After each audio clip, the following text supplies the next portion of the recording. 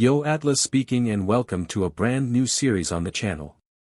What if I was reborn in the My Hero Academia world and gained the Craftsman System? Synopsis: an avid fan of My Hero Academia was killed by a bored goddess and was being forced to reincarnate into his favorite anime. But he wasn't going in there without any help whatsoever. He is given the Craftsman System to aid him in his journey in this new but familiar land. Come and read along as Antoine builds his way to the top while also being the biggest asshole he can. And without further ado, let the tale begin. Chapter 1, Reincarnation. Get out of my way, you fucking sheeple. Can't you see that a man is on his way to read some of God's best creations? Don't you know that this is the most sacred of hobbies that a man could ever pursue? A boy who would describe himself as a handsome young black teenager thought as he awkwardly tried to get past his fellow peers in the hallway. Although he would wish they would all die for standing between him and his beloved manga, he couldn't exactly force them out of his way. So, he was forced to slowly squeeze himself past the other students while cursing at them and their families all the way. But at long last he finally made it to the school doors. The beautiful light-giving sun shining down, nothing but the sweet goodness of warmth and freedom hit Orlando's face. Yes. Yes. He cried out in joy after finally leaving the doors. The smile on his face was all too prevalent as he took his first steps outside the building, only to feel a hard shove on his back, knocking him face first to the ground. "Get out the way, you ugly ass bitch." He heard a familiar voice say behind him as a group of voices began laughing behind him. The rage bubbling up inside him wanted to throttle Malik's throat till he foamed at the mouth, but he knew that as long as his gay-ass friends were around, he stood no chance. He wiped the blood from his nose and slowly got back up, pushing down the rage inside him. A new issue of My Hero Academia came out. I don't have time for this. What's wrong, Orlando? Can't even give a hi to a classmate? Malik smiled. God can be so unfair sometimes. Why does a bastard like him get be so popular? So well off, and so fucking handsome. Orlando cried, tears of blood in his heart. Fuck you, Malik. Orlando shouted before taking off as fast as his non-athletic body could take him. Wah, is all Orlando heard as he left them on top of the school steps. Ha ha ha ha ha ha, you good-looking asshole. I showed you. Orlando gleefully laughed to himself as he hopped on his bike and drove it all the way home. The adrenaline wouldn't wear off until he safely made it into his sanctuary filled with multiple posters of various anime, comic books, and characters from those mediums. He closed the door behind him and started gulping in air to breath. I'm fucked on Monday.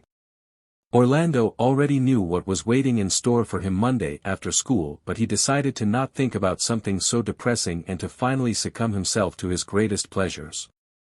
Anime. Manga. Comic books. Cartoons. All for him to take in as much as he wants this fantastic weekend. And to start off this great weekend, it's time to read about some Japanese teenagers training to become heroes in a world full of people with superpowers. Orlando hopped onto his computer and quickly got onto the website that uploads free releases of all the latest manga that comes out. As he was about to begin reading the issue, his chest started feeling strange. An uncomfortable pressure seemed to be squeezing his chest. He grabbed it in response and slowly started to take deep breaths to try and calm whatever the hell was happening to his body. But despite his response, the feeling didn't go away and he reached for his phone in his pocket while the deep breath started to slowly speed up without Orlando being aware. He started dialing 911 on the emergency call dial, and as the phone rung, he was suddenly getting lightheaded. He stumbled around his messy room while holding his chest and tumbled over a pile of anime DVDs.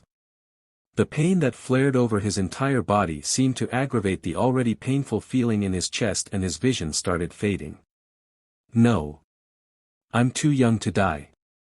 At least please reincarnate me with a better face, he prayed as everything went black.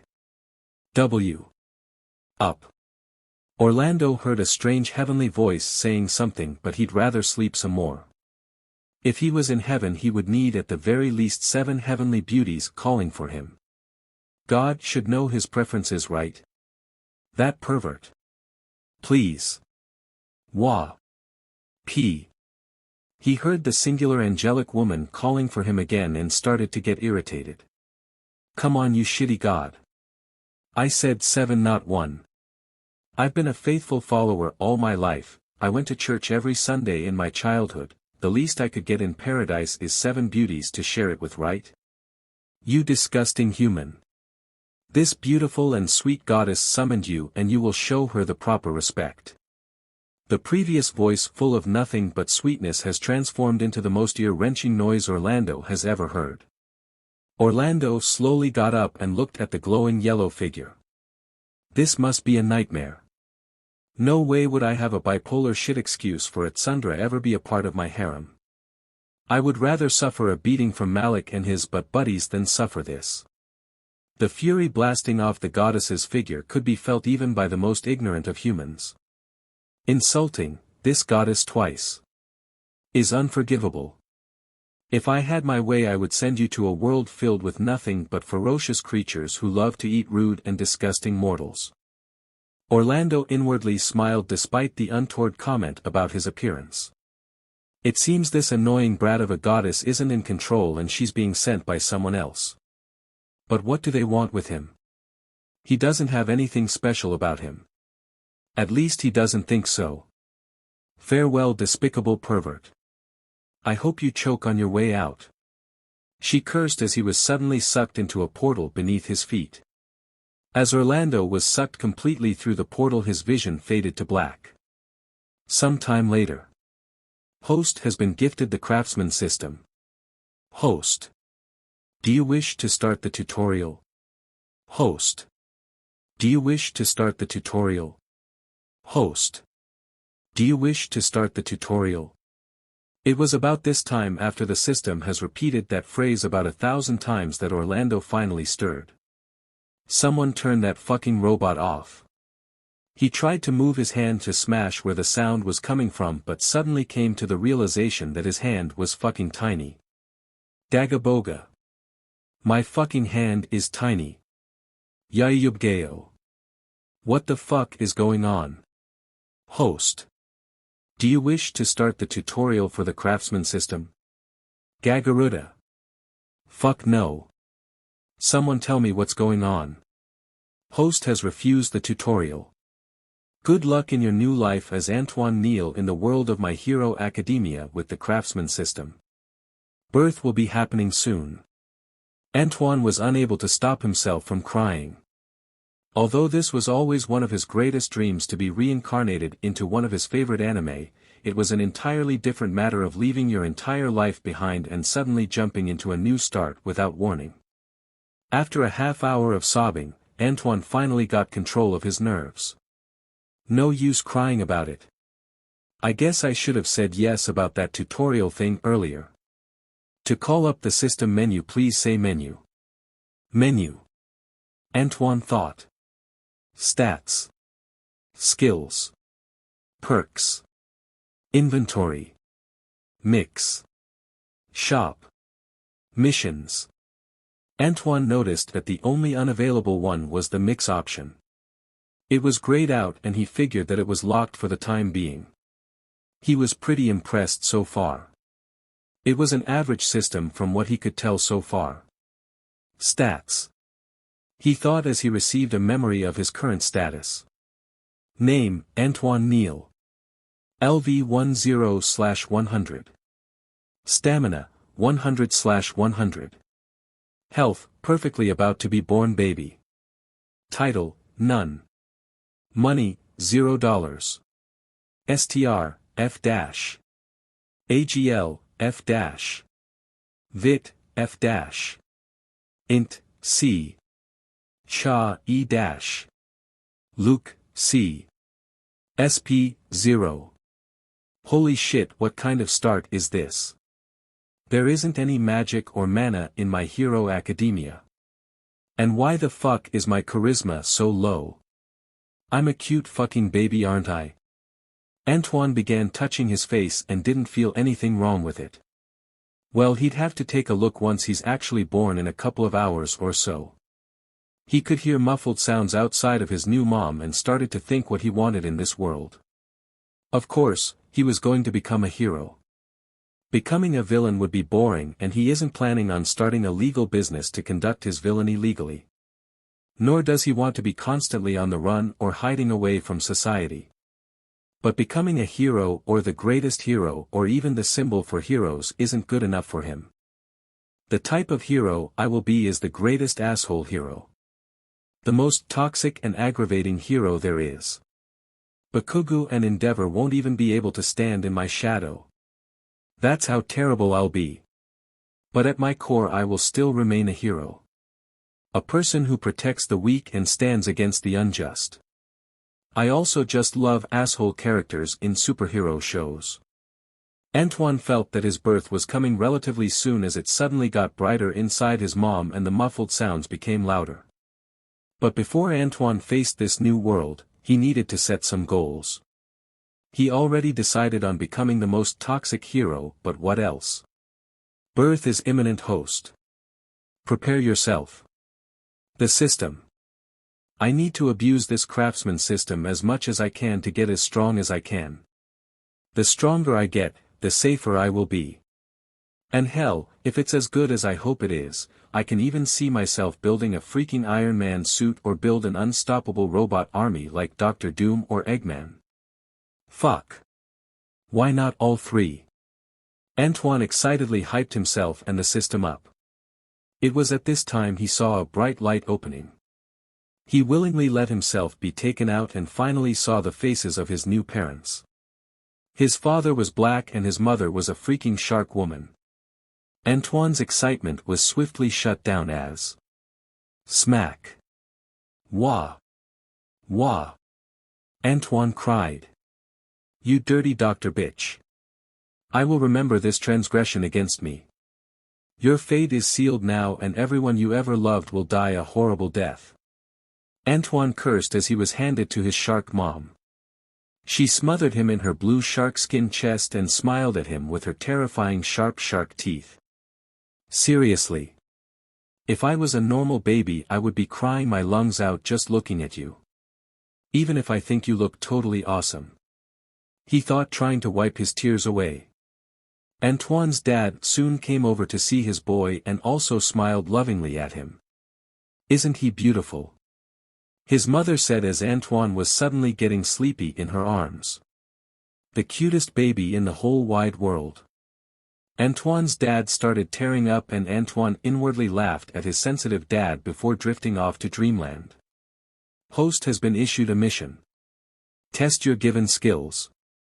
Use both skills given by the system. Reward, observe skill, 10 EXP. Chapter 2, Coming into Comfort in This New World. A couple months later. It's been about a year since I've been with my new family and I have to say. They are pretty cool. Antoine thought as his father was currently watching over him while his mom was at work. My dad, Marcus, is a sensitive and timid type of man. He much more like a loving caring wife than a husband, but I don't mind it much. Except for the fact that he's a worrywart. Whenever I try and crawl around the house, he is watching over me like a hawk or stops me and tries to distract me with toys. Just like he's doing now. Marcus was shaking the baby rattler after noticing Antoine was trying to crawl out of the living room again. He shook his head and sighed. Antoine. Why don't you want to play with your toys? Ayahayuha. Antoine smacked the toy out of his dad's hand with an angry face and began crawling away. Although his father might be sad, he'll make it up to him later with a hug or something. Antoine could hear his father sniffling behind him and knew he was about to start crying for no reason. Oh dear. What would Alicia do? He thought while watching Antoine slowly crawl out of the living room into his room. He followed behind the casually dressed baby and saw him trying to open up his toy box filled with all sorts of toys. Antoine could easily get rid of the lock by grabbing it and storing it into his inventory, but he couldn't exactly do that with his father watching him with teary eyes. He pointed at the lock holding him back from his black chest filled with his toys while looking at his father. "Nana Delahia," he said. "You want Daddy to open your toy box?" Antoine smacked the lock with his baby hands. "Okay. Daddy will get you some more toys to play with then." He softly smiled while wiping the tears away from his eyes.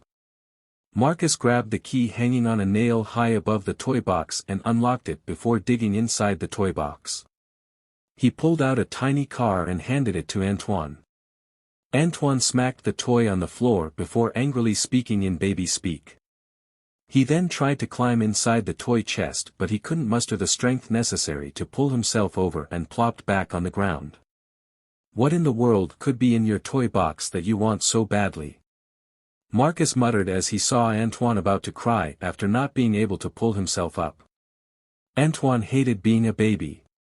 Every time he got upset about something the waterworks would come soon flowing. He wasn't able to control his bladder and asshole. He had to get help to do everything. It was overall awful but it has its nice moments at the times. His dad picked him up and helped him choose which toy he wanted and he pointed at his Legos. "You want the Legos, son?" Marcus asked. Antoine nodded and suddenly started wondering why his parent never freaked out at his strange behavior. A baby shouldn't understand their parents so quickly. He knew he would immediately get his baby baptized if it showed such creepy intellect. But since it worked in his favor, he wouldn't not use it to his advantage. His father grabbed all the tiny Lego blocks and set them on the floor. He sat on his knees and watched as Antoine began playing with the blocks. Antoine's true objective of gaining access to these Lego blocks was to test his skills. He thought. Craft, this skill defines you as a craftsman. Build whatever you imagine with this skill as long as you have the required materials and energy necessary. As this skill increases in rank you can possibly build a giant fighting mecha robot. Or a freeze ray. Or even a high-tech armor capable of standing against the strongest of enemies. But these are only possible if you have the necessary knowledge and material needed. 2% increase in INT. 1% increase to all finished crafts efficiency. Deconstruct, this skill will allow you to disassemble any material you can grab. The material will be sorted into a number of smaller materials unless you do not have the room to store the material. The skill will fail if there is nowhere to place the disassembled material.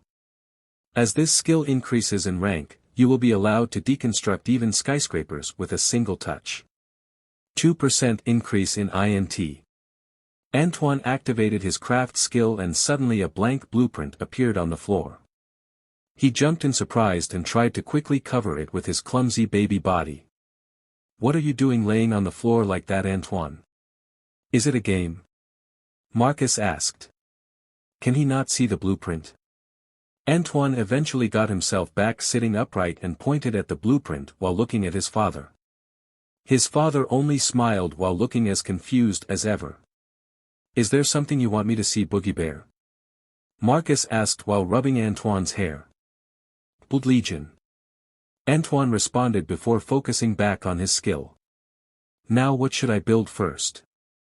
I know I won't be able to fully exploit my skills until I get enough freedom to move around without an adult's supervision, but what item could be so simple even a clumsy uncoordinated baby can use?" Antoine began pondering as his father looked at him making a thinking pose. Marcus took out his cell phone and began snapping pictures of a non-troublemaking Antoine. Antoine was currently lost in his thoughts thinking of the perfect thing to build with these Lego blocks, and once he did, his father heard a ding come from the kitchen. Which meant that dinner is ready and Mom will be home soon. His dad left him all alone in his playroom and Antoine quickly used this small moment of freedom to test his craft skill. He mentally put together the item he wanted and his body began automatically placing the Legos together. Host is currently in auto mode. Can disable by saying manual mode. I wonder what's the penalty for using auto mode? Antoine thought as his body was getting close to finishing the item he wanted. There is no penalty for using auto mode. What does manual mode give me then? Manual mode will reward host with more skill experience and a higher chance of receiving an additional skill effect on completed craft. Well shit Negro, that's all you had to say. Manual mode me baby. Antoine ordered the system as his body finally finished the object he wanted and suddenly the blueprint shifted to a 3D view. Manual mode is now enabled. Observe. Unnamed Lego toy, a spontaneous creation that resembles some sort of key fused with a sword. A key blade. +1 STR, 1 plus AGL, 2 plus VIT added to stats. A small chance of unlocking or locking any lock. Cannot slice, slash, or pierce through most things. Host has been issued a mission. A good craftsman has to know how to use his crafts. Practice with unnamed Lego toy for 1 hour. Reward, skill related to crafted item. Antoine stood up with imaginary video game music playing in his head as he held the Lego keyblade up as high as he could. He started babbling off words that no one could possibly understand in excitement and suddenly heard his father's footsteps coming back to the room. Dad, you're coming back too soon. I didn't even get to use it. Antoine freaked out before hurriedly storing the toy keyblade in his inventory and sat down and starting sucking his thumb. His dad came back smiling as he put on his dumb innocent baby act. Antoine was picked up by his father and he heard a car shutting off in the driveway. Shark Mom, or Alicia, is back home. Mommy is home little Anth. Marcus said as he booped Antoine's nose. Jbarjobur erendabu. Yep, that's right Anth. Marcus responded. It wouldn't be till Shark Mom and wife Dad finished dinner that I would finally be free. Mom was currently placing me down in my bed smiling at him with those horrifyingly awesome shark teeth. I swear I feel like a fawn staring into the jaws of a predator. Good night Antoine. Mommy will get to play with you in the morning. Good night sweetums. She kissed his forehead and turned on his lullaby toy hanging above his crib. She then turned and left as Antoine drifted off to sleep as soon as his toys started playing. The door to his room closed and Mom's footsteps silenced. A few more minutes of nothing but bedtime lullabies played. Antoine's eyes suddenly opened and he sat upright in his crib. He placed his ear against his crib to hear any faint sounds and only heard the sound of his toy turning off. Perfect. Keyblade. Reveal yourself. Antoine mentally ordered as the Lego keyblade appeared in his tiny baby hand. He began slowly swinging it in a manner expected of a baby born in a few months while giggling to himself for minutes on end until he got tired. He sat down sweating as the progress meter on the mission tab was about halfway through. Hee. I wonder what skill I will get. I hope it's not something like swordsmanship because I'm definitely not fighting with a freaking sword in a superhero world. I only made it 'cause I thought it would be cool. And is it ever? It looks like an exact replica of the Keyblade 2. I can't believe the system even understood the reference and gave me a skill associated with that game. This is too awesome. Antoine fangirled until he managed to catch his breath and continue to his mission progress. Mission completed. Gained 50 EXP, basic swordsmanship skill. Fuck. Basic swordsmanship. He thought. Basic swordsmanship LV1, you have stepped onto the path of a true swordsman. Continue to practice with the blade young one and soon you will be able to slice even meteors apart. 2% damage increase with any sword-like weapon. 2% attack speed increase with any sword-like weapon. 3% increase to STR and VIT. Color customization has been added to the craft skill due to reaching level 2. Sweet. Even though that skill looks awesome, I'm still not becoming a swordsman. What kind of asshole could I be if I bullied everyone using strength alone? No. I'm going to become a smart type of hero. An invention building type of hero. Hell, if I manage to find a junkyard or something similar to that, I'm sure building my own gadgets and devices will be no problem at all. But first, I have to do a lot of studying. So much studying that building whatever crazy machine or invention I want will only be limited to the materials I have on hand or if it's even possible to make it in this reality. So, Antoine set himself a goal for these next few years until it was time to reach UA, study his brain off, gain as many useful skills as he could, craft numerous tools, and excitedly wait for whatever his quirk will turn out to be in 3 years. Chapter 3, Meeting a Person from Class 1A. No. I'm not finished with my research. A now 3 years old Antoine screamed as he held onto his door for dear life. Antoine, it's time for school. You will get your butt in that car or I swear I will take that computer away from you. Alicia threatened. Antoine let go of his door and dropped to the floor. He hugged his mother's knees in pure desperation. Please. I'll do anything. Just not my computer. He begged while tears swam around his eyes. His mom pointed out the door. Antoine sadly walked with his shark-themed backpack towards his mom's car and sat in the front seat. His mom got in the driver's side and looked at him.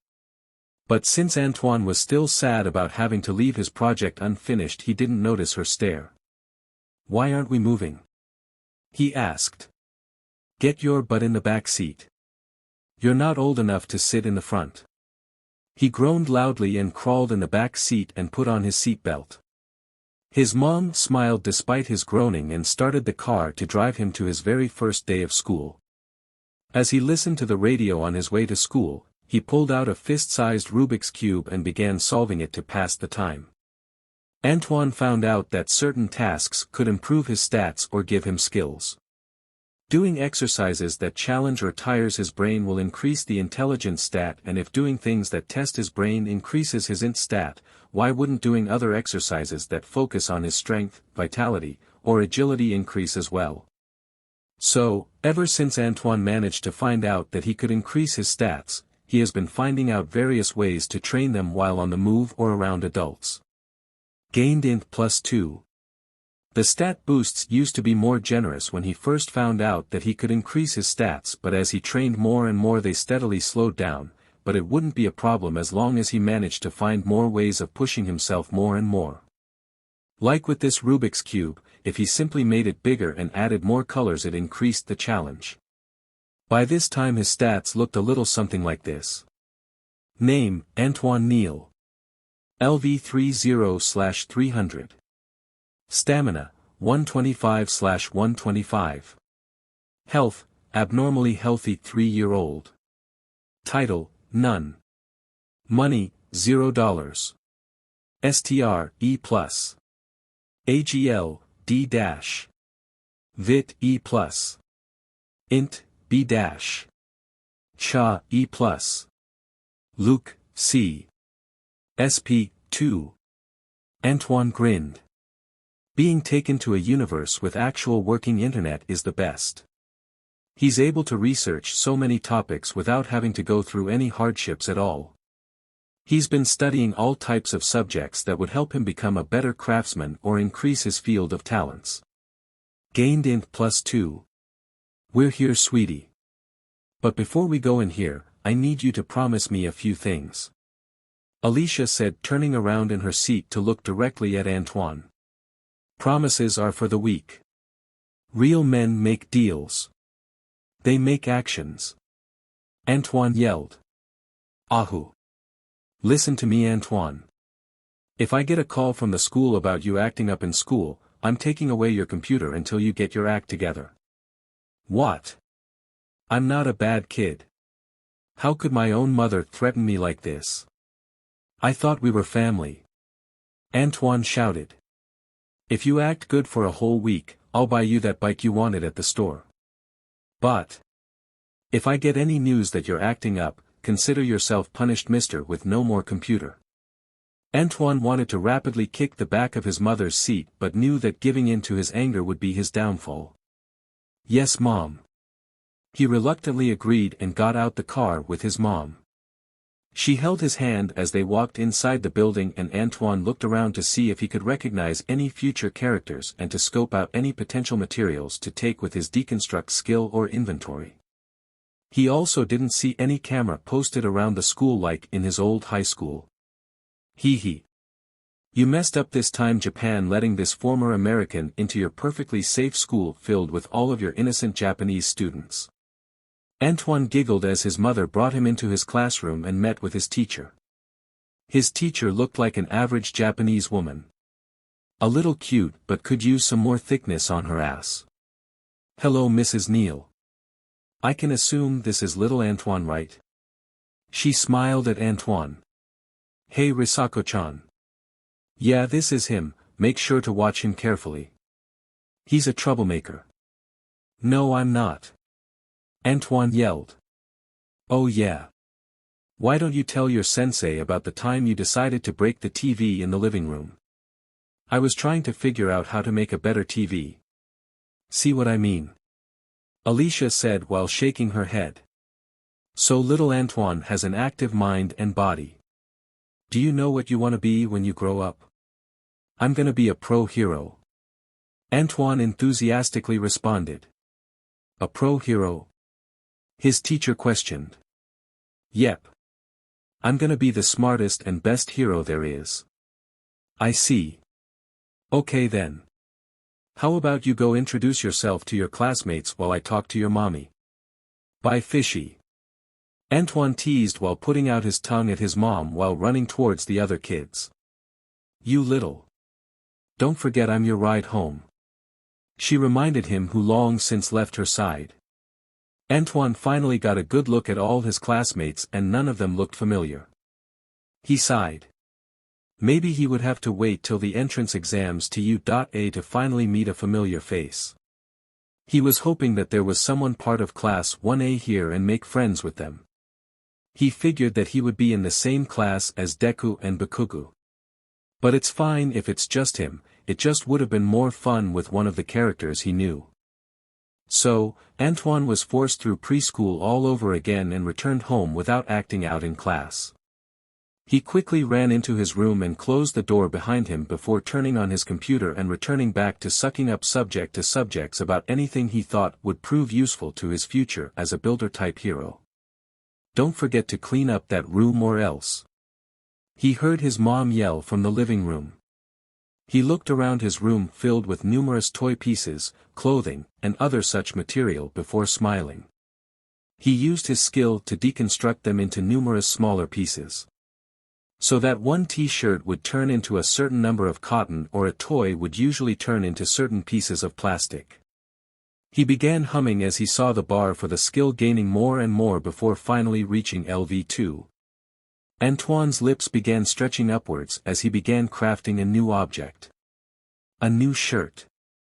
During the first year and a half, Antoine wasn't exactly sure what the limits of his system were exactly. He didn't know what exactly he could craft and what he couldn't. But then he took a second look at the description of the skill one night and smacked his forehead in his idiocy. Build whatever you imagine with this skill as long as you have the required materials and stamina necessary, and this line doesn't cross out any possible creations. Antoine believed that he could even create his own Android 18 and Android 17 with enough research and materials. Antoine got lost in his plans for the future while absent-mindedly also creating a modified t-shirt with his craft skill. Crappy t-shirt, a clothing item made by a rubbish craftsman. +1 VIT, +1 AGL, +1 CHA added to stats. Makes the user feel a little bit more confident. Whoa system. What's with the harsh judgment? I'm just starting out, you know. I know you can hear me. But fine, you want to see a true piece of clothing, watch this. Antoine declared as he deconstructed his baby clothes that couldn't fit him and ran to his computer and typed in, "How are pants made?" About an hour later, this piece was made by Antoine's hard work. Barely decent pants, a clothing item made by a cheating loser craftsman. +3 AGL, +2 CHA added to stats. Can make the user feel like the wind while running. Hee. That'll teach you to underestimate me, system. But I'll forgive you though, buddy. We're in this for life, you know. Host is correct. We are in this for life. Yeah. Antoine shivered at the strangely enunciated ending but promptly ignored it for the safety of his mind and started researching till it was time for dinner and to go to bed. About a year later. Dad did. Antoine dragged out. Yes, munchkins. His father answered in a tired voice. Let's practice today too. When I get off from school. Antoine excited requested. Not today, champ. Daddy still has to recover from his bruises from the week before. Maybe ask your mom over the weekend, can she help you? He denied. No. Mom is too strong. She always breaks my stuff when I play with her. Antoine whined as his dad made breakfast for him. Isn't that a good thing? A pro hero can't be scared to stand against the strong. I'm not scared. I just don't want her breaking my stuff. But if she doesn't break your stuff, how will you get better as a future hero? If your toys can break against your mom who's just playing around with you, they definitely will break when facing against a villain. Antoine was forced to stop his whining at that irrefutable logic. He ate his breakfast while being mentally tormented at the thought that only with loss and suffering progress can be made. After finishing up, his dad took him to school and Antoine absent-mindedly solved his star-shaped Rubik's Cube. Gained +1 int. Antoine made it to his class and nearly had his eyes bulge out in surprise. Some of his classmates awakened their quirks. He hasn't awakened his quirk. Will he even have a quirk? When will his quirk awaken? His advanced but still childlike mind hurriedly and excitedly went over to his classmates to look at their quirks. One girl grew tiny white angel wings, but it seems she wasn't able to fly with them yet. One boy had 2 small steam generators on his palms and could shoot steam from his palms. Another boy could transform into a sort of spectral figure and go completely intangible. Another girl had turned completely invisible. Wait. Invisible? Isn't that the one girl from U.A? Antoine suddenly realized. Well shit, no wonder I couldn't recognize her. No one knew what she fucking looked like. But still, even realizing this, I can't just suddenly gain interest in her and try and befriend her. Oh wait, yes I can. I'm a stupid fucking child with a bunch of other stupid fucking children. The teacher clapped her hands to gather everyone's attention. Listen up everyone. We have a new friend joining us today. She said to the excitement of all the kids. What's their quirk? A child asked. The teacher's face turned strange before reverting back to her usual positive face. Try not to bring up his quirk, children. It can make your new friend sad. But why teach? Antoine asked innocently while inwardly deviously smiling. His quirk doesn't work entirely right. Due to some problems. She strained to explain before hushing the children and bringing in the new student. The boy was extremely handsome and cute despite only being 4 years old. He was definitely the main protagonist in an old-school romance manga in his past life. Antoine was furiously envious of the pretty boy before taking a closer look at him. Hey, wait a second. He isn't fucking smiling, but isn't that the sparkle guy? Haha, holy shit, that's awesome. I always loved his ability because it was similar to Cyclops from X-Men, but hated that he couldn't use it as well as Cyclops because of the fact that if he uses it for too long his stomach could collapse. But this younger version of Sparkle doesn't seem anything like his future version. He looks timid, insecure, and weak. Antoine suddenly starting lowly laughing in a manner that does not fit a future hero but more of the opposite occupation. I'll take him. I'll change him for the better. I can ally myself with the boy easily and strengthen him for the future to have a handy ally to stand myself with. Maybe I'll try and recruit the invisible girl too just because she's here, but I'm definitely working with the easier one first. Antoine smiled as Yuga Aoyama softly introduced himself to the class and sat in the back. The manga never focused all that much on Aoyama, but I'm gonna have him become a top-class hero alongside me just because I think his power is super cool. If I somehow manage to befriend Toru Hagakure, whose name I just learned through whispering classmates, she could be a part of it as well. Antoine waited till it was lunchtime to introduce himself to Aoyama and plopped down next to him with his shark-themed book bag. He could see the unease and nervousness in the young child's eyes but paid no mind to it and smiled. "Hey Aoyama-kun. Hi. My name's Antoine Neal. And I don't want you to eat alone on your first day. We can even play together at recess after lunch." It seems that Antoine realized he was coming off a little strong, but it seems Aoyama wasn't completely against it. He had a hidden smile after hearing that Antoine wanted to play with him. So, Antoine and Aoyama ate their lunch while Antoine from time to time talked about things that interested him or his hobbies. "I even made this super cool yo-yo. I'll show you at recess. Come on." Antoine motioned for Aoyama to follow him. "Okay." Aoyama smiled softly, gradually opening up to Antoine. The two walked outside with numerous screaming children running around them playing with a lot of the faculty watching over them due to the large amount of them awakening their quirks. Antoine and Aoyama walked over to a random spot outside and with a dramatic pose asked Aoyama a question. "Are you ready to witness the skills of a future pro hero?" Antoine could tell Aoyama was eagerly waiting to see his performance despite his face being so reserved, his body couldn't hide his excitement. "Here I go." Antoine summoned his somewhat recently crafted item. Agile Yo-Yo, a yo-yo crafted with the intentions of being able to combat against combat-focused quirks. +5 STR and AGL added to stats. Takes a strong amount of force to break. Successive attacks increase the user's AGL by 2% every hit. If the user takes damage the buff is lost. And began his performance. Despite being only 4 years old, the amount of coordination Antoine had was far higher than it should be. The skill, the finesse, the beauty in his movements with the children's toy made it seem as if a talented dancer was showcasing all of her training and soul to a live audience. Aoyama was blown away at his classmate's performance and couldn't believe he was the same age as himself. He could only stand and watch in awe as Antoine finished showcasing his skill. He. Training with mom really helped boost my agility stat.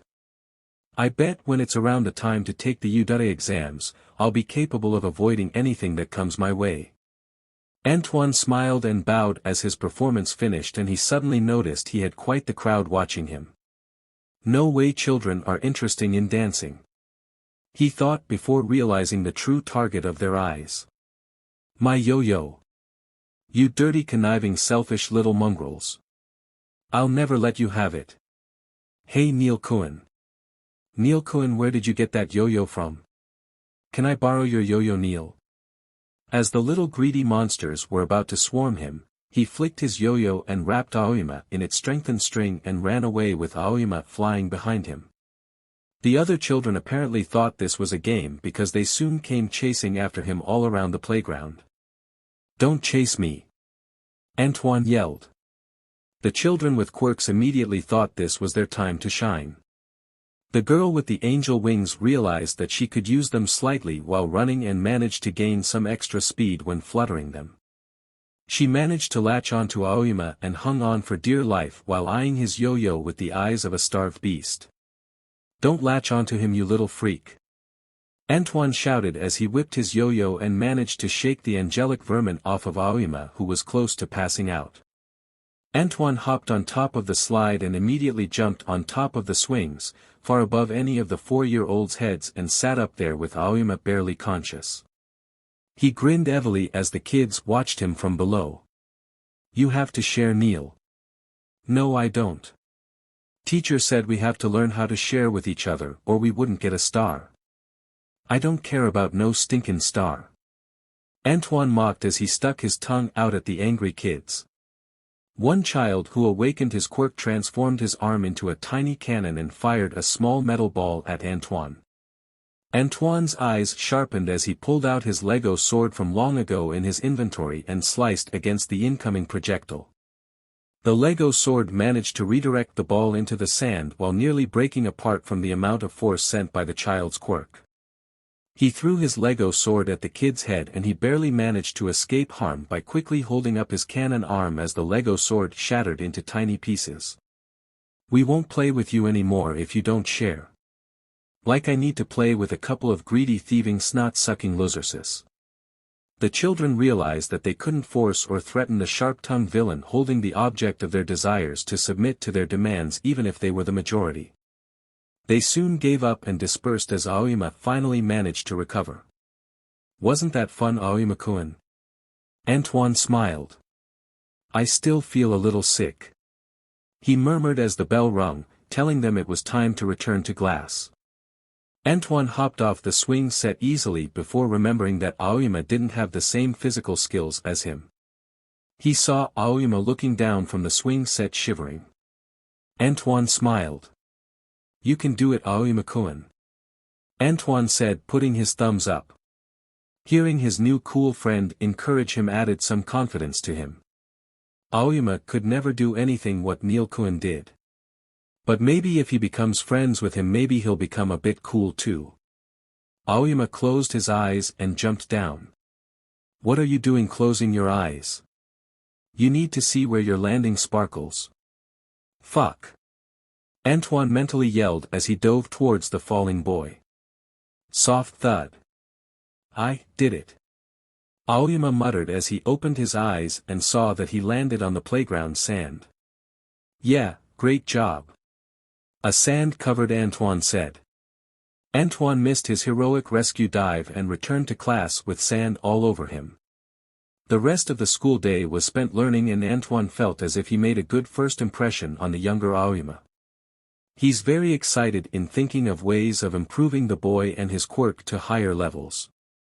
Hell, he would also have to improve to make equipment and inventions that could even rival against All Might and All for One in the future. He already had a couple ideas but nothing he could really explore without the necessary material or testing equipment.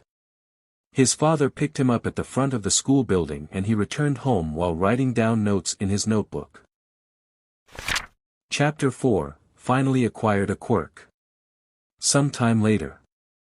Two boys could be seen together at the school's playground. One extremely cute and the other not so much. The cute boy could be seen chatting with the other boy who was hanging off the monkey bars and doing sit-ups. Could you really build something that will let me use my quirk without my tummy hurting? Aoyama asked with sparkles radiating off his body. Gah! Antoine was forced to shield his eyes from the bright chibi bishounen and promptly fell from the monkey bars onto the soft sand. Yeah. I could figure something out if I study your belt, but not now though. I don't have the necessary material to build something that works similarly to your belt, but the idea I have to let you use your quirk better will need you to have a strong body. Antoine explained while shaking the sand off of him. A strong body. Aoyama asked confused. Yep. That means when I can finally make something for your quirk, you can use it no problem. How do I do that? Hee hee. I can't tell you. You have to ask your parents on how to become stronger. Antoine grinned. Oh okay. Hey Neil-kun. Stop bullying Aoyama-kun. I heard from my friends that you force him to hang around you just because no one will want to play with you. Antoine looked at the invisible child with a face filled with mockery. Aoyama was unnerved about the accusation and wanted to speak up but Hagakure didn't let him. Don't worry Aoyama-kun. I'm your friend. Friends need to stick up for each other and help whenever they can. I'll protect you from this bully. She declared while grabbing Aoyama's hand and standing defiantly towards Antoine. This is pretty interesting. I'm a bully apparently. Okay then let's see exactly what Aoyama will do about this misunderstanding. Antoine began laughing evilly. How will you stop me you icky girl? Antoine said while taking a step forward and looking towards where Hagakure's face should be. I'll tell the teacher. She threatened. Is this all that your bravery can come to? Why not solve the issue yourself, coward? Antoine yelled in an evil voice. Gur. Hagakure gritted her teeth and was about to step forward to face Antoine but felt a strong tug on her hand. She confusedly looked back to see an angry Aoyama looking at her. "Don't be mean to my friend," he softly shouted as his belt started activating. Whoa Aoyama. I appreciate the balls you grew, but let's not attack our classmates with our quirks. Antoine thought as his body was already on the move. Yo. Don't fail me now. Antoine managed to cross the distance between him and the toddler versions of the future pro heroes in training in time and appeared in front of the shocked invisible girl. He used his yo-yo and deflected Aoyama's naval laser quirk towards the sky. His yo-yo cracked all over and seemed to be on the verge of breaking with the slightest impact. Fuck Sparkle, that quirk really is powerful. Aoyama fell over backwards and slowly started crawling away while his face was turning into a mess. Hagakure wasn't free from any harm either because she started crying as well. So, Antoine was now stuck between two crying children and the teachers were now on their way after seeing Aoyama's laser beam in the sky. He sighed and knew that there was no way to possibly fix this situation in time. His acting skills weren't nearly good enough to produce actual tears and cry just like these two here. Minutes later. So, you're telling me that you're innocent in all of this, Neil-kun? His teacher questioned him while being highly suspicious. Just ask them what happened if you don't want to believe me. Antoine yelled as Hagakure and Aoyama were sitting in the chairs next to him with red puffy eyes. Is what he said true, you two? Aoyama nodded while seemingly ready to burst into tears again after realizing he nearly hurt his friend. Antoine seemed overall visually annoyed with this entire situation and Hagakure was feeling sad because Aoyama nearly hurt her and that she was in the wrong in the first place. His teacher eventually got the whole story and forced everyone to apologize except Antoine refused to apologize. I did nothing wrong, I refuse to apologize. Antoine. Can you just say you're sorry and let it end? His teacher slightly begged. No way. He stuck his tongue out. Apologizes are only when you feel sorry about doing something. I don't feel sorry for anything I did and I won't apologize. No matter what. Antoine stubbornly refused. Antoine, if you don't apologize I'll have to call your mother. Antoine slid across the floor and bowed to his teacher. I am eternally apologetic for all my misdemeanors and transactions against you, my just lordship teacher Sama. He heard two giggling children behind him and ignored it for their safety. If you knew the tyrant known as my mother, you would be doing the same thing. Good. Now apologize to Hagakure. Alright bitch, you're pushing it now. You're lucky she's part of the main cast or I'd definitely ruin your life as my teacher. Antoine got up and walked over to Hagakure and was about to apologize. Wait. I'm sorry, Neil-kun. I'm sorry that I thought you were bullying Aoyama-kun. She then turned around to face Aoyama. I'm sorry for saying mean things about your friend Aoyama-kun. Wow, how mature. When I was a kid I would definitely only fake an apology. I don't think I ever heard anyone say such a heartfelt apology. Antoine thought. I'm sorry for using my quirk on you. Aoyama said. That's right, Aoyama-kun. I'm very surprised at this behavior. Risako said before eyeing Antoine. Antoine snorted at her gaze. Just make sure next time you want to help someone, you get the correct information first. Antoine told her before walking outside the classroom door. I didn't dismiss you yet, Neil. Risako yelled and soon sighed. Am I really that bad as a teacher? Is it me or is it that child? She thought as she rose her head and saw Aoyama nervously looking back and forth at her and the door. May I be excused? Aoyama asked, clearly wanting to go after his friend but at the same time not wanting to be rude and actively going against his teacher. She showed a faint smile. Sure, Aoyama-kun. Remember to not use your quirk on your friend's young man or you're going to get in even bigger trouble. Okay, I won't. He clumsily hurried to open the door and ran out to look for Antoine, only to bump into someone on his way out and fall to the floor. He looked up to see who he ran into and a relieved smile appeared on his face. "Thank you, Aoyama.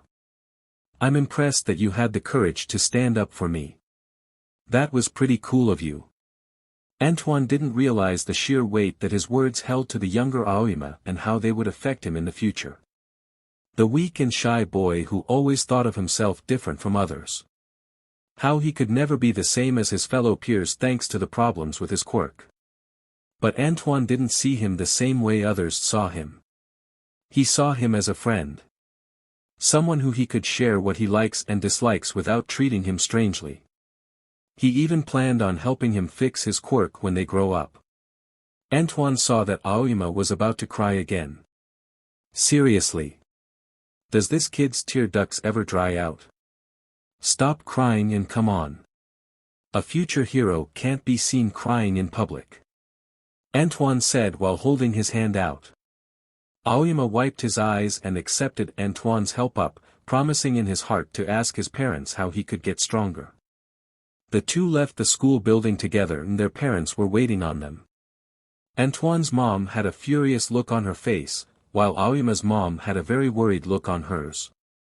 Host should prepare himself to dodge. Whoa.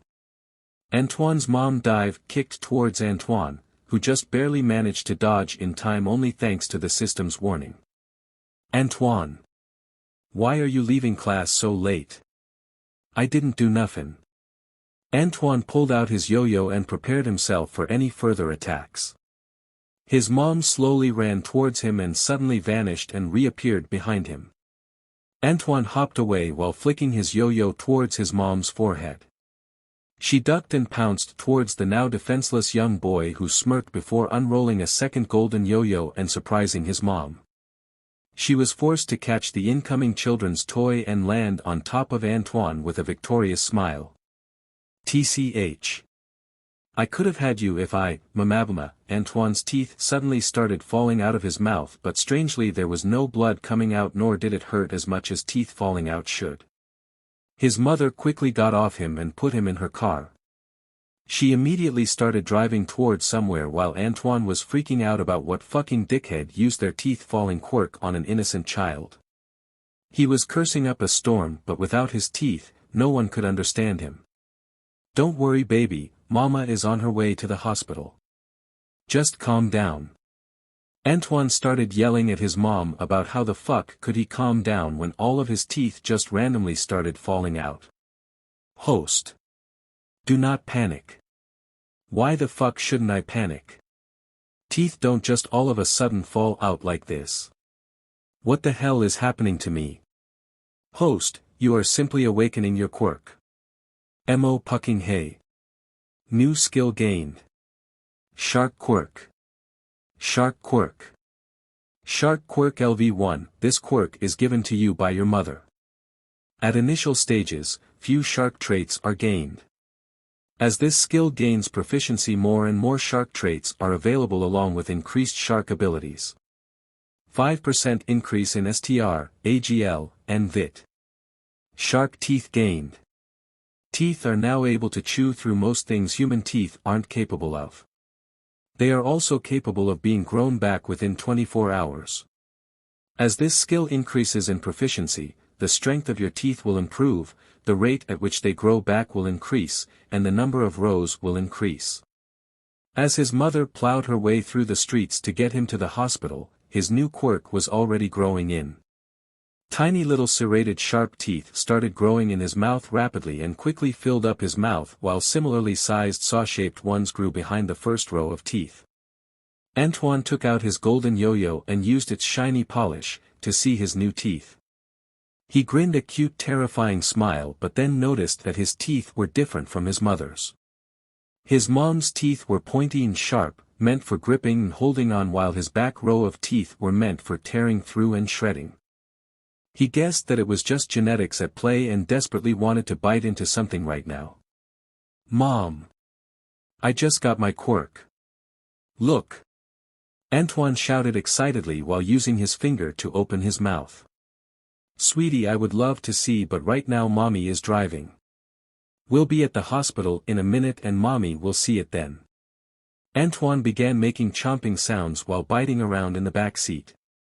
The amount of willpower he was using to not bit everything in the back seat would scare even the strongest members of the Green Lawn *E**NS. A few minutes later they arrived at the hospital and his mom picked him up and carried him inside. He refused to be treated like a baby and tried to escape her grasps, but trying to go against a shark mom who wishes to protect her young is like trying to kill baby dragon in front of its parents. He unwillingly stayed in her arms, and after a long-ass time of waiting, Antoine was seen by a quirk doctor. After a few tests, Antoine was returned back to his mom after the doctors made sure that there was no problems with his quirk that affected his body in a negative way. Back at home, Antoine was loudly chomping his teeth as he waited for his dad to place dinner on the table. His dad decided to celebrate his awakening by having a big feast, much to the excitement on Antoine himself. Once his dad set the food down, Antoine quickly went at it. He shoved as much food in his mouth as he could and immediately chopped down, chewed, and tore through his food, causing a big mess at the kitchen table. Alicia immediately wanted to yell at the boy to eat like he has some sense, but Marcus put his arms around her shoulder. "I'll clean it up later, dear. Just let him have his fun for now." Marcus smiled along with his wife, who slowly opened herself up to a smile as well. "You know how it is when kids get their quirks." "Yeah, I know. I just wish that knucklehead acted like he has some manners sometimes. He acts completely different whenever he's on that computer or building something in his room." "Our little bundle of joy." Marcus chuckled. Antoine got done with the family-sized dinner by himself and burped loud enough for their neighbors to hear. He chucked in embarrassment and excused himself from the table. "Go brush your teeth," his mother yelled as he was already on his way to his room. He groaned before realizing that he could go brush his new awesome teeth. He excitedly ran to the bathroom and spent way longer than he should have in the bathroom admiring his new teeth, and then returned back to his room afterwards. "So simply using my teeth for any type of action will give me experience towards leveling my quirk skill. I should carry around various things to chew on regularly to increase my skill faster. But I'm not sure if my stomach has been affected by my quirk as well. I can't go around chewing and eating things not meant for human consumption if my quirk isn't meant for that. System. I need your help." "Yes, host. If I chew a piece of scrap metal and swallow it, will my quirk be able to handle it? Or will I fucking tear my throat and stomach apart by eating sharp metals?" Host's shark quirk will allow the digestion of nearly anything once it hits intermediate rank. So no, I can't go around eating things not meant to be eaten for now. "Alright.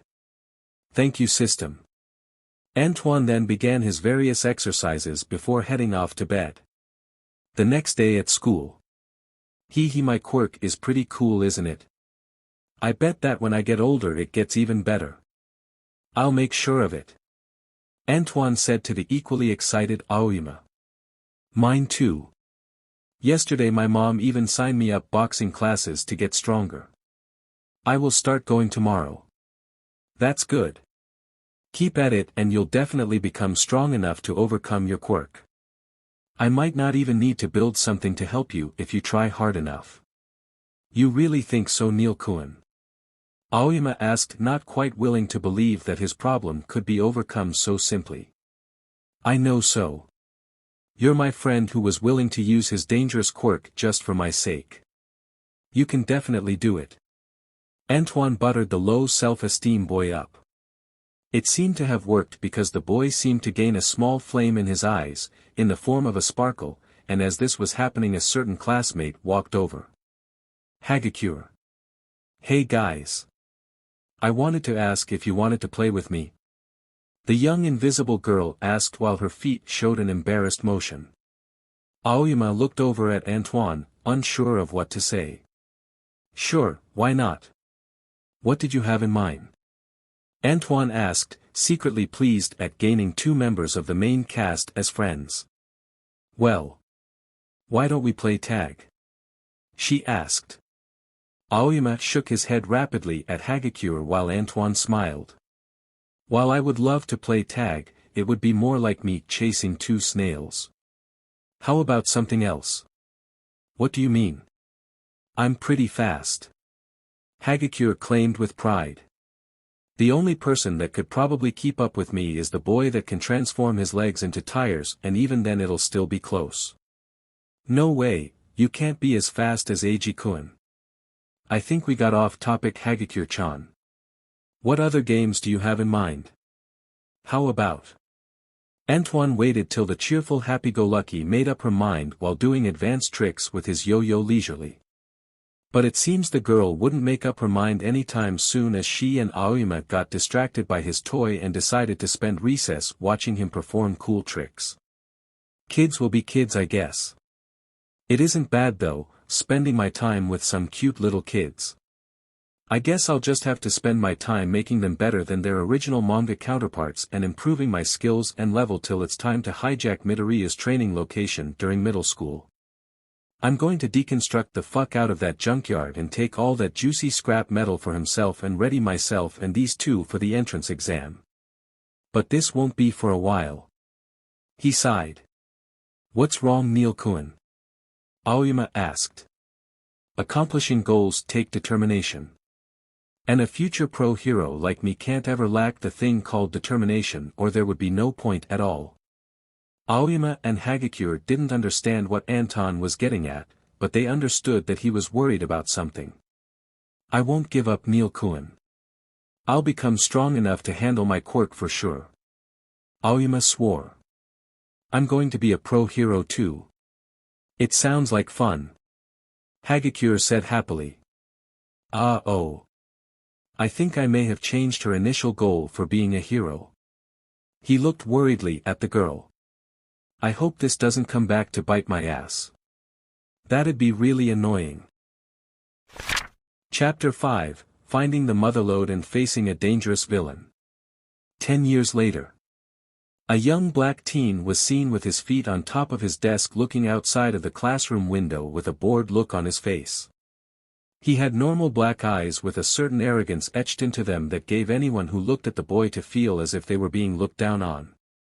The young boy had a black poofed-out afro that looks like he's never cut it since birth and grew to nearly the same size as his head and possibly even bigger. He wasn't pleasant to look at, but it wasn't as if looking at him hurt your eyes. Most people would probably rank him a 2.5/5 in the looks department and a 3/5 when dressed up for an event.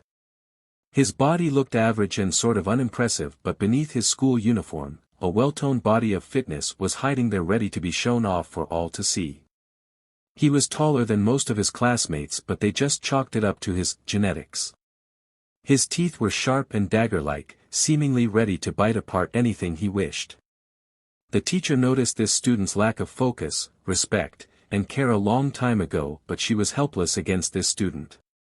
He was the most gifted student in their entire school, and no matter what subject he was faced with, he would easily ace it without any trouble. A teacher like herself who's only been working here for a few years couldn't compare to the golden student who could increase the school's image and scores. He even sometimes helps his fellow students study, but it is rumored that he only does this by after being bribed with certain objects he requested.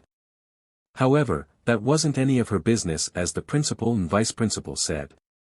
Just don't bother him and do your job. I guess it's about time I clean up that fucking beach. UA's entrance exam is in 11 months.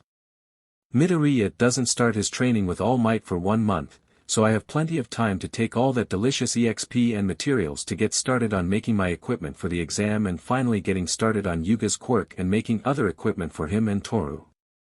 Bakugo gets attacked by that fucking slime guy next month too. I wonder what school they even go to. Antoine thought before having his concentration interrupted by the sound of the school bell, signaling that it was time to go home. Host has been issued a mission. Save Bakugo as he is attacked by the slime villain, defeat the slime villain before he attacks Midoriya, or help the villain escape from the clutches of All Might. Reward varies depending on host's choice. Interesting. This system rarely gives out any quests. I guess I have to build something for that slime guy now as well. Antoine got up from his seat and met face to face with his two best friends in this world, Invisible Girl and Sparkle Boy. Although, they look and act a bit differently from their original counterparts. Yuga has beefed up quite a bit to the point that his very feminine looks that's regarded him as the handsomest boy in class doesn't look quite right matched with his muscular figure. If Antoine was to be completely honest, he would say he's rather jealous of Yuga's great muscles. He's definitely on the path to looking like a bodybuilder in the far future.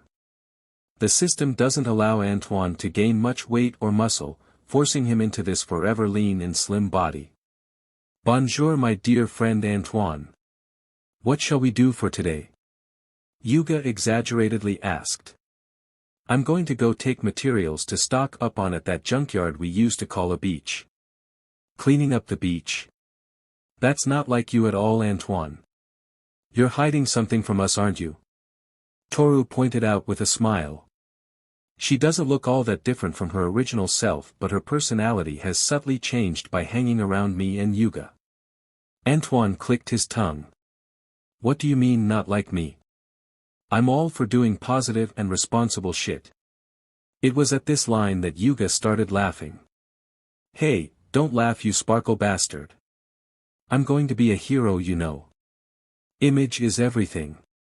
Yuga just turned up his sparkles and laughter even higher to annoy Antoine more. The future hero says as he litters on the ground and constantly disrespects everyone he meets.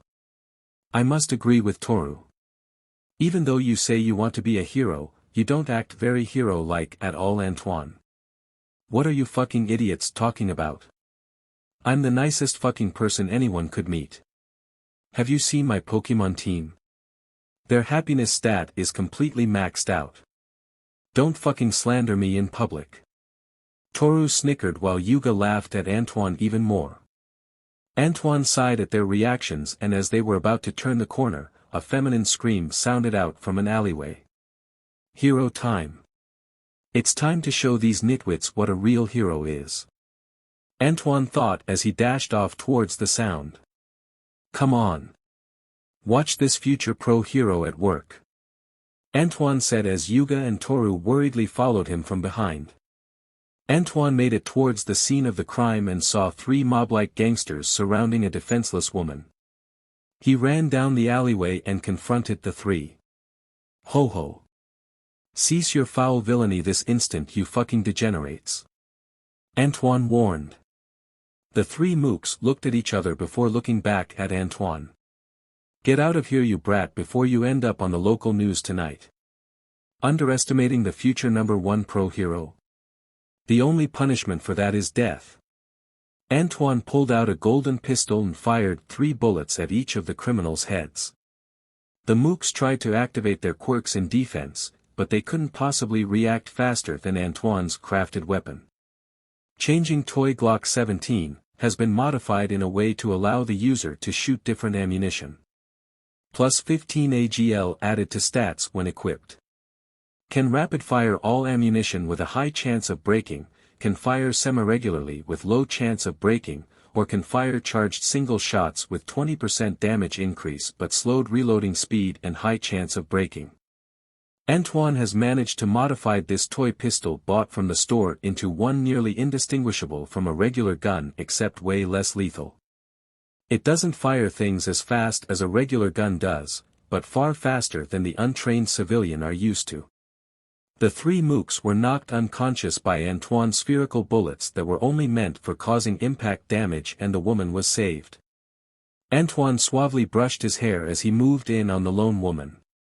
Your hero has arrived. He said while putting away his crafted pistol and staring into the eyes of the woman.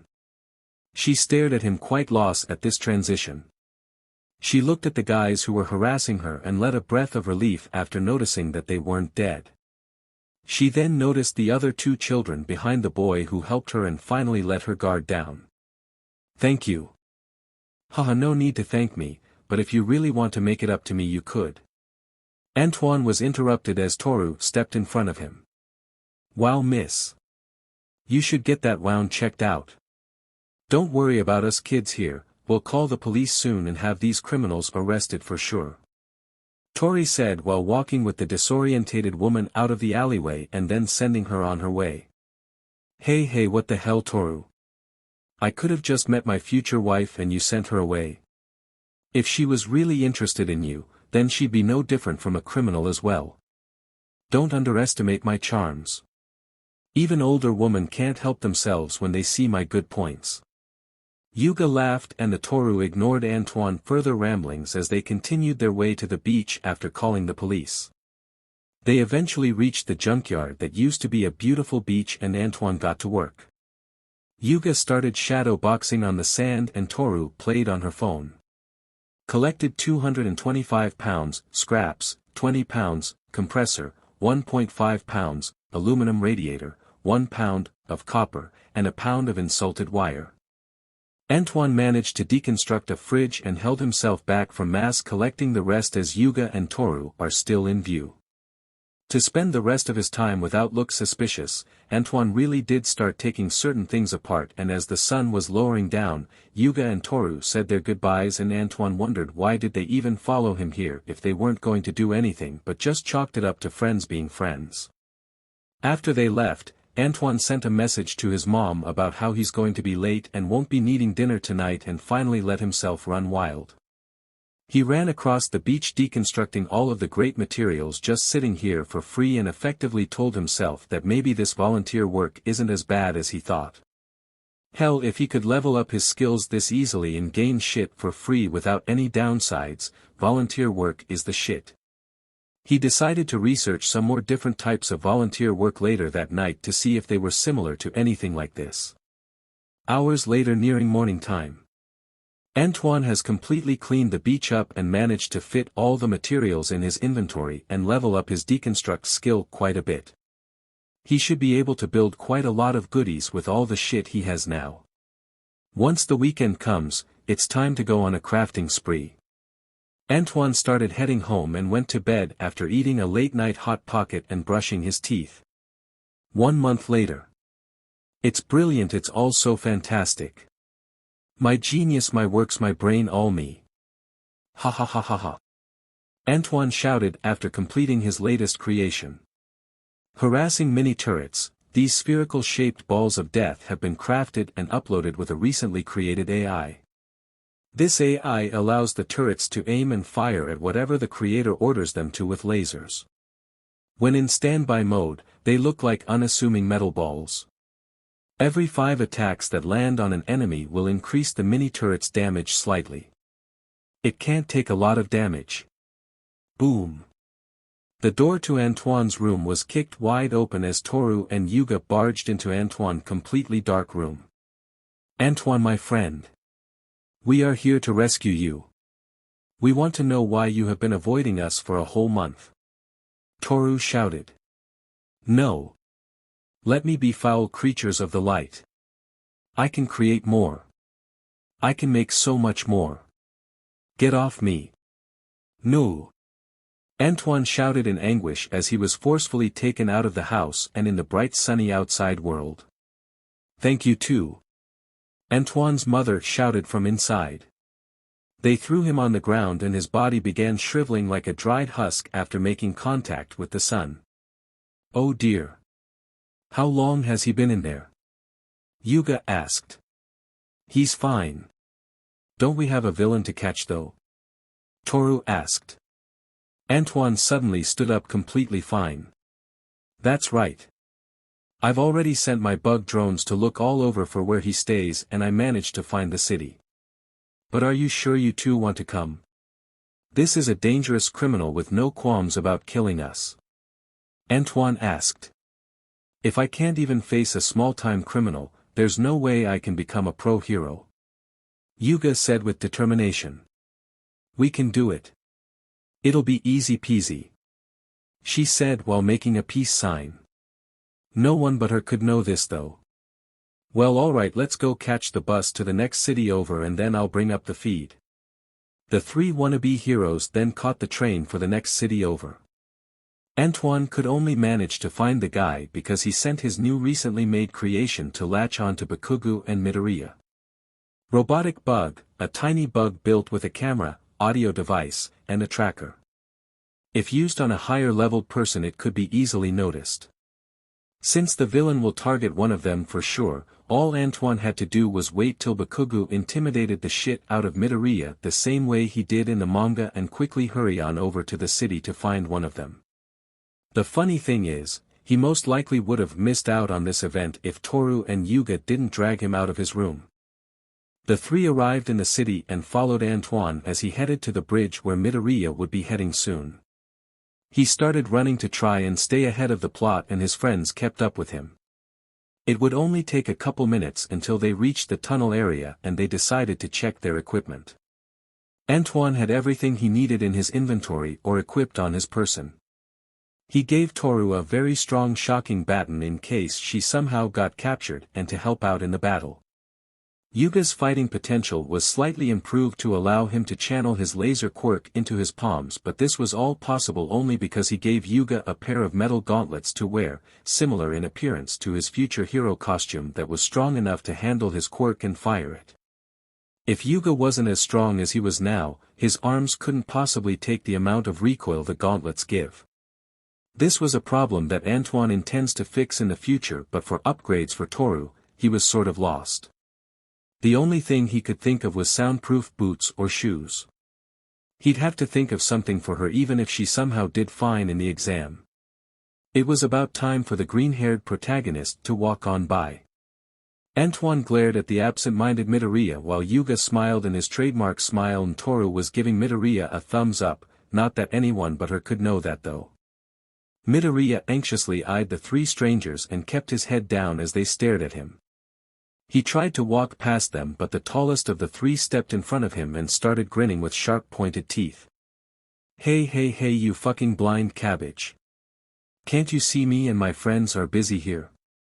Turn around or take the beating of a lifetime. Antoine threatened as Toru and Yuga surrounded Midoriya from the left and the right side. Antoine could see the unease and fear settling in on Midoriya's face. He liked it. I'm sorry. I'll take another way around, he said as he slowly started backing away. Antoine's grin only grew further as he punked the untrained and still weak protagonist into running away. But suddenly Midoriya stopped moving and started pointing behind him while trying to find words to say. Look out. He ran towards Antoine in desperation. You got more guts than I thought, Antoine said while he punched his fist into his palm. Even though he hates close combat fighting, he can't deny how fun it is when the opponent is weaker. He almost stopped sparring with Yuga after it got to the point where Yuga could nearly best him when he wasn't using any equipment. Even now though, Yuga has improved well enough to face him even when he's using his yo-yo. Not defeat him though because where Yuga doesn't have the mobility to deal with him at mid-range without using his quirk. He can dodge annoyingly well though. Suddenly Antoine's body was nearly swallowed up by the green slime villain he was waiting on and Yuga, Midoriya, and Toru screamed. Antoine managed to smell the villain in time with one of his new skills gained over the years of leveling his shark quirk. Midoriya managed to clumsily roll himself past the sludge villain and appear behind him safely. Enhanced Smell LV2, this skill is a byproduct of your quirk. This skill allows you to have the amazing nose of a shark. If you develop this skill far enough, you could even smell an odorless poison brewed by a master assassin.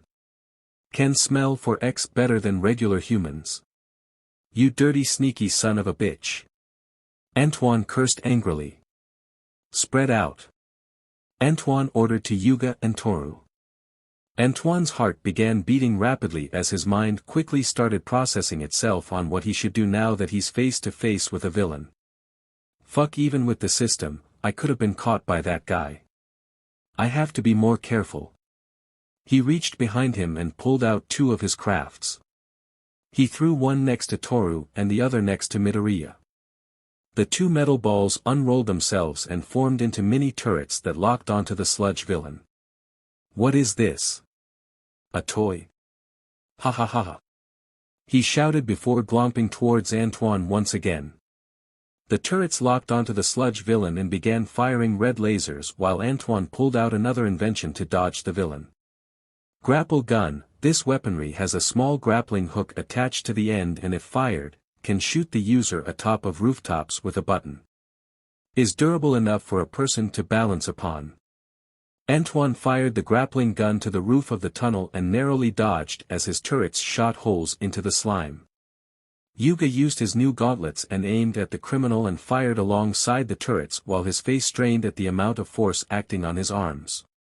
The villain shouted in pain as he was consistently hit by the lasers searing through his liquid body. After realizing that this was much more than he bargained for, he quickly tried to escape outside the tunnel. But the only thing waiting for him at the exit was an electrified baton held by a girl who had no visible body. Future pro hero stealth girl. Here to save the day. Toru said in her usual happy-go-lucky cute voice. The sludge villain was effectively stopped after being electrocuted and all his slime pooled together into a small dark green puddle. Wow, that's a lot of volts, Antoine. Can't underestimate villains. Antoine said while breathing rapidly even though he didn't move around nearly as much as he does when he exercises. He wasn't alone in his tired state, as both Toru and Yuga were breathing heavily too while a young flabbergasted Midoriya stared at the three as if they were monsters. Amazing. How did you three? Midoriya wasn't allowed to finish his muttering as a sudden figure burst from the manhole. Fear not, children. For I am here. The protagonist's fate holder yelled dramatically. Welcome to the party, All Might. Sad to say you came a bit late though. We already handled it. Antoine said casually as he picked up his mini turrets and hung them on his waist along with his grapple gun. While internally he was fuming. How the fuck can I get that buff? Holy shit, he's like a walking mass of pure muscle and power. I'm jealous as shit. Toru and Yuga appeared on the side of Antoine while Midoriya seemingly had an overload after seeing All Might and fainted. Antoine put the incapacitated villain inside an empty 2-liter soda bottle and the fainted Midoriya on his shoulder. Mind taking care of these two for us? He gave Midoriya and the defeated villain to All Might. Wait. What? How did you children take care of that villain? All Might questioned. I'd love to hear the rest, Mr. Pro Hero, but we got places to be and staying in this dank stanky tunnel ain't one. See ya around, All Might. Antoine said casually as he patted All Might's back and began leaving with his friends. Hey. Wait a second, children. I'm not done yet. Don't forget to give that guy to the authorities and the kid an autograph. I read that he was a big fan of you. The three left the sight of All Might, who was stuck on cleanup duty, and they immediately started running away while laughing. Mission completed. Reward, title, Villain Punisher and perk, Danger Sense. Whoa, let's see my reward. Villain Punisher. Villain Punisher, this title is rewarded after defeating your first villain despite not even being an official hero yet. Plus 10% damage against criminals and villains. Not bad, definitely useful in the direction I'm headed. I wonder if I saved the villain, would I have got something like Hero Foiler or something stupid like that? Hee. Danger Sense. Danger Sense, this perk allows you to perceive danger.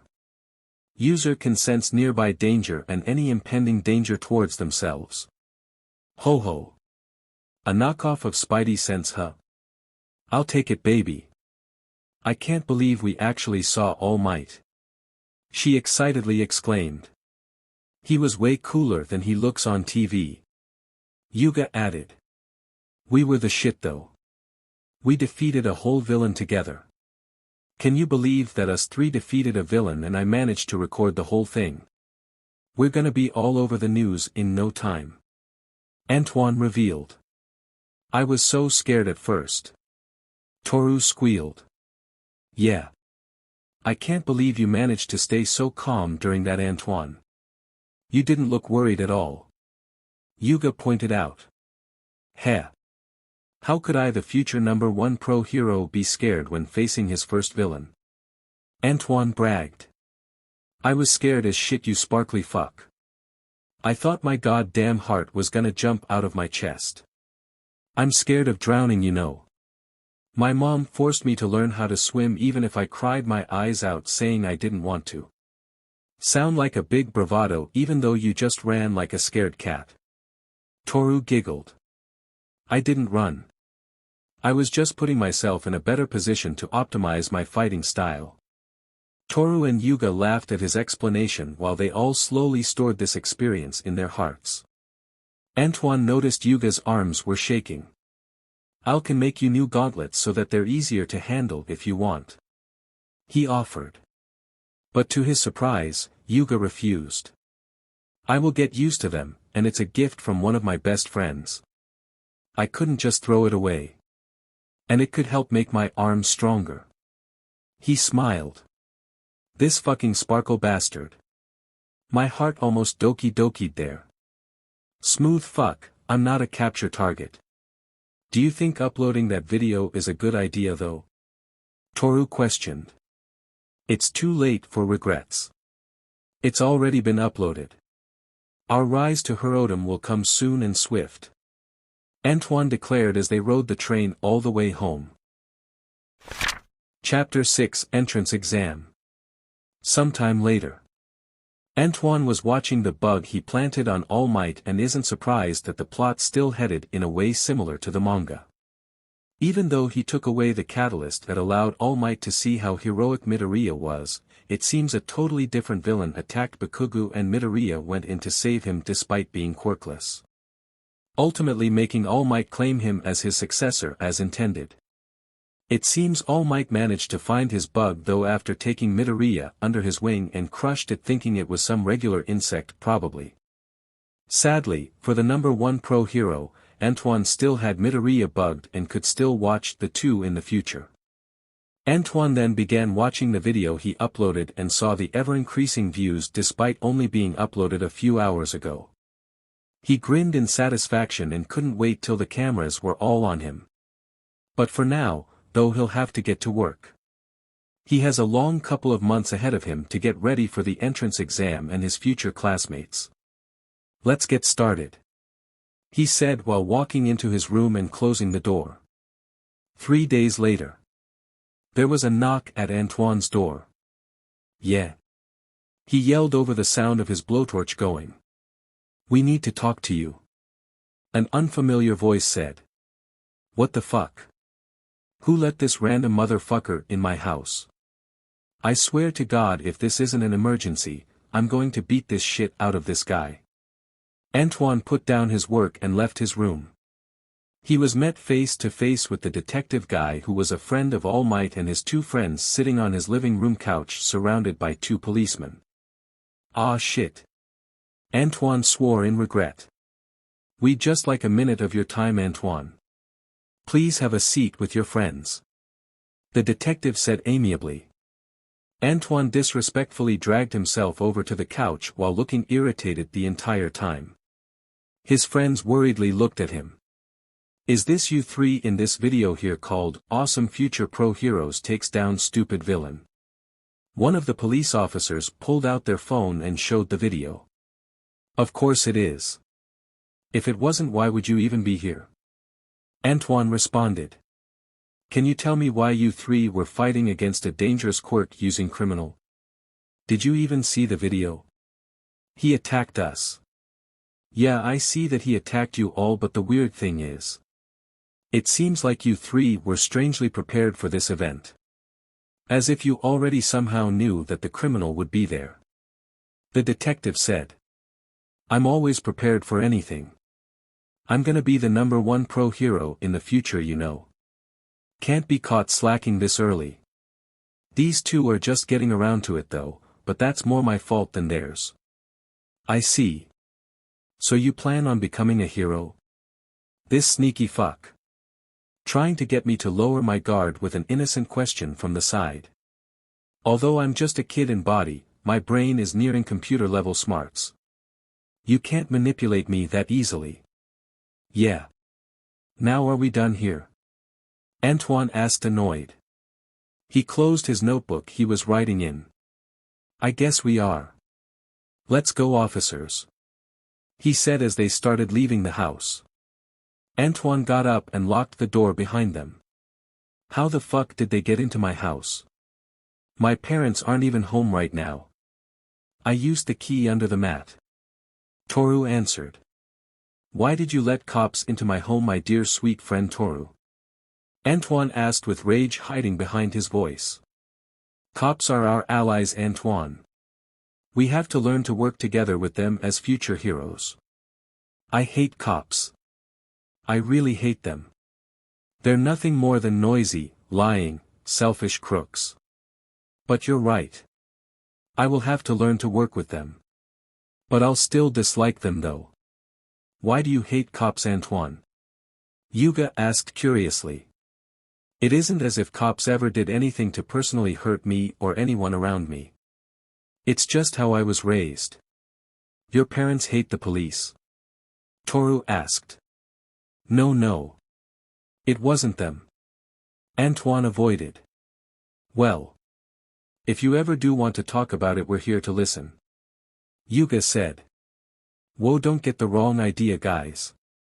It isn't some traumatic experience or terrible story. It's just like how a child doesn't like vegetables even though vegetables are good for you.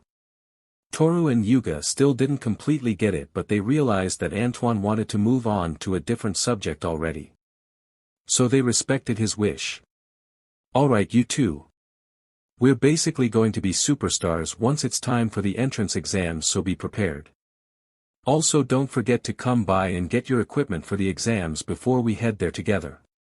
I'm basically going to be building stuff for the next 10 months. Hi. Toru agreed as she left his house and returned home. Don't overwork yourself. I'll definitely call your mom and ask, you know. Yuga warned. Yeah, you sparkling bastard. I told you already I'm not a capture target. I like women. I mean it. Yuga yelled as he also left. Antoine returned back to his room after making himself a quick snack and resumed his work. 10 months later, a couple hours before the exam. I'm so excited. Toru kicked her legs rapidly. Not as excited as me. This exam is going to be the easiest shit ever. Antoine said with dark bags under his eyes. I've trained hard for this. I can't fail. Yuga told himself. What the fuck do you have to be worried about? With the top part of that armor I built you, you better not have any trouble or I'll kick your ass myself. Yuga laughed. With or without the guns? Fucking fast, snarky bastard. Antoine muttered as the gang got off the train station and started walking towards UA. Hey Antoine. Are you sure this baton is as strong as you said? It's pretty tiny. Toru asked with the weapon in her palm. Of course it is. It's plenty capable of taking out whatever you want. Unless you're trying to take out All Might or something. And just push that button. Toru pushed the button with her finger and suddenly the baton extended into the size of regular one. Whoa. Amazing, I know. Give me all the praise. Antoine said with his nose turned up. The group eventually made it to U.A and arrived at the gates. Ha. My grand start. The beginning of the future #1 pro hero. Here at the best hero school in all of Japan. Antoine crazily shouted. Let's go. Toru cheered. Aren't you too embarrassed in the slightest? Yuga asked as everyone seemed to look at them as if they were a bunch of clowns. Heh. As a future hero you can't let other people hold you down. Is a hero truly a hero if he can't even be himself? Antoine asked. I guess not.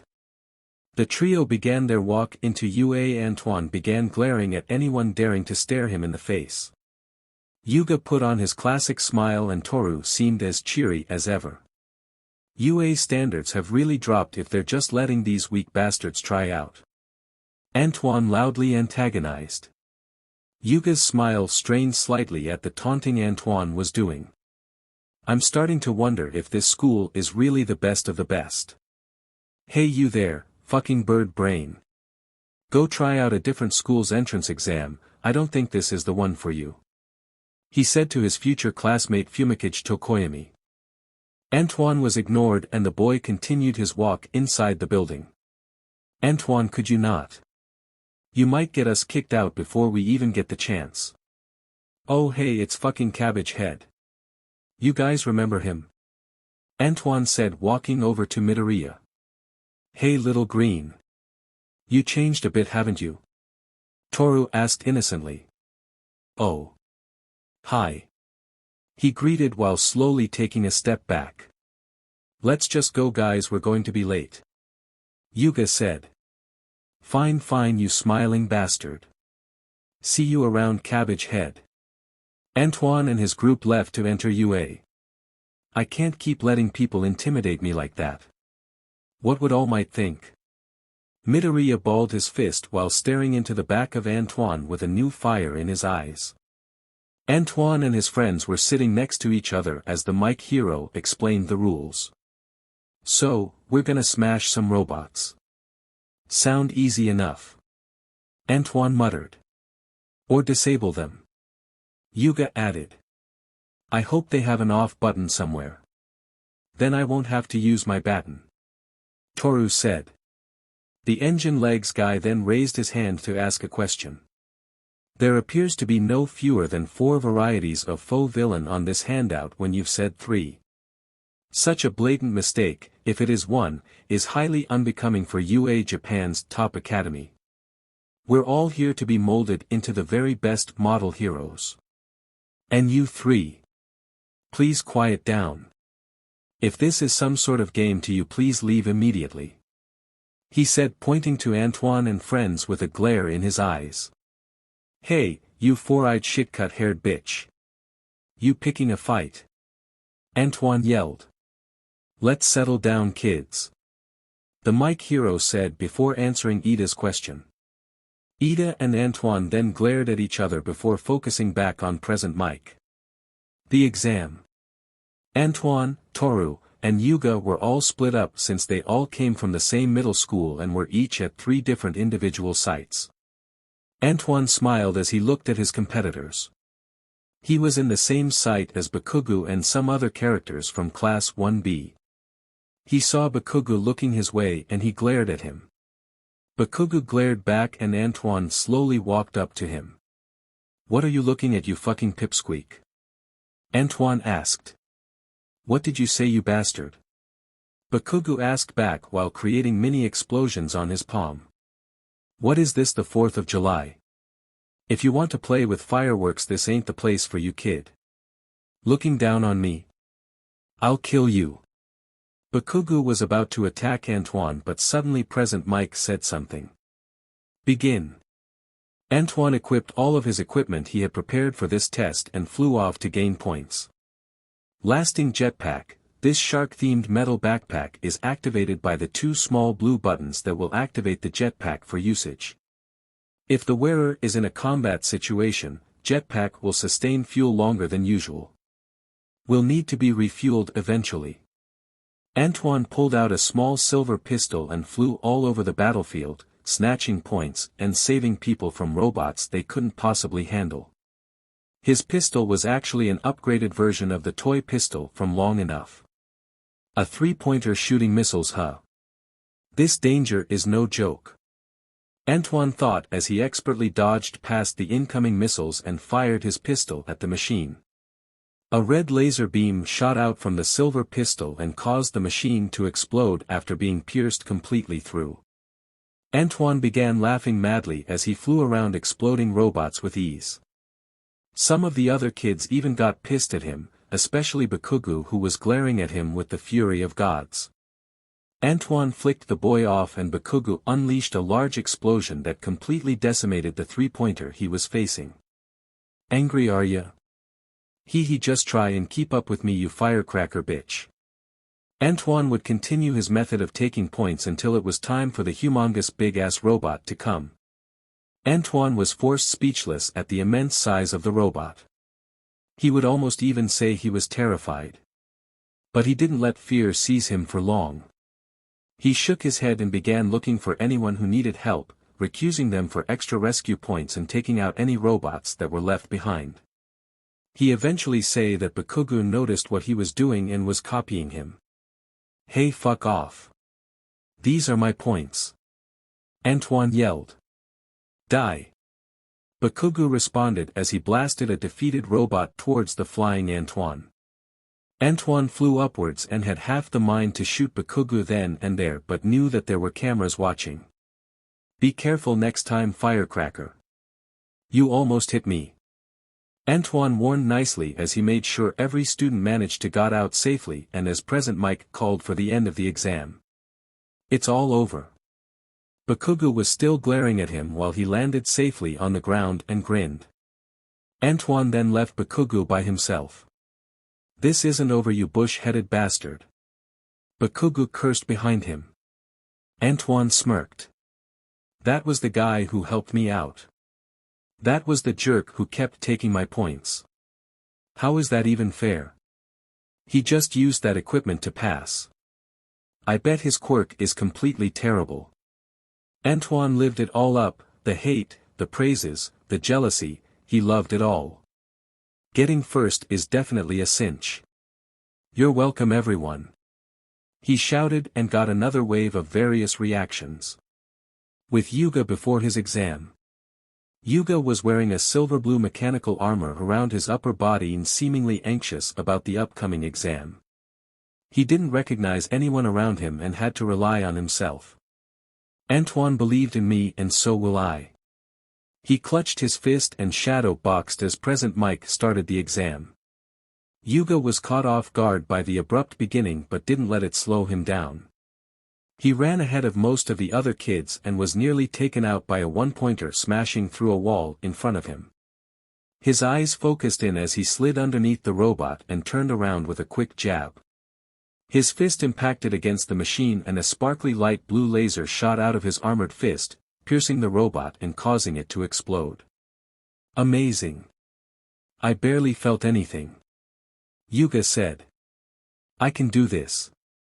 He ran to look for more robots and as he did he took them out with laser jabs and straights while taking no damage. Eventually as the exam continued, Yuga began enjoying smashing the robots a bit too much. Yuga used his armor and fired a laser beam behind him, launching him in the sky. He spotted a three-pointer and didn't want anyone to take it while he was all the way over here. Yuga came crashing down on top of the three-pointer's head and punched straight down, lasering a hole through the head of the robot and forcing it to explode and gaining another few points. Yuga was about to look for more robots to destroy, but then it was time for the zero-pointer robot to appear. As the buildings around him started quaking and falling, Yuga quickly started to retreat along with the rest of the kids and as he was running he began to think. Running. What kind of future hero can I be if I run from the villain? No. I can do this.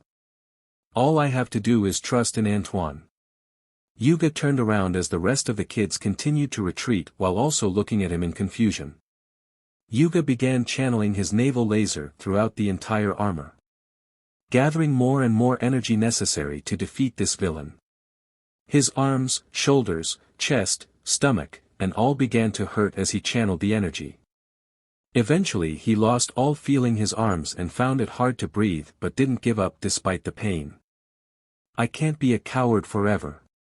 Once it got to the point where Yuga couldn't handle it anymore or he risked wasting all the energy he just gathered for nothing, Yuga's entire figure was sparking in a blue aura. He aimed his stomach at the robot and fired a gigantic beam from his naval belt. The beam was big enough to completely blast a hole through the chest of the zero-pointer.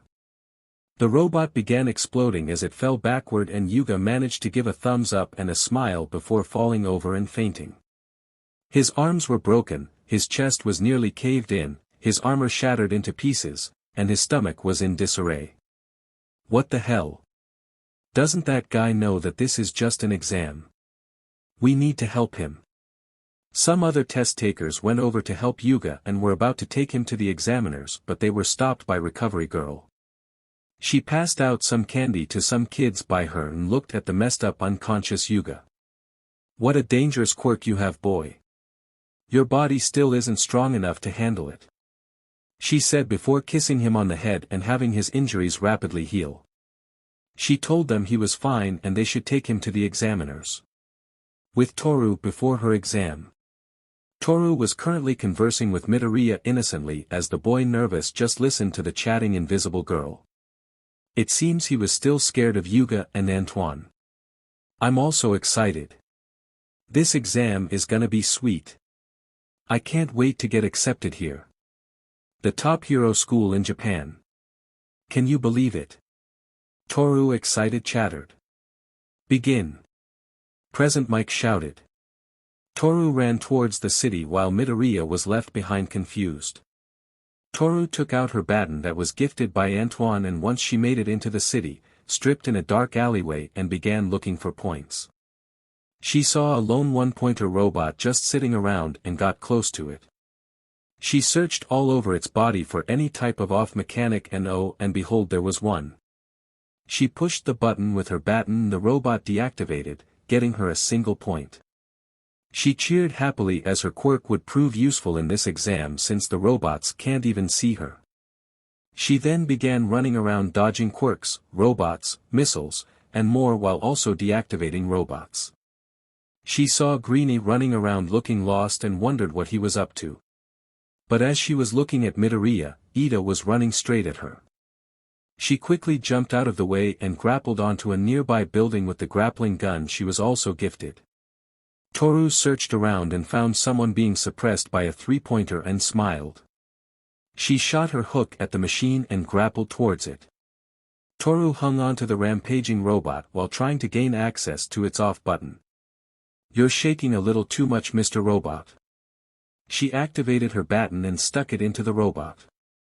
The robot was electrocuted and swiftly short-circuited. Toru let off a relieved smile and then hopped off to gain more points while the boy it was fighting was left completely confused.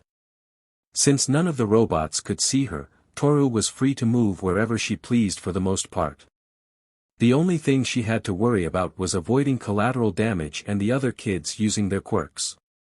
From time to time she would see other people in trouble and she would secretly give them a hand.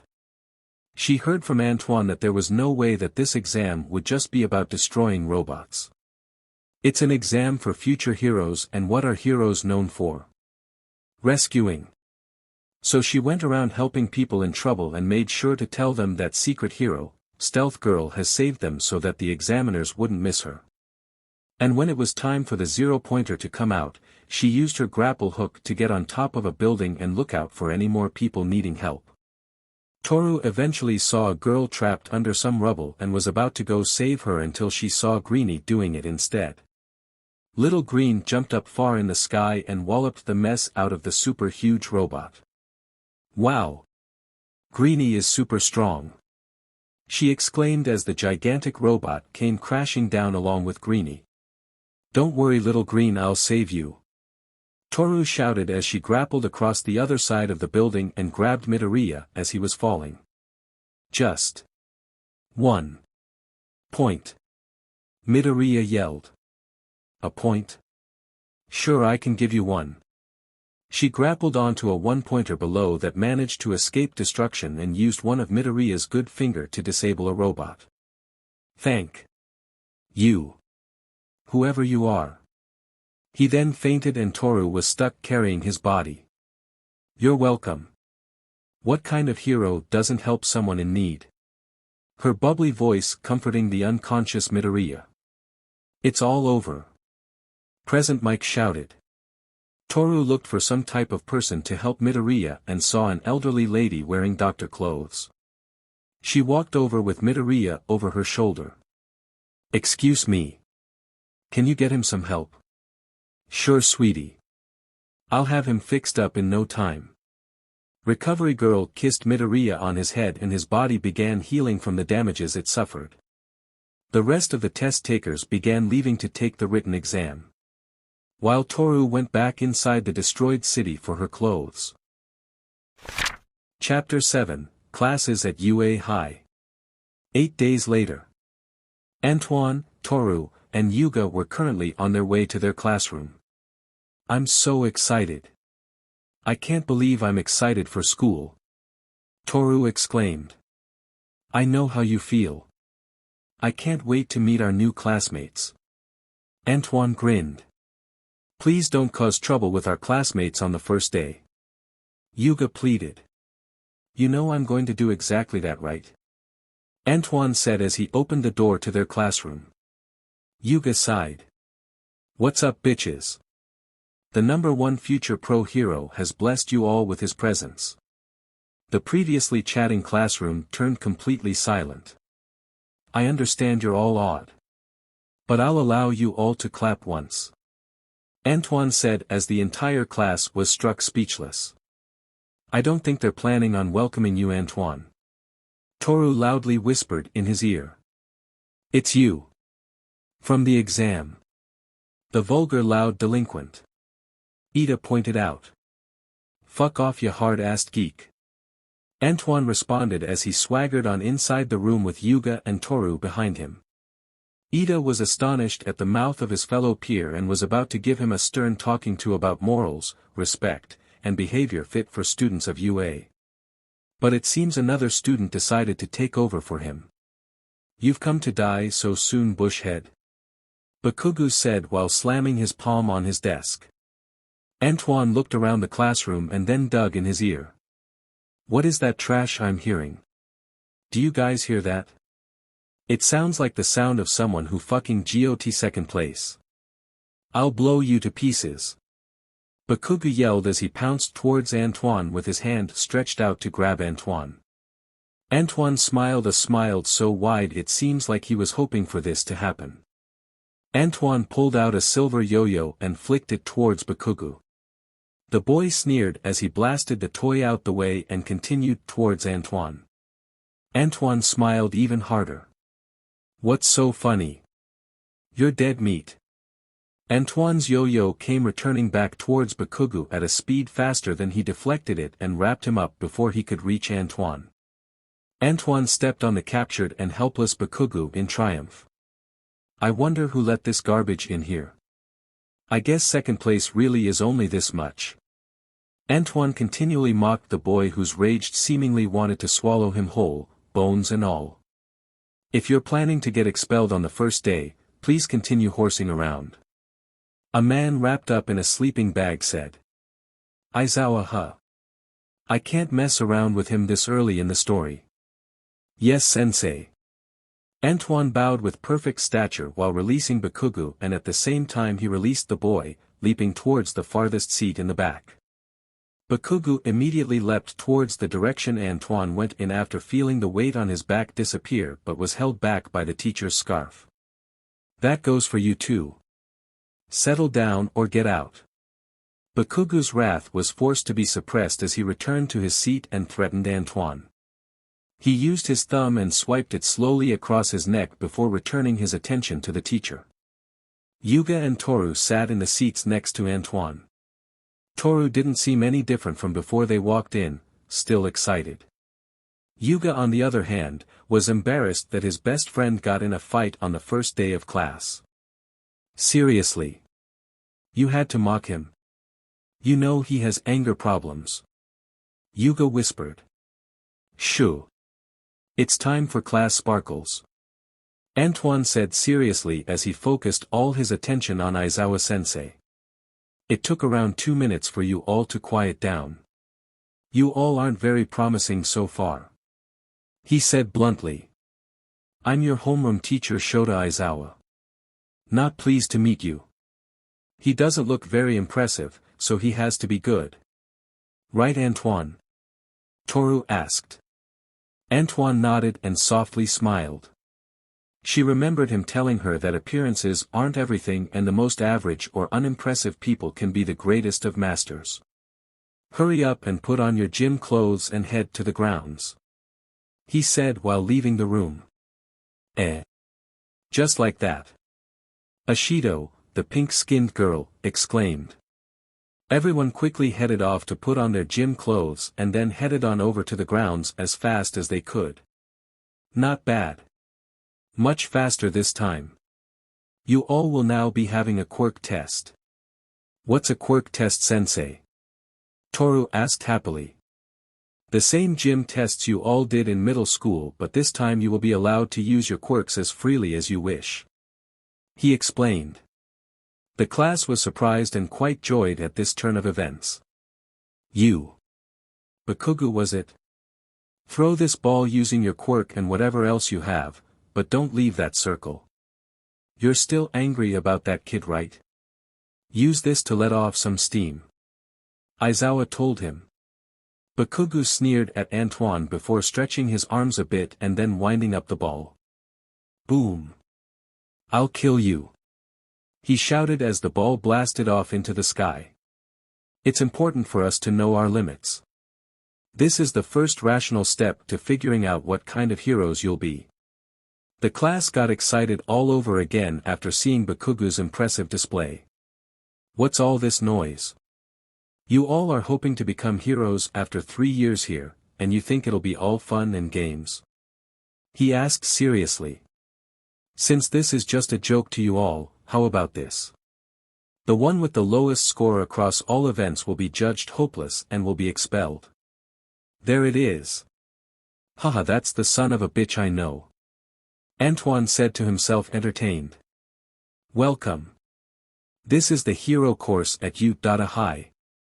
Isn't that totally unfair? It's only the first day. And even if it wasn't, it'd still be unfair. Uraraka yelled. Life is full of unfair things. Heroes are the ones who correct the unfairness in the world. If you were hoping this would be an easygoing place, I'm sorry to tell you that Udata will put you through the ringer. That's plus ultra. So do your best to overcome it all. Man, this is so boring. Hurry the fuck up. I didn't realize this guy was such a fucking chatterbox. Antoine thought, annoyed. I'll do my best. I'll become a great hero that will be known all over the world. Toru thought happily. He's right. I have to do my all. I will become the model hero that all children can look up to. No matter what. Yuga thought, motivated. This will be a piece of cake. Bakugu thought. The first event was 50-meter dash. Antoine was up against Midoriya. He grinned evilly. Don't choke. Antoine told him. Wah. The starter gun went off and Antoine took off with unnatural speed. Dust came rising from the ground and Midoriya was seen coughing. 4 seconds. I guess this is what an A in agility gets you. Antoine muttered to himself after finishing the event. 4.15 seconds. Phew. I haven't run that fast since that time Antoine made that dog angry and it broke through the fence and chased us. Toru said while wiping away her invisible sweat. 4.13 seconds. I did well. Yuga told himself. More events went past but nothing of importance really happened. Antoine and friends got good scores and it was finally time for Midoriya to go. The boy was really pathetic despite how he should be doing fine in some of these events. Hell, the great guy was doing better than he was.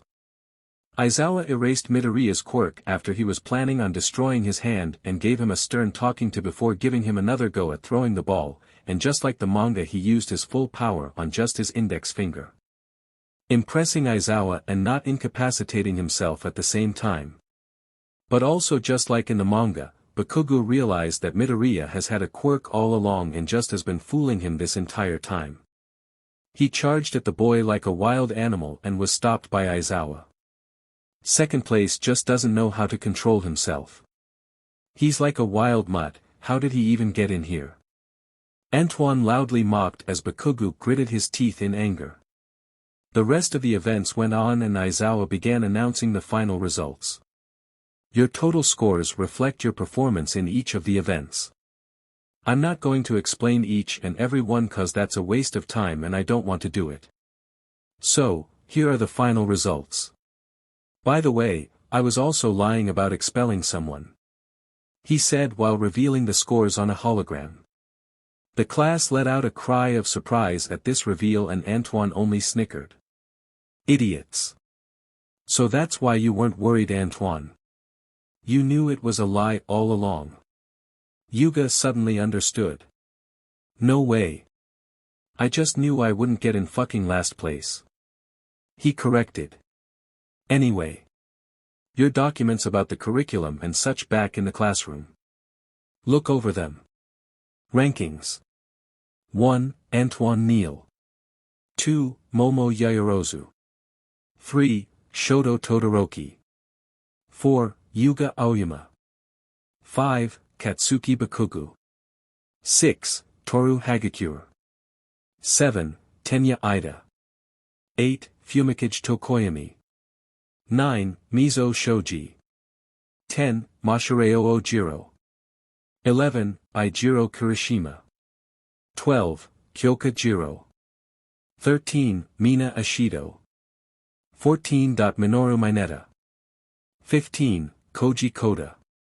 16. Rikido Sato. 17. Tsuyu Ajui. 18. Hanta Siro. 19. Denki Kaminari. 20. Akioko Uraraka. 21. Izuku Midoriya. After class. Antoine, Toru, and Yuga were exiting UA together. I can't believe our own teacher tricked us like that. I tried really hard in those tests too. I was surprised as well. He made me believe I had to give it my all or I'd be expelled. You two are as gullible as ever. Even if you guys took those tests without giving it your all, you wouldn't have gotten last place. Antoine reminded them. Up ahead they ran into Midoriya, Uraraka, and Ida, who were similarly on their way to the station. Hey guys. Toru greeted. Invisible girl. Ida greeted. I wanted to give you my thanks. At the entrance exam for before. Midoriya said. No problem, no problem. I'm Hagakure. Toru Hagakure. I'm Antoine. Antoine Neal. Antoine arrogantly looked down on Ida and Midoriya. Yuga Aoyama. He smiled softly. You. Neal. Your behavior is completely unbecoming of a student from an academy as prestigious as UA High. My behavior is piss perfect. If you have a problem with it, that's just you being intolerant and a little bitch. Eh, what? I. Ida was baffled and excused himself from the group. Did you really have to do that? Yuga asked. It's not my fault the guy doesn't have a spine. If a few words are enough to unnerve you, you're definitely not meant to become a pro hero. Couldn't you just be a tad bit nicer though? Midoriya quietly spoke up. Do you think a villain would be a tad bit nicer, cabbage head? No. They'd stab you in the back and piss on your family's faces. You all should be glad I'm giving you first-hand experience against such a thing. Antoine explained. I'm gonna head out to Deku. See ya. Uraraka said meekly as she scurried away. Wait, here I come too. Midoriya jogged after her and the three heroes in training were ditched. Making friends is not your strong point. Yuga said facepalming. I already have the only friends I'll ever need. Antoine said confidently. Thanks, Antoine. Toru said happily. Flattery won't work on me so easily. Yuga said while softly smiling. It'll work eventually. The next day. I have come through the door like a normal person. All Might shouted as he entered through the door. It's All Might. He's really going to teach us. Hero Basic Training class is the class that'll put you through all sorts of special training to mold you into heroes. It also gives tons of credits. But anyway. No time to dally. Today's activity is this. Battle training. He shouted while doing exaggerated poses. And for that, you need these costumes. Now go change and come out in ranking order to ground beta. Okay. The class replied all together. At ground zero. What fantastic costumes. Let's see what you all are made of. It's time for the trail of battle. Wow, you look like a total villain, Antoine. Toru pointed out. Antoine looked completely different from the rest of his classmates. He held a weapon that looked similar to a gun on his waist while a toolbox hung on the other side of his waist. He was wearing a lab coat that most would associate with a scientist, and the biggest difference was the 6 metal tentacles attached to his back waving in the air. 2 on his upper back, 2 on the middle, and 2 on his lower back. He even added goggles that made him look quite dastardly. What are you talking about, you idiot? You're talking about the future #1 pro hero, you know. You couldn't have made a more positive-looking costume? Yuga asked. Looks aren't important. Actions are. You bunch of numbskulls. Antoine told them. Speaking of costumes, how are your costumes? Any adjustments need to be made? He asked. Yuga moved his fancy sparkly robotic armor around and smiled. It feels great. Toru was wearing a skin-tight black suit with a belt that had gadgets equipped to it. Perfect. Good. I had to make some last-minute adjustments thanks to the U-Data development studio. Do you know what kind of shit they allow you to use to build stuff within there? It's going to be my home away from home in no time. Now listen up. We will be doing indoor anti-personnel battle training. Villain battles are most commonly seen outdoors, but statistically the most heinous villains are more likely to appear indoors. You'll now be split into villain teams and hero teams and face off in 2-on-2 indoor battles. All Might explained. So, no basic training today? Frog Girl asked. Practical experience teaches you the basics. He answered. The difference is though you won't be fighting mindless robots. What is the criteria for winning? Yaoyorozu asked. Can't I just blast everyone to pieces? Bakugu asked.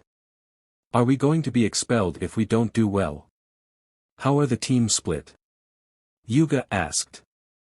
Let the man finish, you bunch of impatient fucks. Antoine said, annoyed. Thank you, young Neil, but let's be a bit more respectful. I'll try. He lied. All Might then began explaining the conditions for winning on both sides and then revealed that the teams will be decided by drawing lots. Is that really the best way?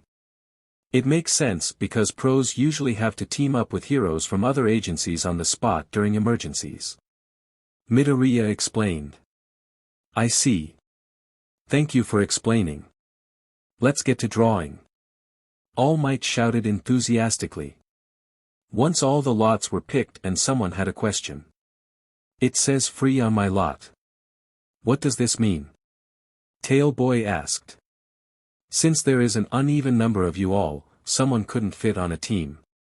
There was no way around this, so I'll just ask. Is there anyone willing to take on a team of 3 heroes or villains? 5 people raised their hands. Antoine, Bakugu, Kirishima, Todoroki, and Toru. Fantastic. Who wants young Ojiro on their team? Us. Us. Mineta excitedly asked. Great. Let's get started then. All Might said as he dug into the box. Teams. Team A equals Denki Kaminari and Kyoka Jiro.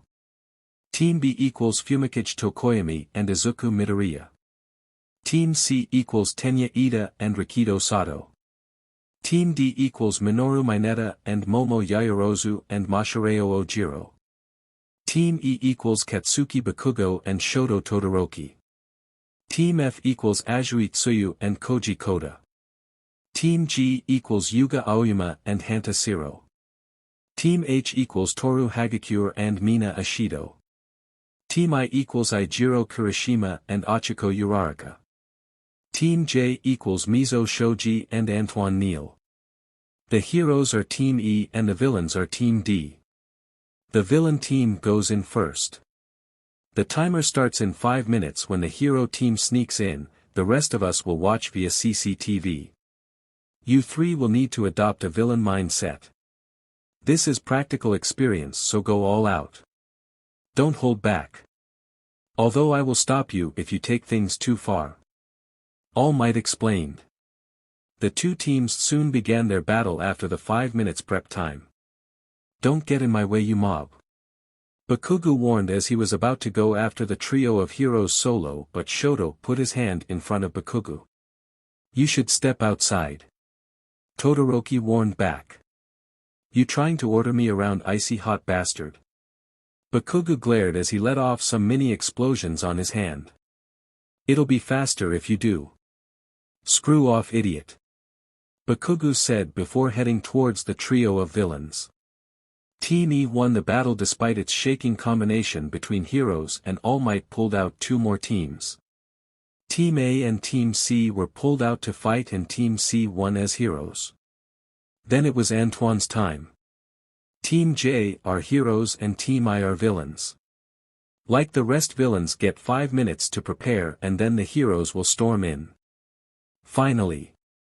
It's time to show these damn babies some real heroing. Watch me closely, everyone.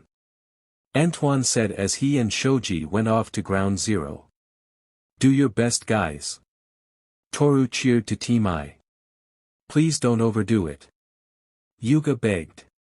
You know you look cool as fuck, right? Antoine asked Shoji as they walked to the building. Thanks. Shoji responded confused. If I had the time, I'd definitely build a robot based on your design. But anyway, what's your quirk, man? Oh. I can replicate any part of my body through my tentacles. He answered while changing his tentacles into ears, hands, and then eyeballs. Ooh, that's pretty nice. This'll be easy as shit then. All you gotta do is change them into ears and then locate where the bomb is. Yeah. I guess I can do that. But what about when we get to the nuke? I'll handle that. Just trust me. I'm the future #1 pro hero, after all. Antoine said confidently. And the 5 minutes were up. Let's go, man. Antoine said as he walked through the front entrance. Shoji followed behind him. Chapter 8, Battle Trial. Inside the building. Antoine sniffed the air a couple times and then grinned. It turns out we won't need you to use your quirk after all. I know exactly where they're at. Follow me. Antoine walked through the halls with Shoji following behind him quietly. Shoji wondered how Antoine managed to find their exact location but decided not to ask. He's seen how the boy acted before and rather not get on his bad side by asking questions not important to the current situation. We're here. They're up ahead on the right with the bomb. I know you look like a fucking beefcake, but just in case, can you fight? Shoji nodded and Antoine smiled before walking straight in the room where the villains were. Surrender now, villains, or be fucking destroyed to death. Antoine ordered with his tentacles slowly whipping through the air. That's not proper hero behavior. I definitely have to remind him the proper ways of being a hero. All Might muttered. Kirishima punched his palm with his fist and smiled. Let's see you try, heroes. He activated his quirk and charged towards Antoine. You can go get the nuke if you want, Shoji. I'll play with Rockhead over here. I need to test a few things out anyway. Antoine told Shoji. Antoine put his hands on his waist and equipped the gun on his waist. Kirishima focused his sights on Antoine before suddenly changing directions and leaping towards Shoji with a punch. Antoine shrugged his shoulders and slowly walked towards Uraraka. This'll be too easy. He smiled deviously as he looked towards her. She balled her fist and desperately looked around the room for anything to use. She couldn't count on Kirishima to defend her against both of them. Neither could she allow herself to be useless. Here. Kirishima yelled before throwing random debris from his and Shoji's battle towards her. "Thanks," she replied as she got a sudden boost in confidence. She started touching all the debris around her, and as they floated up, she grabbed a larger piece of concrete and swung it, knocking all the small pieces towards Antoine. "Concrete slam!" she yelled cutely. "It's high noon," Antoine softly said, but somehow was loud enough for all the fighting participants to hear and look over. Antoine rapidly shot all the incoming rocks to pieces and shattered them to dust, while also adding in 2 additional shots aimed at Kirishima and Uraraka. Uraraka couldn't react in time and was shot in the gut by the blue laser beam. She cried out in pain as she was knocked to the floor, barely conscious. Kirishima managed to dodge the laser shot in time, but was caught from behind by Shoji, who locked him in a bear hug from behind with all of his arms. Kirishima could have sharpened his body a little bit further to free himself, but that would include cutting Shoji, and he didn't want to take it that far. It wouldn't be manly of him to do such a thing. Besides, Antoine was too far away for him to even stop since he captured Uraraka. This was his loss. Antoine walked slowly over to the bomb and saw that Uraraka was still trying to continue. How cute! Antoine thought before lowering one of his metal tentacles over her chest with a terrible smile. Continue if you want, villain. But any more resistance will only be more painful for you. He saw a deep look of fear in her eyes and she immediately stopped trying. Hey! Don't give up so soon, villain. You may have entered the wrong profession if you can't handle a little pain. How pathetic. Antoine spat before suddenly having dust being thrown in his face. Fuck. My fucking eyes. He yelled in pain and tried to clear out his eyes while stumbling backwards. Amidst his eye-cleaning session, he managed to catch a glimpse of the shaking Uraraka charging towards him. He knew his metal limbs on his back would definitely protect him, but he wasn't sure exactly how it would protect him. Don't attack, lackey. Antoine ordered to his arms as he was taken to the ground and mounted. He finally managed to clear out his eyes and saw the girl readying to punch him. Villainous scum. Going for the eyes is truly evil. Give up. She yelled. Kiss me first. Antoine taunted. Uraraka brought down her fist to punch Antoine in the face. Whoa. I didn't think she'd actually try and hit me. What kind of bloodlust is locked inside this girl? Antoine questioned as the furious gravity girl punched towards him. Antoine caught her fist and threw her off of him easily and followed up swiftly with a kick to her chest as she tried to get up. That attack took her out of the fight as she was barely able to lift her upper body up. Antoine walked over to her and instead of the fear in her eyes he saw earlier, he saw a sad and pained look in her eyes. He would have fell in love if he felt any sort of care for her character in the manga. Antoine was about to snag the bomb but was blindsided from the side. Kirishima punched him far across the room and Antoine noticed that somehow Kirishima beat Shoji. How the fuck did you defeat Shoji? Antoine asked, angry. A man can't just sit by and watch as a woman is in danger. He stood in front of the downed Uraraka. I'll take it from here. Trust me. Antoine rubbed his shoulder while getting more and more pissed. I decided to take it easy on you fucking pieces of trash and look where it got me. Holding back is idiotic. Destroying my enemies with all I have is how I should always do things. Antoine walked towards Kirishima.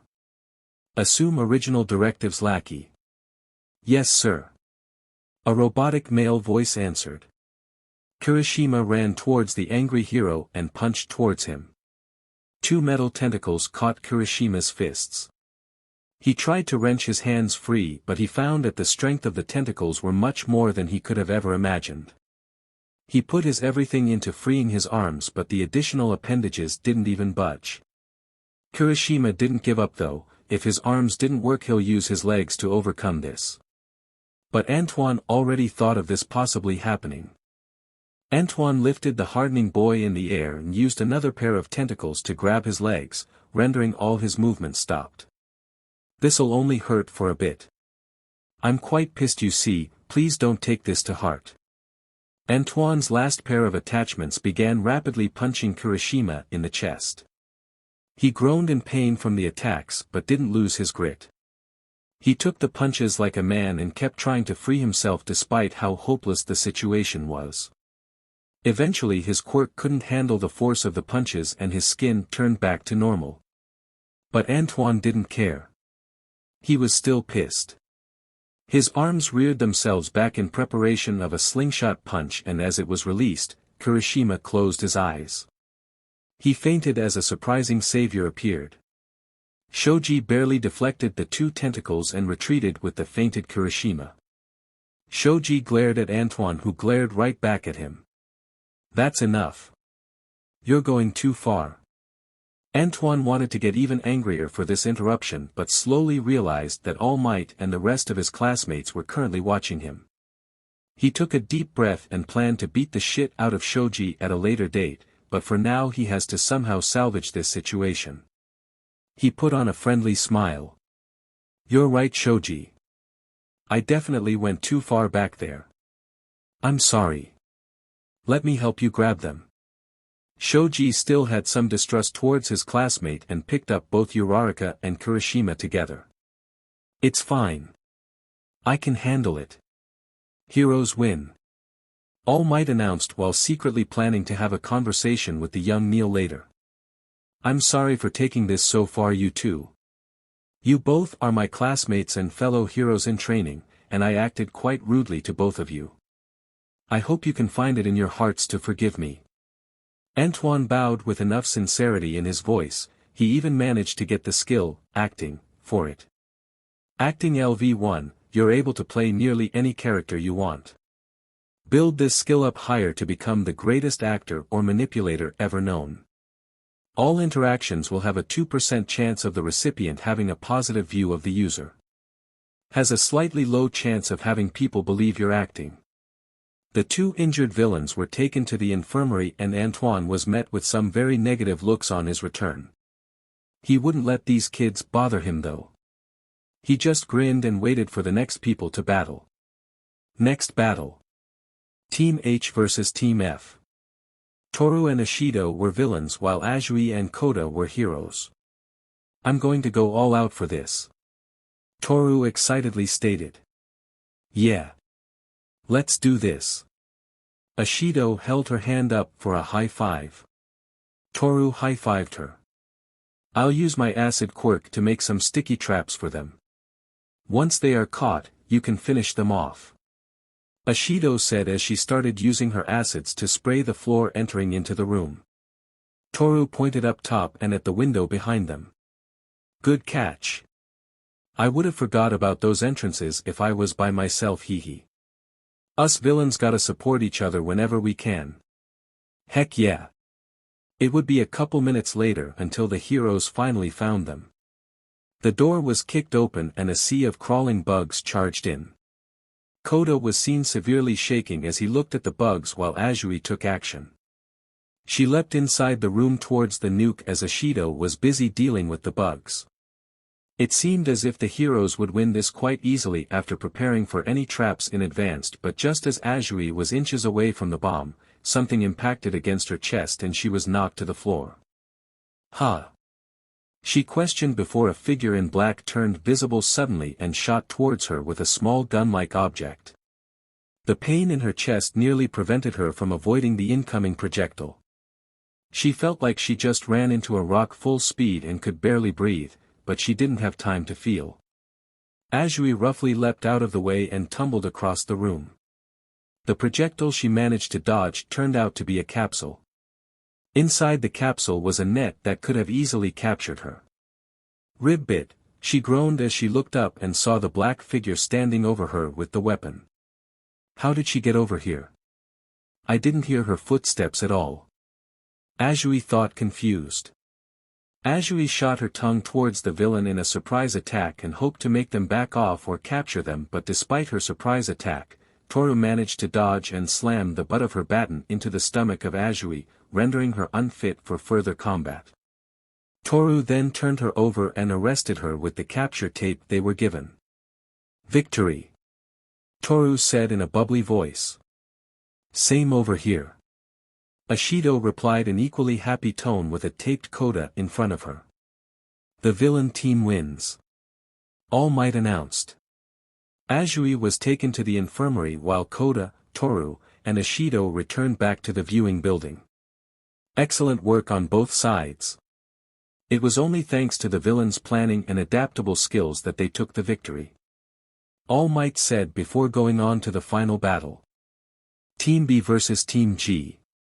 Midoriya and Tokoyami were the villains and Yuga and Shiro were the heroes. Let's do our best, man. Shiro said to Yuga. Yeah. He took a deep breath. We can do this. The two heroes entered the building and searched for the bomb together while chatting in a friendly manner. I still don't get how you are friends with that Neil guy. You two seem completely different. He's a total jerk and you're pretty cool. He has his good points, Yuga said as they reached the bomb room together. I wonder. Shiro muttered. I'll handle Tokoyami. You deal with Midoriya. Yuga said as his eyes suddenly turned serious. Got it. Shiro ran over to Midoriya and Yuga ran towards Tokoyami who had his quirk ready for battle. Yuga shifted into his boxing stance and Tokoyami sent his dark shadow at the incoming hero. Yuga weaved from left to right as the shadow claws attempted to grab him. As he was getting closer and closer, eventually Tokoyami used his shadow to return to him and fight against Yuga. But even if they were close to each other, his dark shadow wasn't able to land a hit on the constantly swaying and moving sparkle-suited boy. Yuga finally got into range and sent a right straight towards Tokoyami. Crow had used his dark shadow to block but it wasn't enough because Yuga fired his laser quirk through the fist of his suit and blasted Tokoyami all the way to the wall.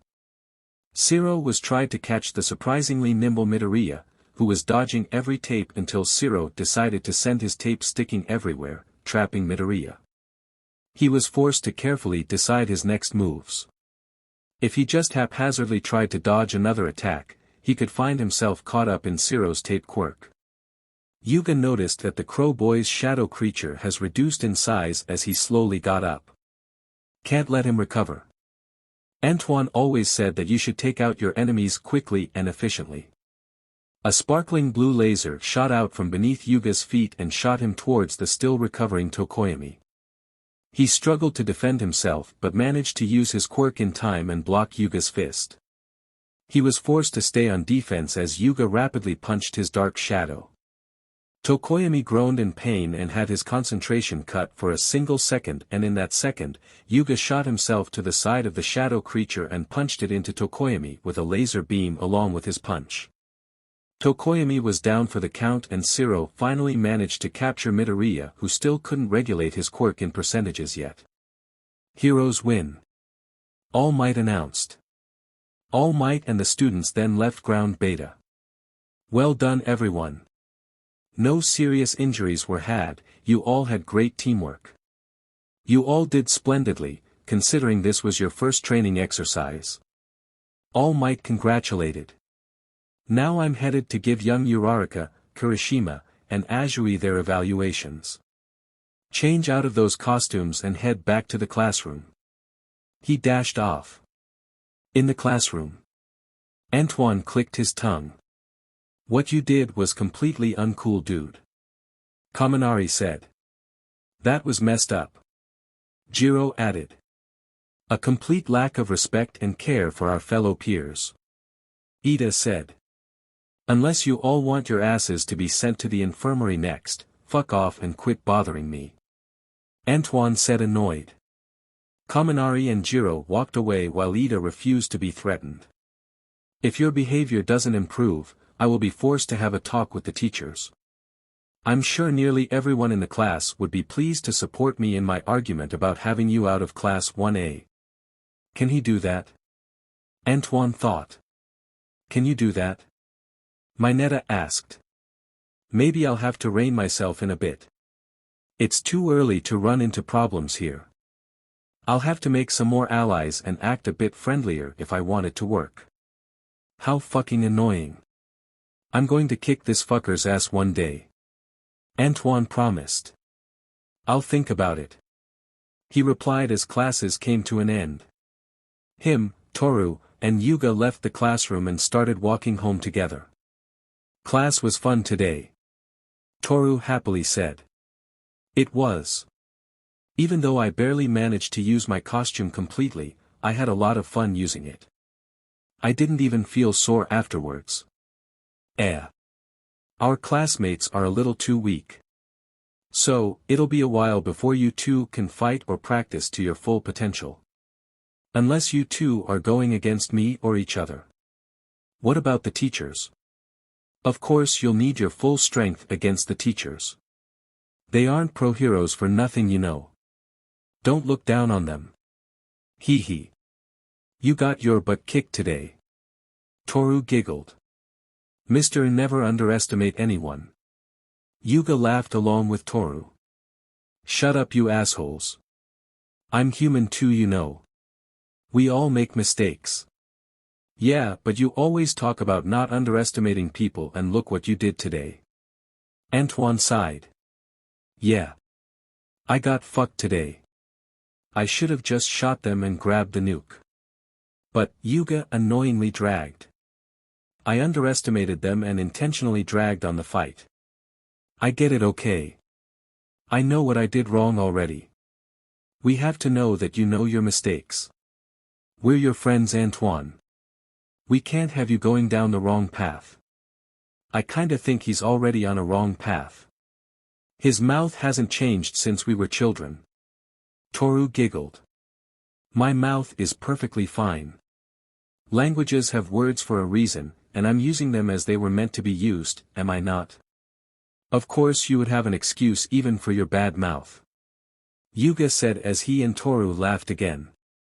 I'm the #1 future pro-hero.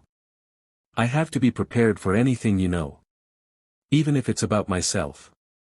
Antoine and friends were about to leave UA grounds, but suddenly Antoine felt a hand on his shoulder. He instinctively reached into his pocket and further into his inventory to pull out a weapon, but stopped himself as he heard whose voice it was. Boy. I must say, I came out here to give you a stern talking to about your treatment of your classmates and general behavior overall, but it seems it wasn't needed. I heard about your heartfelt apology from young Kirishima and Uraraka, and hearing you talking to young Hagakure and Aoima made me know you definitely can achieve greatness. I believe you already know what you need to improve on, and I won't keep you further. Yeah. I do. Farewell, students. All Might waved before dashing back inside the building. How annoying, Antoine said with a small smile showing up on his face, causing both Toru and Yuga to smile as well. Having the All Might as a teacher is the coolest thing ever. Yuga admitted. He's great. Toru supported as the group got on their train and went home for the night. Chapter 9, The Villain's Attacks. The next day. Antoine was currently building various objects in a sort of crazed and desperate state. Yesterday, after telling his friends goodbye, Antoine screamed out in a rage. The fucking villains are going to attack tomorrow and I haven't prepared shit for them. Antoine hurriedly got back on the train and returned to U.A. and was strangely not confronted or impeded in any way on his journey to the development studio. So, he's been holed up in here using his system and the various tools, materials, and machinery to craft many items to aid him in this upcoming dangerous plot arc. He didn't know how much plot armor would be around to save him or those around him and didn't count on it for support. He would make sure he stays alive and hopefully his friends too. At first he spent most of his time crafting defensive or mobile items and then stuffing them into his inventory once he tested them out properly, but then as the sun was rising he figured he had enough defensive or supportive items. Why not make some more offensive crafts? He has a couple more hours until class starts and he texted his parents that he would be over Yuga's house till morning. He. I'll teach you villainous fucks to mess with the future #1 pro-heroes training exercise. Antoine creepily muttered as he continued crafting till it was time for class. Good work with yesterday's battle training. I've looked over your grade and evaluations. Aizawa looked around the classroom for someone. The classroom door slid wide open. I'm here, don't start class without me. Antoine yelled haggardly. He had dark bags under his eyes. His afro was a complete mess and made him look like a bum under the bridge. He had the stank of oil and other such metallic smells on him as he walked to his seat, completely oblivious of his appearance and effect on the other students' nostrils. Parts of his uniform was singed and wrinkled. Nice of you to join us, Neil. I'm not sure what horrific accident you ran into this morning, but don't let it happen again. We were just talking about the battle training exercise from yesterday. Neil. Learn to use the appropriate amount of force when going against classmates. Huh? Oh yeah, that. Sure. He said, barely awake. Now on to homeroom business. I apologize for the sudden announcement. But today you'll pick a class president. The students' tense faces relaxed in relief. Phew. I thought there was going to be a pop quiz. Me too. Why'd he have to say it like that? Hey Antoine, what did you stay up building to look like that? Yuga asked, clearly aware of what brought upon this state. A lot of shit, Antoine grumbled while closing his eyes and laying his head down on his desk. Anything for us? Toru asked. A few. I can't wait. Toru excitedly shook. While the three were conversating, the rest of the class were getting excited all over becoming the class president. I want to be a leader. The position was made for me. I want to be president. Let me do it. I'd like to do it. In my rule, girls will have to show 30 centimeters of thigh. Ida shut down their excited yapping. Quiet down everyone. Leading the many is a task of heavy responsibility. But ambition does not equate to ability. This sacred office demands the trust of its constituents. If this is to be a democracy, then I put forward the motion. That our true leader must be chosen by election. Just fucking vote who you want as president already and shut the fuck up. Antoine sleepily yelled. Everyone glanced at the back of the room to see a smiling Toru and an embarrassed Yuga. Not that anyone could see Toru smiling. Despite his coarse, rude, and unnecessary language, he is correct. Let's get to voting. Ida agreed. Everyone began choosing who they wanted as president with the exception of Antoine, who was soundly sleeping with drool leaking on his desk. The voting went the same way it did in the manga, and the rest of the class went to lunch right after. Antoine was dragged along to the lunchroom by Yuga, who dragged him by the back of the shirt, and Toru being amazed at Antoine's deep sleep. Say ah. Toru happily asked while feeding the sleeping Antoine, who was somehow still capable of listening to directions. Antoine opened his mouth and bit down, accidentally taking the metal fork along with the pieces of steak. He crunched and swallowed the meal before opening his mouth again. Can he digest metal? Yuga asked, worried. He'll be fine, Toru hoped as she grabbed a spoon and began feeding him rice and being more careful this time around. Ree. The alarm went off. Security level 3 has been broken. All students please evacuate in an orderly fashion. The robotic voice informed. Antoine continued to sleep peacefully as if the insanely loud alarm was nothing more than the blowing wind on a nice spring day. Antoine. We have to go. Yuga said while shaking him. It's nothing. Fuck off. Let me sleep some more. Antoine murmured. I'll get him. Let's go. Toru decided as she lifted Antoine over her shoulder and began evacuating with Yuga. Antoine groaned in annoyance while still sleeping. The situation played out exactly like the manga did, with Ida managing to calm everyone down, and the alarm was just the reporters who managed to get in thanks to the villains destroying the gate. They returned to the classroom a little time after with Antoine still sleeping. Now for today's basic hero training. This time All Might, myself, and one other will supervise. Aizawa announced. Must be a special type of hero training if 3 pro heroes are needed. Sounds exciting. Preparing you for disaster relief, from fires to floods. It's rescue training. Aizawa said while lifting a tiny card that said rescue. Rescuing, huh? I'll need to pay attention to this lesson closely. I don't see how my quirk could help me aid in fires or floods. Yuga said. Hee hee. I'm clueless too. Toru agreed. My quirk wouldn't be much helpful in a flood. Ida said to himself. I hope I can rescue a girl with a nice chest. Mineta dreamed. Pipe down. I'm not done yet. It's up to each of you whether or not you wear your costumes. As some of them are ill-suited to this sort of activity. The training site is a bit remote, so we'll be going by bus. That's all. Get ready. Aizawa told them. At the bus. Antoine was now fully awake and currently wearing his hero costume, seemingly gotten an upgrade. His appearance was now back to its usual luster and not the horrid state from this morning. The tentacles were still 6 in quantity but outwardly only seemed to have gained a color change. They were dark silver previously but now light blue and had shark faces painted on near the ends. The tips of the metal arms are based on the jaws of a shark with sharp-pointed teeth opening and closing on their own as they slowly swam through the air. His lab coat hasn't changed much except with some additional pockets up and down on the sides. The toolbox was drawn with a shark face on it while also looking bigger. The laser pistol was missing and now a golden revolver was seen in its place along with a spherical grenade made to look like a pokeball and a golden yo-yo. Any problems so far? Antoine asked his 2 friends who he also made sure to help survive this upcoming attack. No problems here. Yuga responded in his armor that sparkled even more than his last one. The armor seemed to have toned down and slimmed a bit to fit Yuga's figure more tightly. A-okay.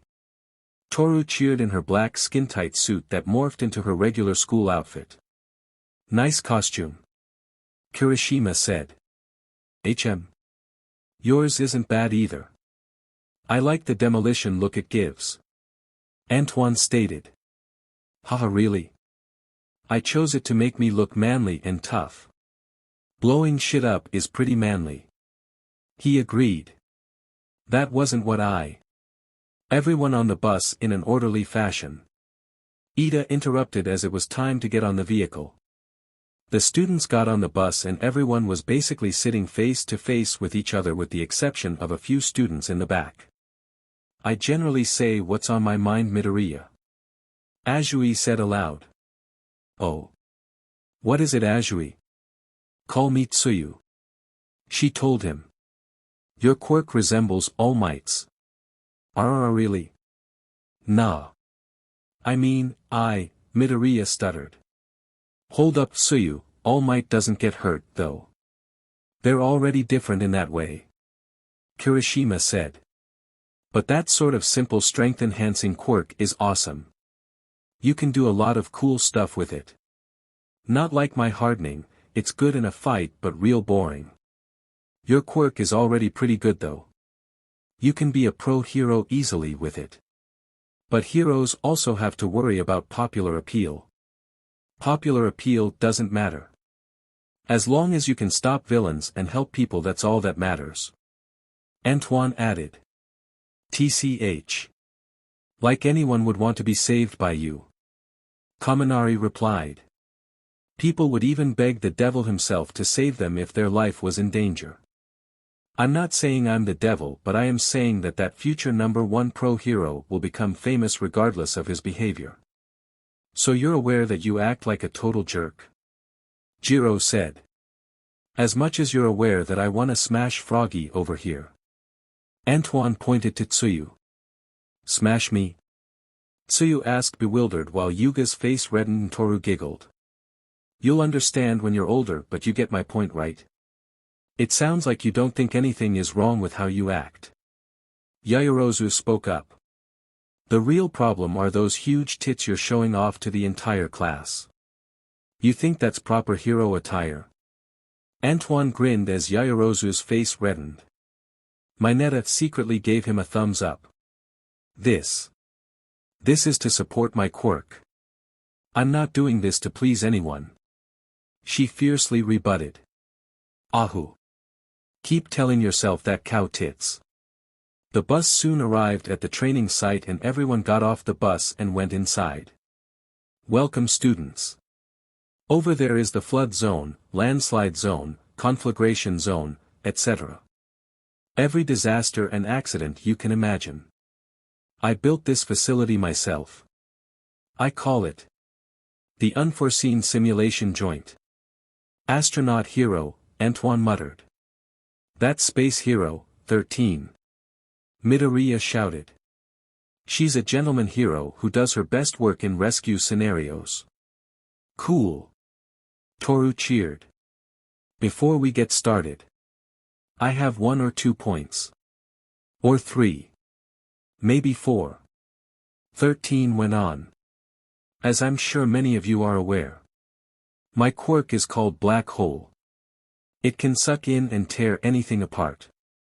Its power can easily be used for villainous intentions, and I have no doubt that there are some among you with similar abilities. She droned on and on. Antoine was already bored. He let 13's words enter one ear and exit the other. He started looking at his respective female classmates' bodies and began thinking. I definitely gotta hit one of these girls. My top target is Tsuyu. She's the one I wanted to smash the most back in my old world. Second is Jiro, because punk chicks are one of the hottest types of girls there are. Even if her body isn't much, she still takes second place. I'm not a fan of big breasts all that much anyway. Ashido would have surely taken second place if she didn't have that scary-ass acid quirk, but the pink skin thing is a definitely plus in my book. But what if she accidentally leak acid during sex or something? That's my everything down there. Nope. Too risky. Antoine was pulled out of his thoughts by the class suddenly clapping for 13. Huddle up and don't move.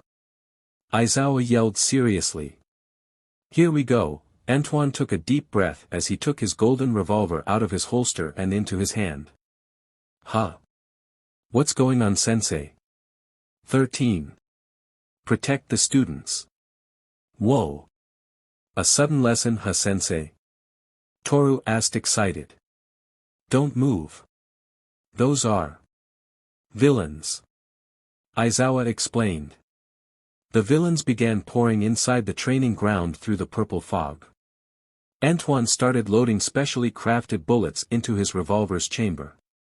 I wonder if some dead kids will bring All Might here. The leader of this entire assault asked. Villains. No way. What villains would be stupid enough to attack a school for heroes? Are the sensors down? It must be one of their quirks. Toru pointed out. 13. Began evacuation and try to contact the school. Kaminari, try using your quirk to signal for help. Got it. But sensei, you can't fight them all alone. A head-on battle isn't. No good hero is a one-trick pony. 13. Take care of them, he said as he leapt off the stairs into the horde of villains. As Aizawa was fighting the villains down below, one of them managed to get past him by teleporting atop of the stairs. Greetings. We are the League of Villains. Forgive our audacity, but today we've come here to UA High School, this bastion of heroism. To end the life of All Might, the symbol of peace. He politely announced. We were under the impression that All Might would be here today, but it seems his schedule was revised. But it doesn't matter, I suppose. My role in all of this stays the same. The purple fog figure said as he was simultaneously attacked by 3 heroes in training. Bakugu, Kirishima, and Antoine attacked. The 2 close combat fighters rushed him while Antoine fired in between the metal plates around his neck. The metal plates hurriedly rose up and the bullet slipped through the fog, missing the villain. That was rather close. Too close. I guess I shouldn't underestimate you children. You are the golden eggs of this school. Both of you get back. Quickly. 13 ordered. Begone. The purple fog expanded and tried to cover every student. Antoine could have escaped with one of his new devices, but he would be missing out on testing his new creations in real combat if he didn't let himself be teleported. Even if this choice was insanely dangerous, the rewards to come out of it had to be just as equally as great. Yuga on the other hand, shot off into the air by shooting lasers from the bottom of his suit's feet and escaped the fog. Antoine couldn't see what happened to him as he was transported into an area filled with buildings on fire. He looked around and saw Ojiro with him. So I'm with you, huh? Antoine said as villains slowly appeared in front of them. Yes. Are you okay? He asked. If you got time to worry about me, you can start dealing with these villains. I don't think they're willing to wait any longer. He nodded before charging into the group of villains and attacking. Antoine rapidly fired 5 shots from his revolver, knocking out 5 villains via hard impacts to the skull. He quickly reloaded the gun as some of the villains split their focus on him and the others on Ojiro. Heh. This would be better if I wasn't in this fucking hot-ass burning city. Antoine said as he fired 6 green bullets. The bullets painfully knocked into the skulls, throats, groins, and other weak points of the evildoers and either knocked them unconscious, took them off their feet, or halted them briefly, but then the bullets began bouncing off the flaming buildings and the ground itself, aiming for the bad guys all on their own. These are my ricocheting bullets. They can do enough damage to crack bone, but the special part about them is when they bounce off a surface, they increase in speed. And can you guess how hard they'll hit after bouncing this many times? He asked as the bullets reached a speed fast enough to become a blur at this point. The villains cried out in pain and agony as they dragged their limping limbs to try and escape. Hey, don't run. Weren't you guys going to torture and kill us? Come back. I still a few more things to test.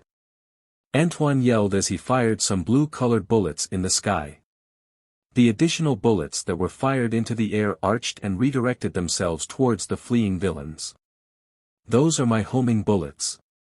They're a bit stronger than the ricocheting ones because these are meant to incapacitate on a single bullet instead of hit and come back even stronger. Antoine happily explained as the cries and shouts of pain and anger continued in the flaming city. It's always hitting my leg. It's the same spot every fucking time, a villain angrily cried out before screaming as one of the bullets hit his leg again and an audible snap was heard as he fainted. Ojiro swiped a villain off their feet with his tail and smashed down with his foot atop their chest. He heard another one coming from behind him and swung his tail and smashed them into one of the burning buildings. An agile villain appeared above Ojiro and tried to stab him from above. Darn. I can't possibly defend this in time. Ojiro cursed as he was currently dealing with another villain who wasn't as weak as the others. He tried to position himself in a way where he wouldn't be injured fatally or majorly, but it turns out it wasn't even needed. One of Antoine's bouncing bullets smashed into the side of the agile villain and the back of the skull of the stronger villain, fracturing their skull and ribs simultaneously and saving Ojiro at the same time. Thanks. Ojiro called out as he fought more villains. I might have forgotten to mention that I added a small homing feature to aid the ricocheting bullets. Antoine grinned as more and more villains were taken out by his creations and soon he and Ojiro were all alone. Ooh, I leveled from that. Using my crafted creations and testing them on the field gives a bigger EXP boost than just creating them. Now that this place is done, it's time to move on to the next. Antoine decided. You know the way back, don't you? Antoine asked.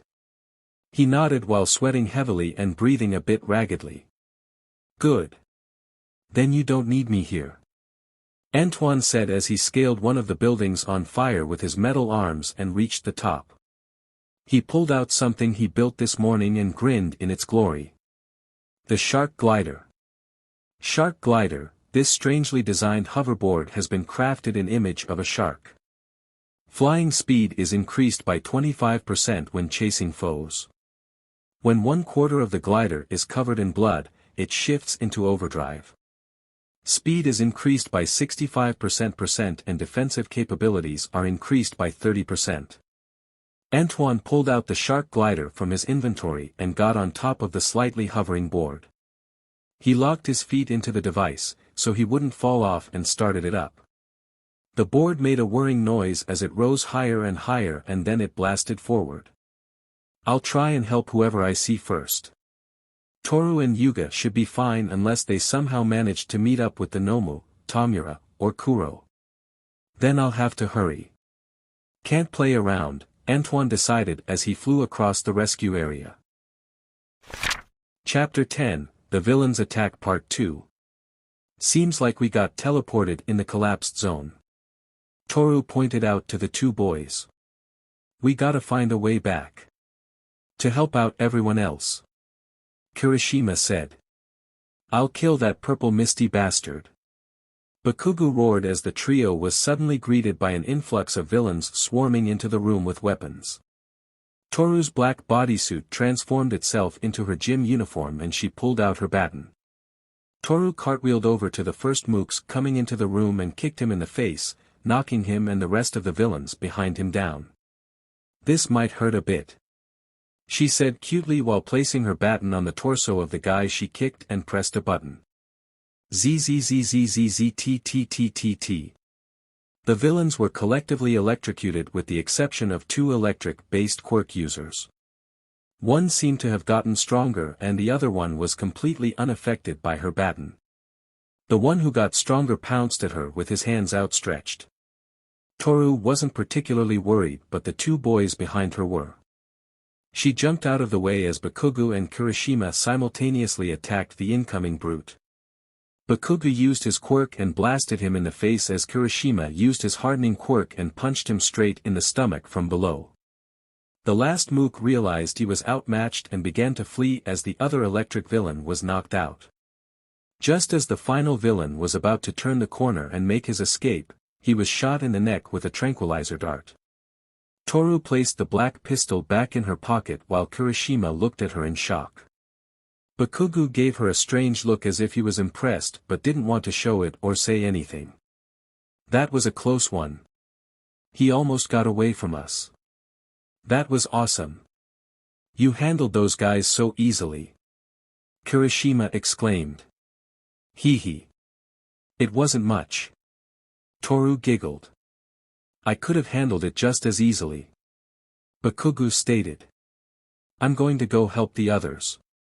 Toru stated as she walked towards one of the open windows and was about to leave. Wait. I'll come with. I'm worried about the others too. Kirishima said. Sure.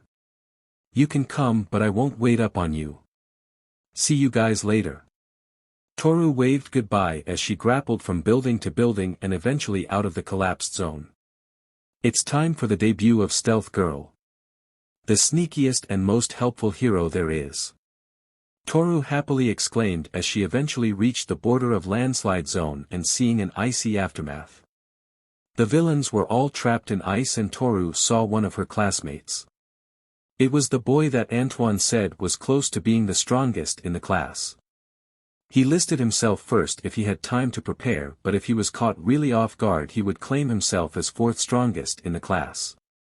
She asked him where she was on the ranking list and he said if she had her equipment better than a majority of the class that isn't part of the top. This only confused her more.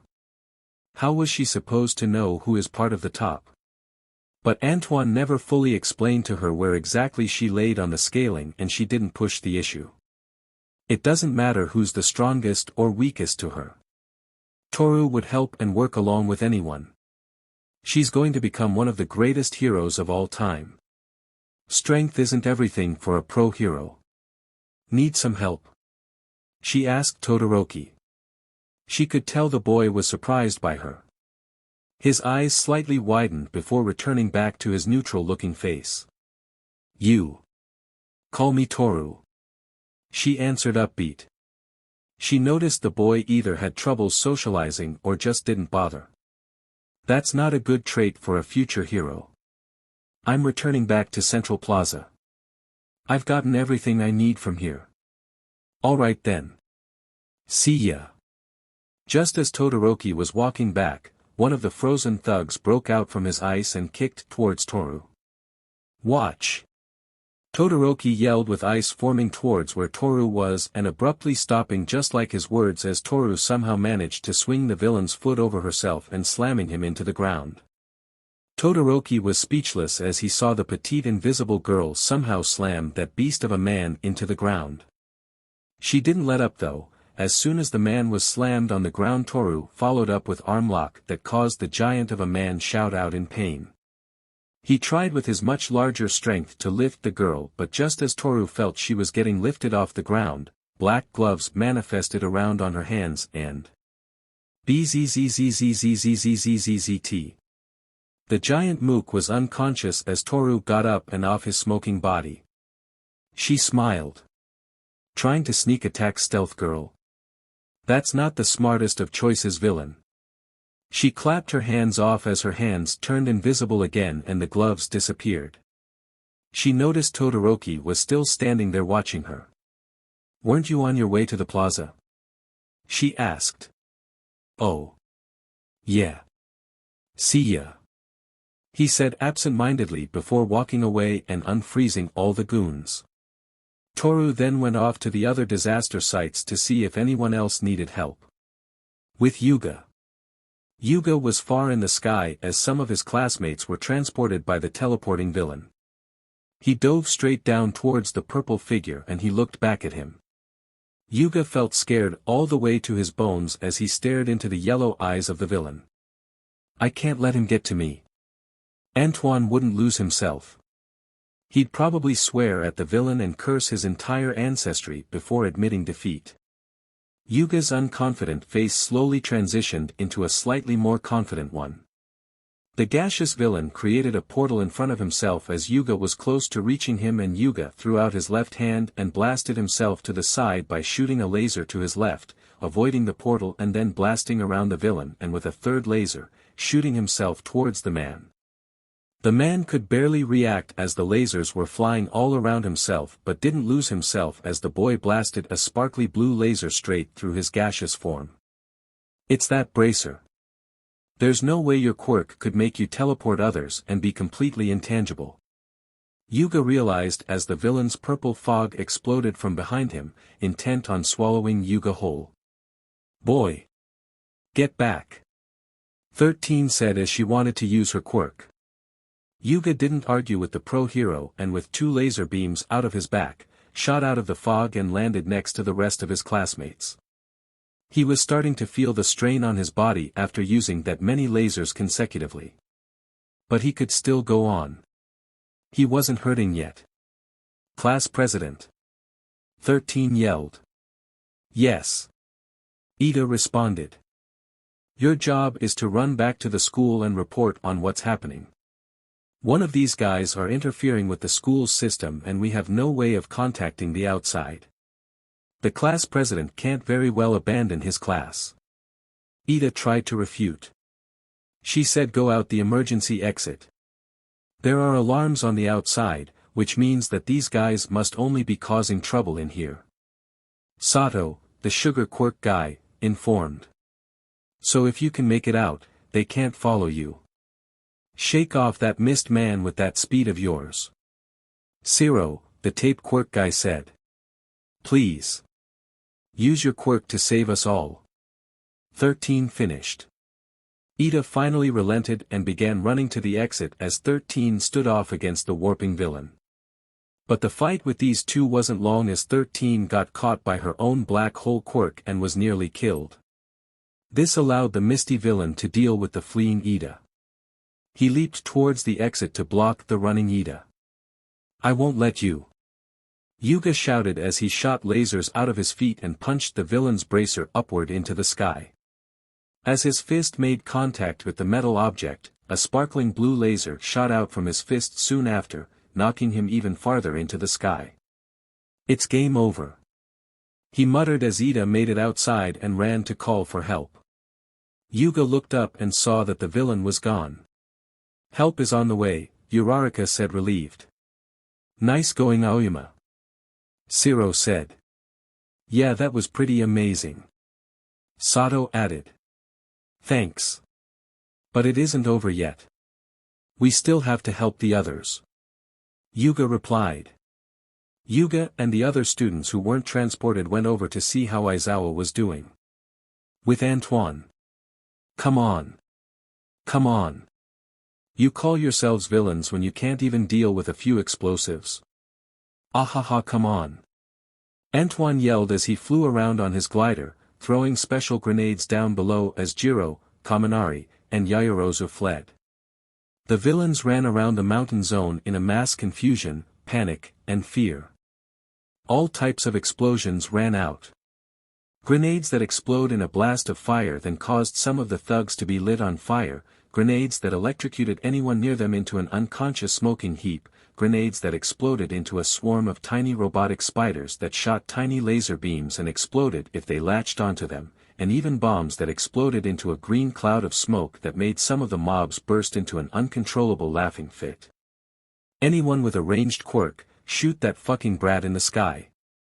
Just try and hit me, you fucking bums. I'll blow you apart. Ha ha ha. Antoine retorted back as his metal tentacles, now in gripping form, wielded guns and shot at the mooks below.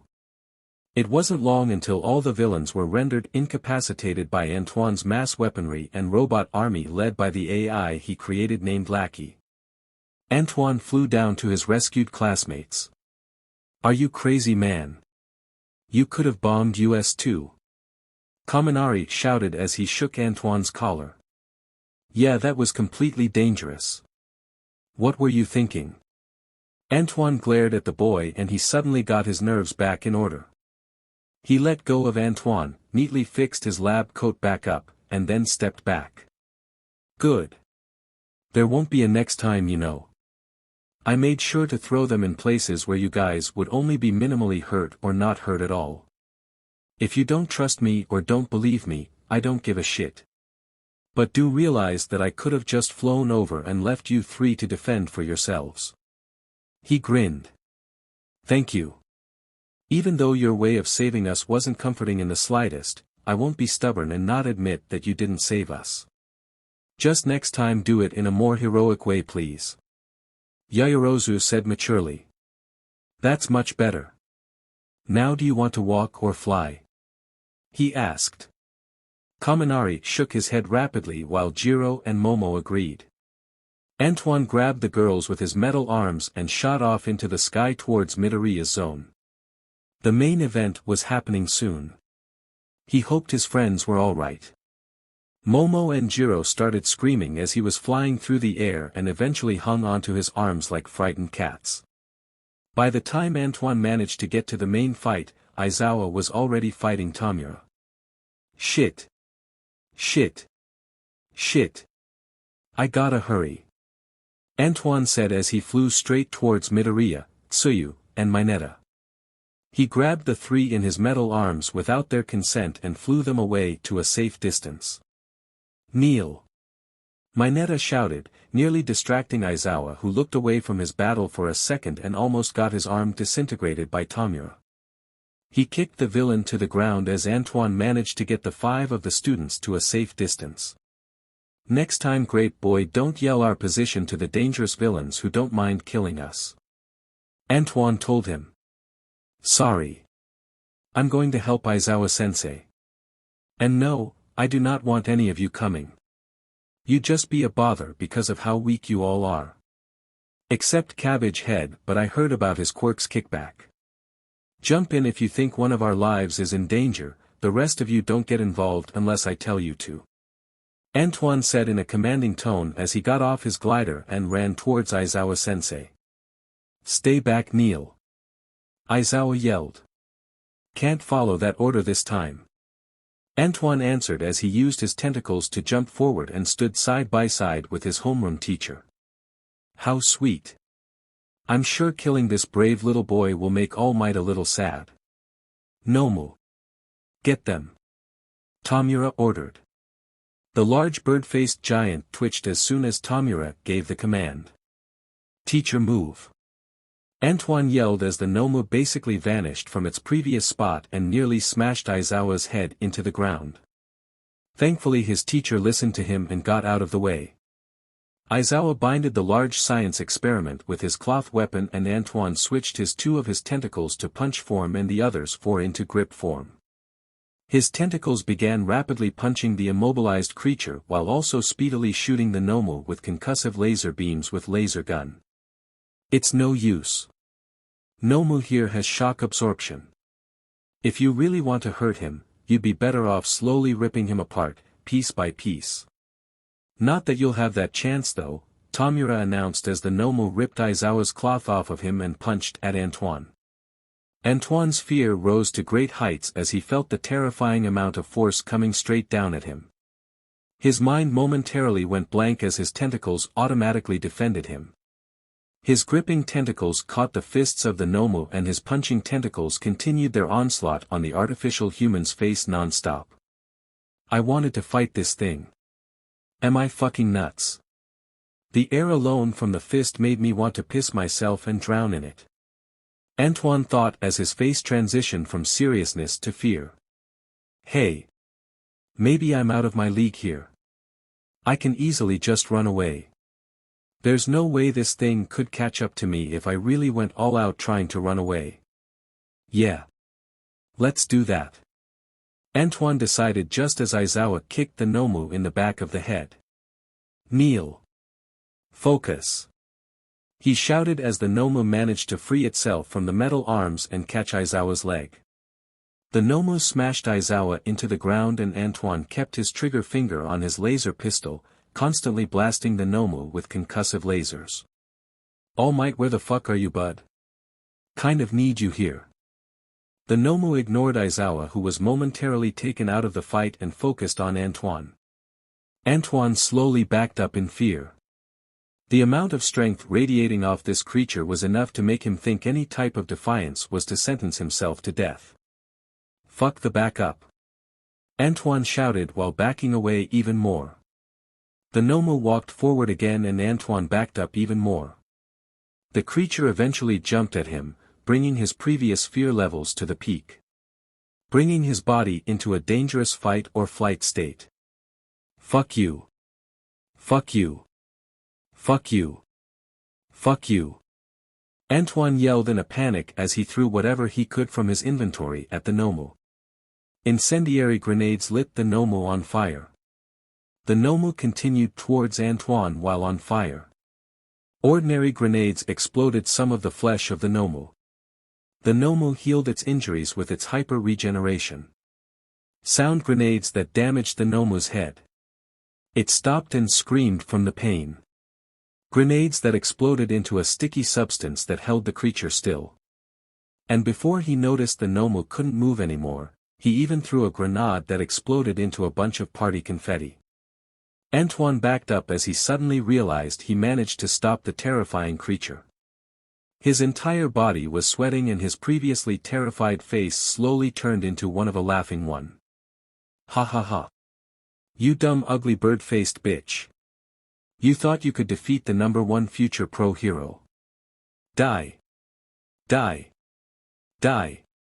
Antoine screamed hysterically as he pulled out multiple small arms from his inventory and equipped them in his hands and 6 of his grip tentacles. They opened fire on the immobilized artificially human and shot him with all types of different bullets. Incendiary bullets, explosive bullets, paint bullets, metal spherical bullets, rubber bullets, concussive laser shots, regular laser shots that pierced through the creature's body, and even a gun that shot tranquilizer darts. The Nomu was quickly healing and being destroyed by Antoine's weaponry. Now that's no fun. Antoine suddenly heard Tamura's creepy-ass voice behind him with 4 fingers on his back. Hey! That's not fair, you dirty shit-eating villain. Antoine stuttered in fear while shaking. So it's only fair for heroes to save their companions, but if villains do it, it's wrong. That's right, you fucking degenerate. You villains are nothing more than stepping stones to my rise to the top.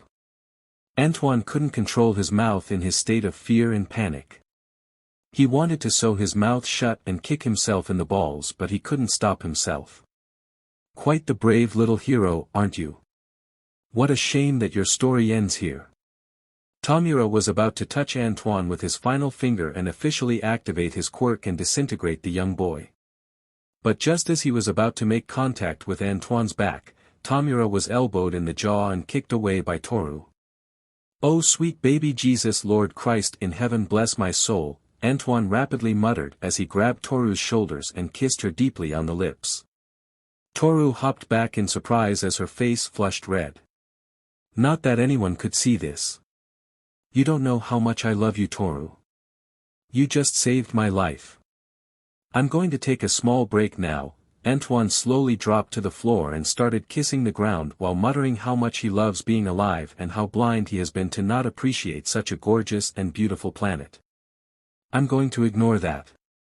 I don't think he meant that in that way anyway," Toru told herself as her clothes became visible and Aizawa recovered enough to fight. "Sensei. Antoine's kind of out of right now. So it's just us." He nodded as he looked at the boy whispering sweet nothings to the ground and then looked at the slightly injured Tomura. "Kill her." Tomura shouted in anger from being hit by the child and also not being able to kill that annoying boy. The Nomu finally managed free itself by detaching its skin and muscles from the glue and then jumped towards Toru. "Stay away from her." A voice from the sky shouted as he appeared next to Toru and from his chest, fired a large sparkly blue laser down. The Nomu was nearly blasted by the newcomer's attack, but the misty villain managed to place a portal down in time and Yuga's laser was coming straight back towards him. Toru and Yuga panicked, but Yuga managed to get himself back in order quicker as he clashed with his own attack. He fired another laser towards his own and the two beams clashed. "Toru! Get out of the way. I sent that first laser with enough force to knock that guy all the way to one of the zones. I won't be able to stop this with you in the way." "All right. Be careful," Toru replied as she flipped out of the way. But the two forgot that the Nomu was still under orders. He leapt with great strength towards Toru again, breaking the ground underneath him. Aizawa wrapped the Nomu in his cloth, but Nomu ripped it apart and continued towards Toru. She was shivering in complete fear as Yuga looked on in horror as he faced against his own attack slowly getting overpowered. Antoine was still in La La Land on the ground and Aizawa couldn't possibly make it over to Toru in time. The distraught in his eyes showed as he failed as a teacher and mentor to keep his students safe. Just as the Nomu was about to grab her, the doors to the training area were completely broken down. Through the dust, a familiar awe-inspiring figure stood there. He slowly walked out of the dust cloud and revealed himself. The students cheered and cried as the hopeless feeling they felt facing the villains went away with the mere sight of the man. "It's fine now. For I am here," All Might announced heroically while looking pissed to all hell. "All Might!" The students yelled as the Nomu, Tomura, and Kurogiri all looked towards All Might direction. Aizawa saved Yuga from his attack and grabbed Toru and Antoine as well before retreating next to the other students. He stood in front of them as All Might slowly took care of the rest of the villains and appearing in front of the trio of villains. "Finally. The trash of society shows himself," Tomura said. "Aizawa. What's the situation?" All Might asked. "The brain villain is as strong as you but also has two quirks. Hyper regeneration and shock absorption. The hand guy can disintegrate whatever he touches and the purple one can warp and create portals." Aizawa replied. All Might nodded before taking off towards the villains. "Nomu," Tomura ordered. The Nomu stood in front of his boss and took on All Might's cross-arm attack and effectively took no damage before trying to grab the number 1 pro hero, who ducked under and punched him to no avail. "He really does have shock absorption. How about this?" All Might shouted as he appeared behind the abomination and German suplexed him with enough force to cause an explosion. But just like in the manga, All Might was captured as the villains teamed. He was trapped by the Nomu digging its claws into his sides and the warp villain's quirk. Toru and Yuga hovered over Antoine. Toru grabbed him by the collar as his eyes were seemingly glazed over. She slapped him hard enough for everyone to look at them. What kind of #1 future pro hero can't even deal with one villain? Get it together, Antoine. She yelled seriously. The slap apparently woken him up from his dazed state. Ah, what the fuck, Toru? Antoine got up with his cheek stinging fiercely. Can't a fucking man take a little break every now and then? Jesus Christ. Antoine stretched a little bit as he put on his goggles. Focusing goggles, this eyewear allows the user's vision to be enhanced to twice as much as a regular person's. Plus 5 int added when equipped. 2x vision when activated. Holds different lenses that can be switched with a button on the side. Glad to have you back. You were acting pretty loopy there. Yuga said. Yeah, no shit. Facing that fucking guy made me piss myself 10x over. Good thing I had a spare pair of pants. Could I get some too? Toru embarrassingly whispered. He pulled out a gym outfit from behind his lab coat and gave it to Toru as she changed out of her current clothes and changed into the ones Antoine gave her. Everyone turned their eyes away except Antoine. Alright, teach. You ready to go save All Might? Antoine asked Aizawa. Fine. But it's only because you've proven yourself capable. Try not to panic this time, Neil. I'll be there for you. I'm here for all of you. He said, comforting the students. Don't worry. I got it out of my system. Like I'd be afraid of a bird-beaked bastard like that. How can I become the best hero if I can't even beat a fucking bird? Haha, don't look down on me. Antoine said confidently as he fixed his afro. The two charged towards the villains in an effort to save All Might. Chapter 11, The Villains Attack Finale. Antoine leapt towards All Might and Kurogyri created a portal in front of him to catch him. Antoine already knew that something like this would happen, and using his metal arms, he threw himself in front of Kurogyri and grabbed his metal piece with his gripping tentacles. Kurogyri couldn't resist as Antoine lifted him up and smashed him into the ground. The young hero in training then placed one of his punching tentacles over where Kurogyri's head is supposed to be and grinned maliciously. Don't move a fucking muscle, you purple misty-eyed bastard. You move an inch and I'm pounding your face into paste. Antoine told him as Aizawa started fighting the Nomu. But he didn't have any attack strong enough to force the Nomu to release All Might. Thankfully though, the students didn't follow Aizawa's orders and Yuga fired his laser and managed to hit the Nomu's arm that was digging into All Might's sides, forcing its grip loose.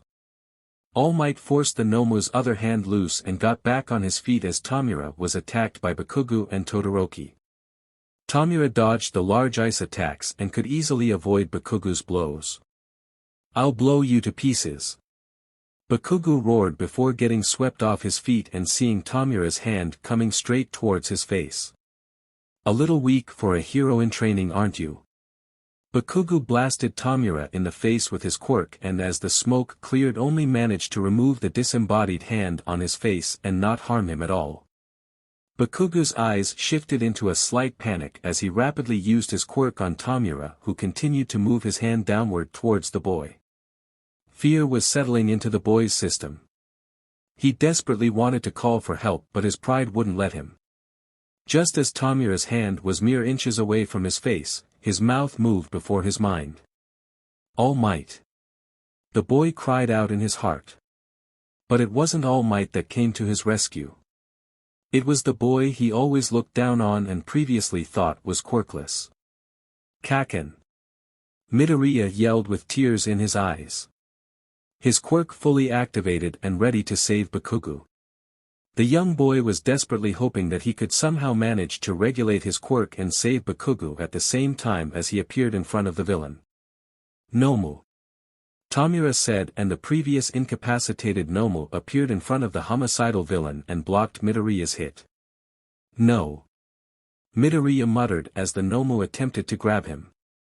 And just as the trope goes, the hero always shows up late. Aizawa saved the Bakugo and Midoriya while All Might combated against the Nomu once again. Aizawa swept up the two boys and got them to safety. It would take a while before Bakugo would come back to his senses. It kind of seemed like this event may cause him to change in some way. Tamura realized that their way out of here was trapped and then ordered the Nomu to get rid of that kid who was constantly proving to be a thorn in his side. Finally noticed me, you handy bastard. Antoine grinned as he was forced to dodge. The Nomu forced itself past All Might and came towards him. As Antoine leapt away, he threw a flash grenade at the science experiment and momentarily blinded it. All Might took advantage of the creature's blindness and began rapidly beating it. Are you okay, Neil? Why wouldn't I be?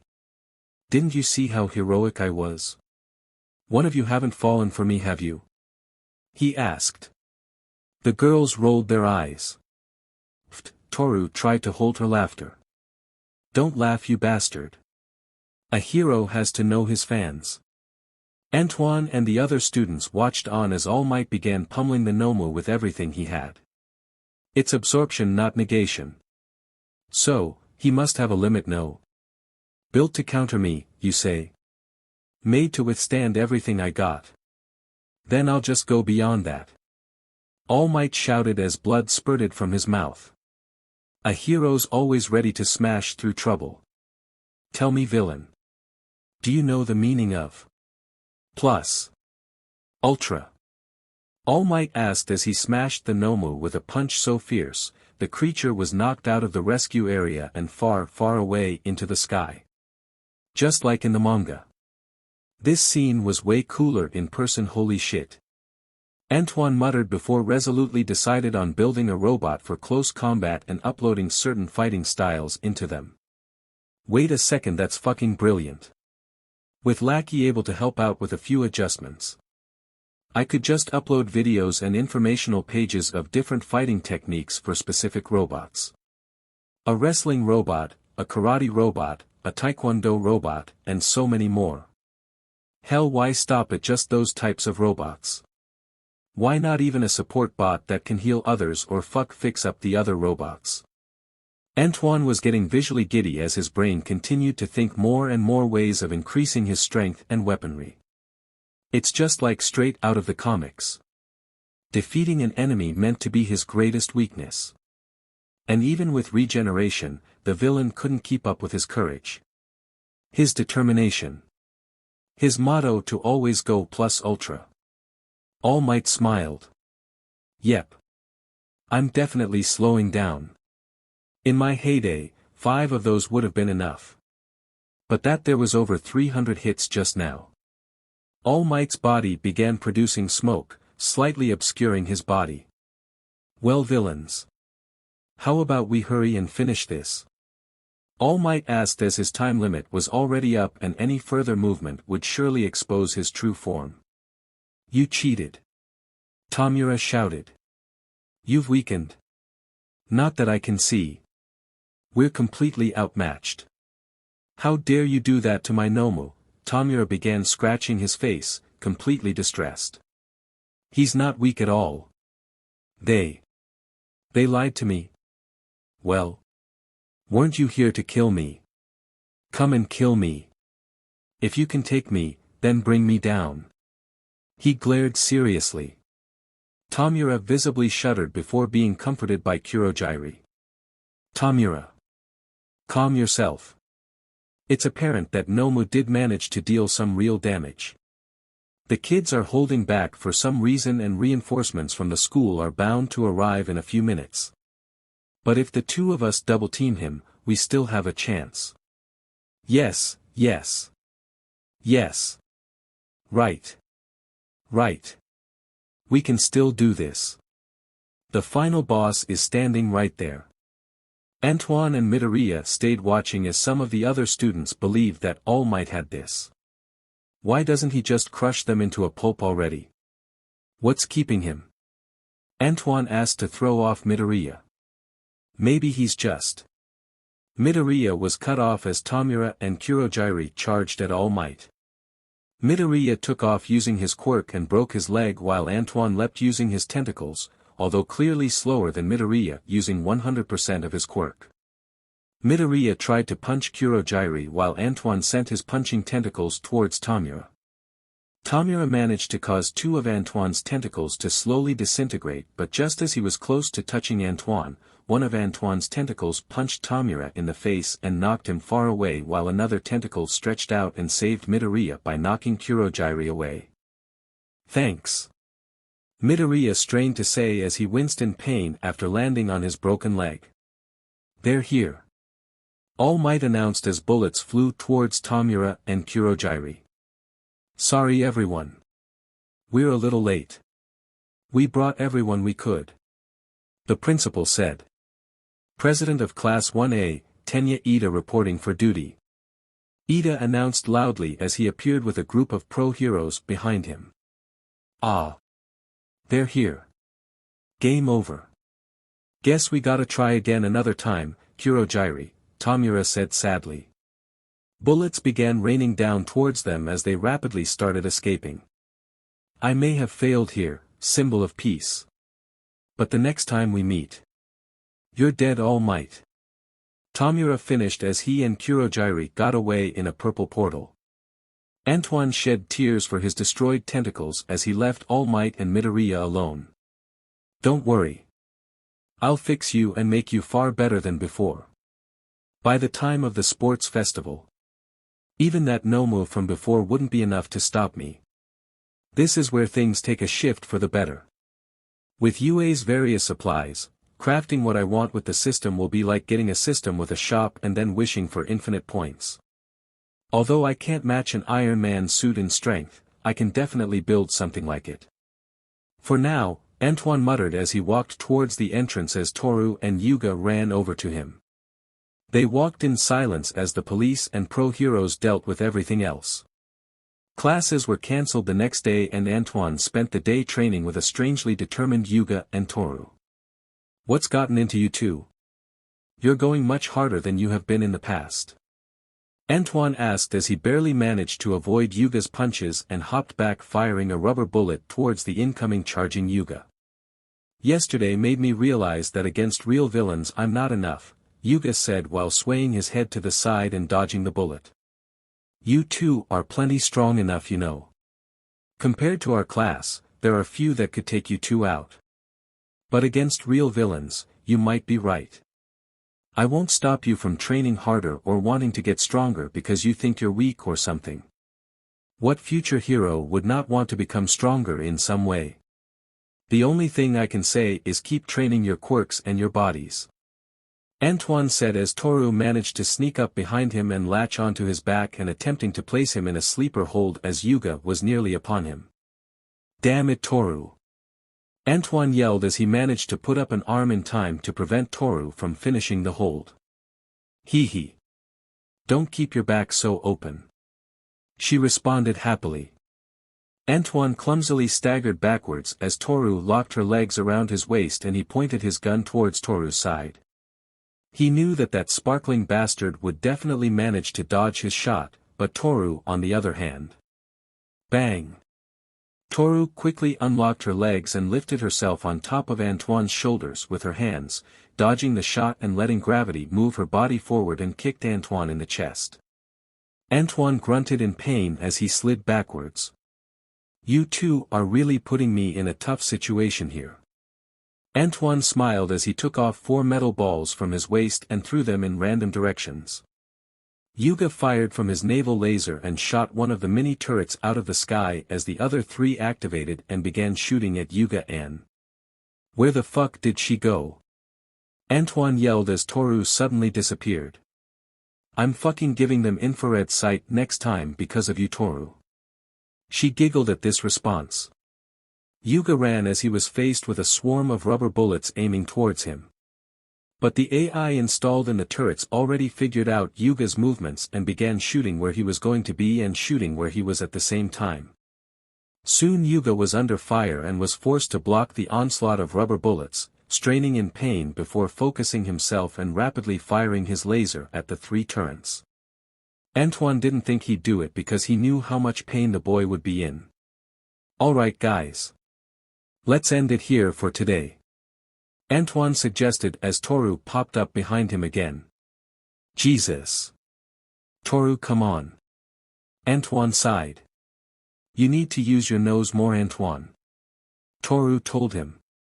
Antoine looked at her before remembering he had a fucking quirk. You're right. You can't hide your scent. Antoine said while sniffing an embarrassed Toru and then Yuga. Okay. I remembered your scents. Don't forget that the sports festival is coming up a couple weeks. So train hard and prepare for all scenarios. I know I'm going to be in the development studio till then getting ready to take first place. Antoine laughed as he went home. Toru and Yuga looked at each other. Let's do our best, Toru. Yuga said with determination in his eyes. Yeah. Let's go all out. Toru replied with equal amounts of excitement in hers. The two returned home and started preparing themselves for the upcoming greatest annual event held at UA. Chapter 12, The Sports Festival. The next day. Everyone was in their seats freely chatting until Aizawa-sensei walked in. UA's sports festival is fast approaching. He announced. Oh yeah. Haha, wow, I totally forgot because of yesterday. We just had a villain attack sensei. Are you sure about this? It's necessary to demonstrate that UA's crisis management protocols are sound. That's the thinking apparently. Compared to past years, there'll be 5 times the police presence. Anyhow, our sports festival is the greatest opportunity you'll get. He said. It's not an event that can be cancelled over a few villains. That's right, and it'll be my chance to finally get the recognition my fantastic gadgets and devices need. Companies and heroes will be fighting to get to me. Antoine said aloud. Like anyone would want you as a sidekick. Have you seen how you act? Jiro said. Don't knock me before you try me. He winked at her. Hell, the hero brave enough to tutor me will see a massive increase in his popularity and strength. I'm not a genius for nothing, you know. He said while pointing at his head. Anyway. Naturally you'll gain valuable experience and popularity if you're picked up by a big-name hero. But your time is limited. Show the pros what you're made of here and you'll make futures for yourselves. He advised. This happens once a year, so you've got 3 chances. If you're hoping to become a hero, this is an event you can't miss. At lunchtime. I'll need to look into some big-name heroes. Only people I know are All Might, the teachers here, and a few others. Antoine said. I'm not surprised you already are looking that far ahead. I'll have to look up some heroes as well, Yuga admitted. I'm going to try for Gunhead. Toru announced. Don't know him. Antoine revealed. Toru gasped. Just because I use guns doesn't mean I know every gun hero. She gasped even louder. Shut it. Antoine yelled. Yuga and Toru started laughing until Aizawa showed up looking as tired as usual. Neil. Come with me for a bit. He said.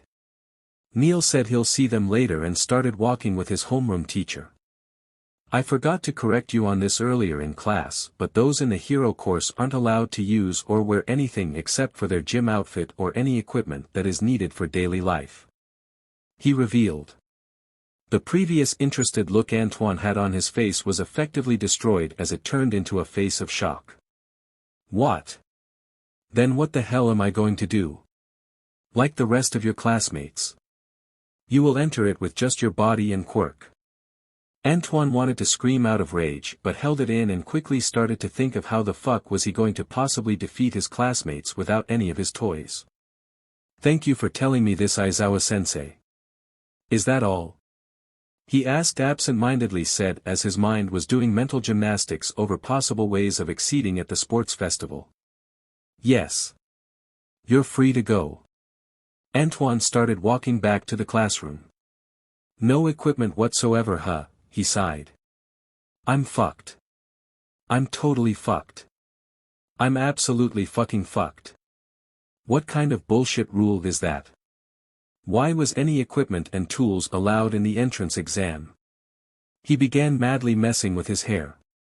I have to think of something. Anything. Fuck. I'm definitely going to figure out a way to clear this arc on top. Like hell am I going to miss this chance to increase my fame. Antoine decided as he made it back to the classroom. What did Aizawa-sensei want? Toru asked. He decided to fuck me. He decided to fuck my brains out and leave me on the bed like a dirty disgusting pig. Antoine said in his anguished state. Yuga and Toru looked at each other in complete confusion while some of the other students also looked back like, what the fuck? Not literally you fucking retards. Antoine yelled after realizing these kids would take him seriously if he didn't clear it up.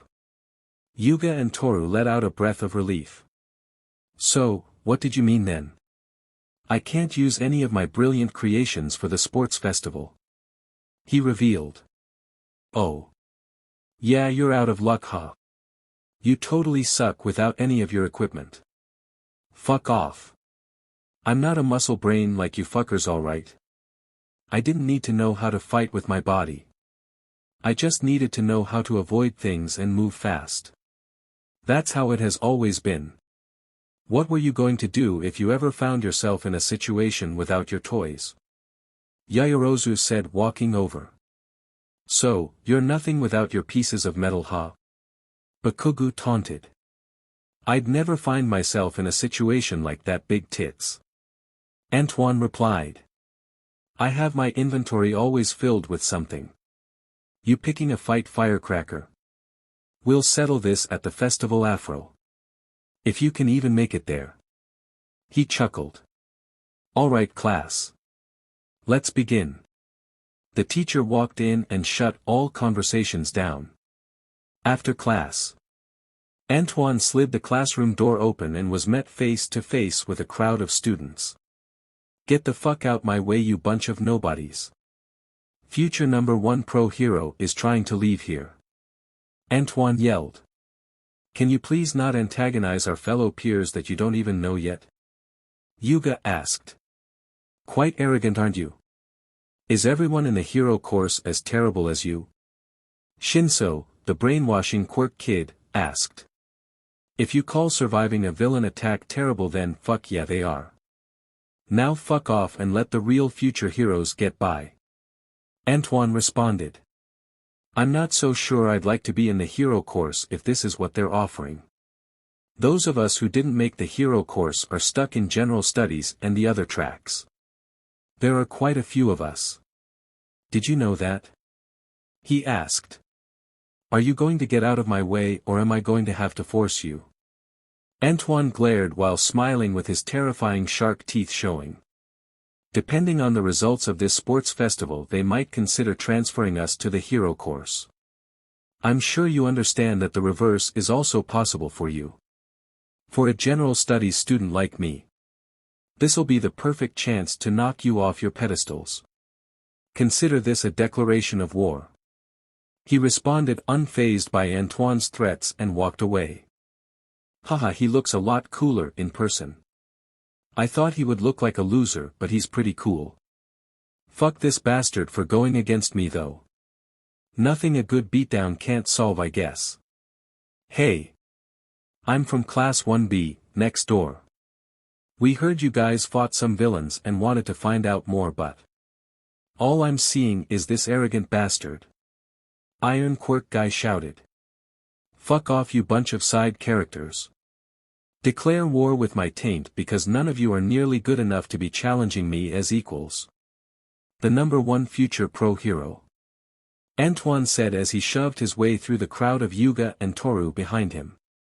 Yuga held his head down while Toru just smiled like usual. Not to mention that nearly everyone in the class was pissed at Antoine for intentionally antagonizing all these other students they'll be facing at the sports festival. You know, for a guy who has nothing going for him but quick reflexes and shark teeth, you sure do have a big mouth. Toru said. Confidence is a factor no hero can be without. I think too much confidence could be considered a con. Yuga inputted. That's like saying too much money is a bad thing. You just sound ridiculous.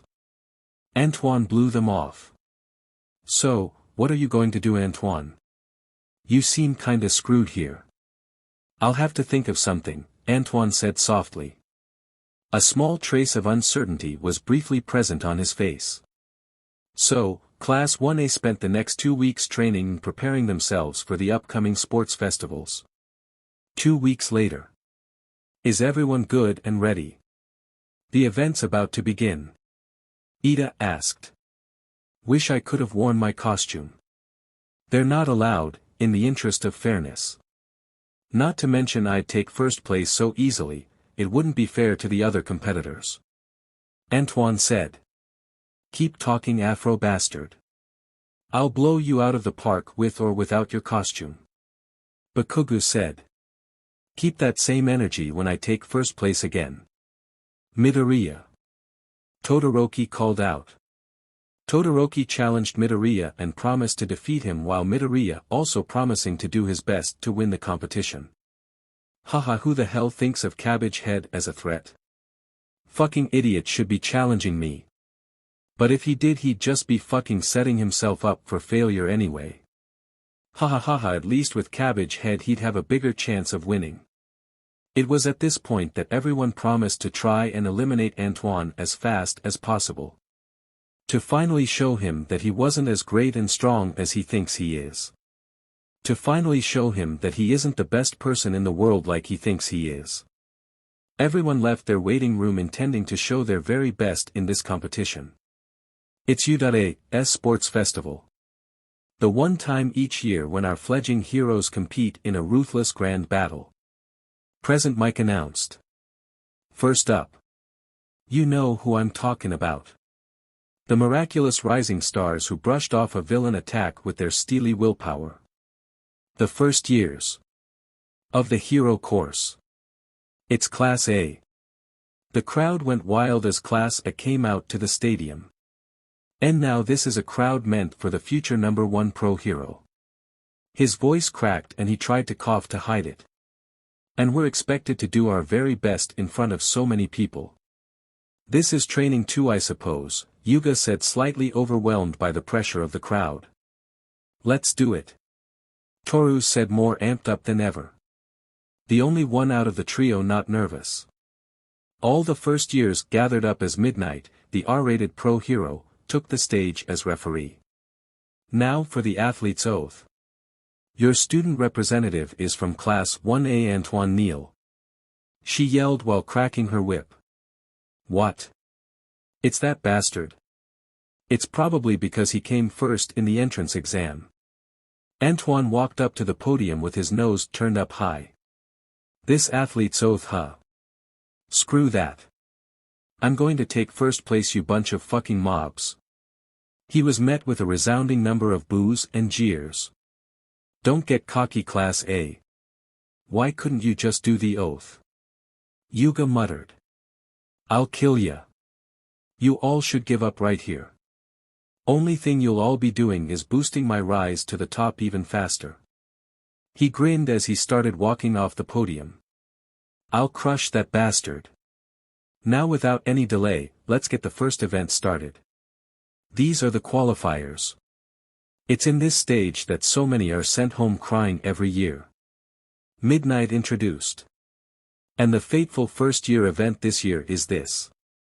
She motioned with her hands at the giant electronic screen. Obstacle course race. Heh. Easy enough. Antoine said as if he didn't already know what the event would be. What even is your quirk, Neil-kun? Mineta asked. You'll find out later. He answered. It's a race between every member of all 11 classes. The course is a 4-kilometer lap around the stadium itself. Our school preaches freedom in all things. Heh heh heh. So as long as you don't go off course, anything is fair game. Midnight explained. All the students gathered behind the starting line. Racers. Heh. With my newest creation, passing this exam will be a piece of cake. I'm so brilliant it's scary. Who knew having such a high intelligence stat would be so helpful? Antoine thought as he patted his gym outfit. Enhanced Agile Gym Uniform. This is the fourth creation in the gym uniform series that focuses on agility. It was created out of numerous very strong fibers. Very resistant to tear, wear, damage, and more. Is practically indistinguishable from the regular UA gym uniform. A very tiny AI chip is present inside the fibers and can control the entire gym uniform when the wearer orders it. Plus 70 AGL added to stats when equipped. Plus 30 VIT added to stats when equipped. Reflexes are doubled when the user has been on the move for more than 2 minutes. Stamina takes longer to decrease. Movement speed increases by 2% every 500 meters of distance gained. Will lose this boost if any damage is taken. Cheating never felt so good. Antoine smiled. Let's do this, lackey. Start. And the race began. Chapter 13, Obstacle Course. The competitors took off towards the narrow entrance. Antoine sped ahead of the pack with his crafted gym uniform and was one of the first ones in the narrow hallway. It won't be long till that icy hot fuck frees this entire place, Antoine thought while narrowly dodging a strange attack from behind him. Who the fuck? Antoine turned around in anger and put up the middle finger to all the contestants behind him, bringing in a whole wave of rage and hate. He then hopped to the roof of the hallway and held himself there as Todoroki let off an ice blast in the crowded area.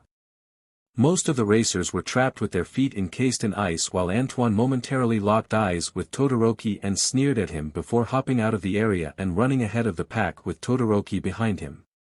Todoroki was slightly annoyed but refocused his attention of gaining first place from the strangely fast Antoine. Soon after, the rest of the students who managed to avoid Todoroki's quirk followed behind him and the race was on again. Get back here, Afro. Antoine heard a fired-up Bakugo yell from behind him. Eat my ass, Bakushit. Ha ha ha ha, fuckers, try and get me. Antoine responded gleefully, surging the murderous spirit of the rest of the racers once more. To kick that Afro kid's ass and shut his mouth up. The racers ran with a fierce collective desire to get Antoine out of first place, and some even began to use their quirks in an attempt to slow him down. Hey, what the fuck is this bullshit? Can they do that? Antoine whined as he narrowly dodged the attacks and finally made it to the first barrier. According to the rules, anything's fair game as long as our contestants stay in bounds. It's a harsh game. Only the best can make it. Present Mike announced. Ha ha ha ha, you shouldn't have said that, Mike guy. Anything goes. I'm going to fucking destroy these motherfuckers. He saw a one-pointer robot attempt to attack him and flashed his sharp teeth in a grin. He flipped over the arm of the robot as it neared him and within a flash bit straight through its arm. Every obstacle course needs obstacles. And we are starting with Robo Inferno. Multiple zero-pointer robots from the Hero Course entrance exam and the other robot villains made for it. Present Mike explained. Antoine then ran towards the horde of zero-pointers. Even if I don't have any of my tools, you fucks won't slow me down. Antoine told himself as he jumped out of the way of a zero-pointer trying to squish him with its giant hand. He quickly ran back towards the hand and hopped on top of it. Antoine then started running atop of the huge robot's arm and made his way towards its head. Wow, look at Neil go. The kid decided to take the high road, is now hopping from robot head to robot head. How will the others catch up to this kid's ingenious mind and extreme athletic ability? Present Mike announced. Antoine showed off a sparkling smile towards the cameras and a thumbs up as he continued hopping from zero-pointer to zero-pointer. Todoroki just now finished off a zero-pointer behind him and took the low road through the robot's legs. The rest of the competitors were either stopped by Todoroki's robot crashing down near them or the smaller robots, but it wouldn't be long before some of the more talented students would get past the robots and continue with the race.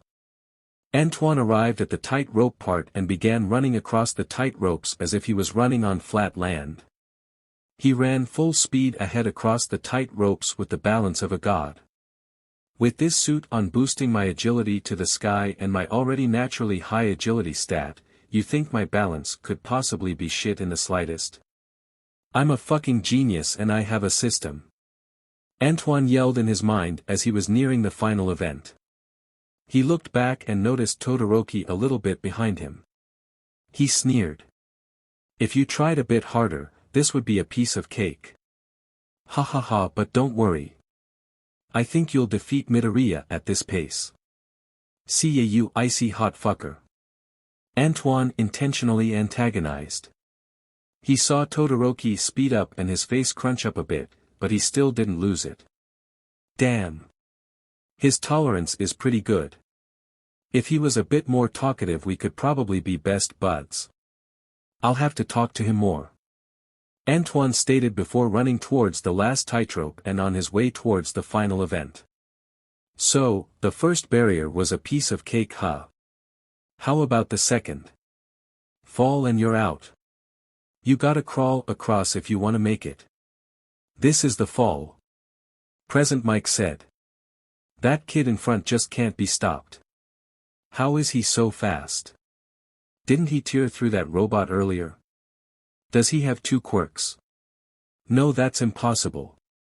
His teeth must be something inherited from his parents and the reason he's so fast is the quirk. That makes sense. Aizawa had a stern look on his face as he stared at Antoine. He wouldn't.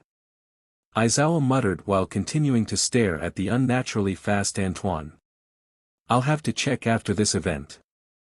And the leader of the race keeps breaking ahead, while the rest of the pack is bunched up.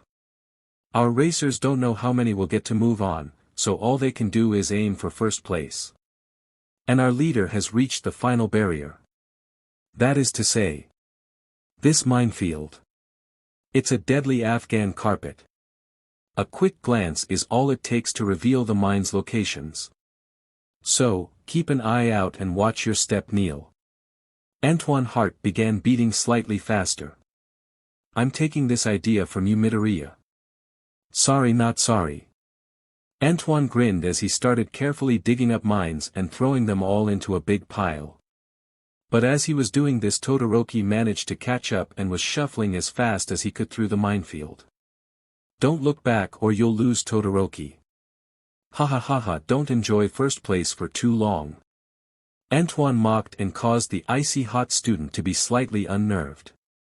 And we have a new leader, everyone. Neil suddenly stopped and Todoroki took the chance to move on ahead and become the leader for himself. Present Mike yelled as the audience cheered at this upset. He was doing perfect. Why'd he stop? Maybe he got scared. He wasn't scared of the humongous freaking robots, but he's scared of some mines. I don't know. Let's keep watching. Antoine continued to dig up mines and pile them all together as the rest of the racers made it. Bakugo blasted himself past Antoine. Other members of his class started reaching the final event as well and looked over at him curiously before running in the minefield themselves. See ya, Afro bastard. Watch me take first place. These mines mean nothing to me. Bakugo said as he blasted himself over the mines without any trouble. Alright. This is a good amount. Let's hope I didn't overdo it. Antoine said as the mines piled up high enough to match him in height. Antoine went into his inventory and mentally clicked on the first item inside of it. Enhanced Tough Gym Uniform. This is the first creation in the Gym Uniform series that focuses on defense. It was created out of numerous very strong fibers. It is very resistant to tear, wear, damage, and more. It is practically indistinguishable from the regular UA gym uniform. A very tiny AI chip is present inside the fibers and can control the entire gym uniform when the wearer orders it. Plus 70 VIT added to stats when equipped. Plus 30 STR added to stats when equipped. Any attacks towards the wielder are lowered by 5% in power every 5 hits. Buff is lost when user attacks or the enemy breaks their combo. Regeneration is doubled for 10 minutes when severely harmed. Toughness is increased moderately. His outfit was practically unchanged and didn't even look as if it was swapped. Antoine grinned deviously before boosting himself up by jumping down hard on a mine that wasn't part of his pile and curled up into a ball as he aimed himself towards the front part of his mine dump. Boom! All the mines detonated in a giant pink explosion and a pink smoke cloud rose in irritation and fury. From that humongous cloud, a ball-shaped figure exploded out from it. Would you look at that? There's a huge explosion in the back. What's with that force? Wait. Take a look at that. Class Anil is heading for first place with that explosion. Present Mike commented. Antoine very soon after that announcement passed the previously fighting Bakugu and Todoroki balled straight over the minefield. Get back here you Afro bastard. You won't pass me this time. Bakugu roared as his explosions increased in size and power and he blasted himself off to catch up with Antoine. Todoroki clicked his tongue before resolutely making up his mind and deciding to use his quirk to catch up. He made an ice path that prevented the mines from exploding under him and boosting his speed to match Antoine and Bakugu. Antoine was currently spinning like a certain hedgehog and was barely able to comprehend his situation and current status. He managed to see Bakugu and Todoroki heatedly trying to catch up to him. That flexibility perk was more useful than I thought, Antoine thought as Midoriya finally came into the fray as well with the same plan he stole from the green-headed boy. Antoine uncurled himself and began running on his 2 feet again as they left the minefield and were headed towards the stadium. Ahahaha you two fucks are still on my heels huh?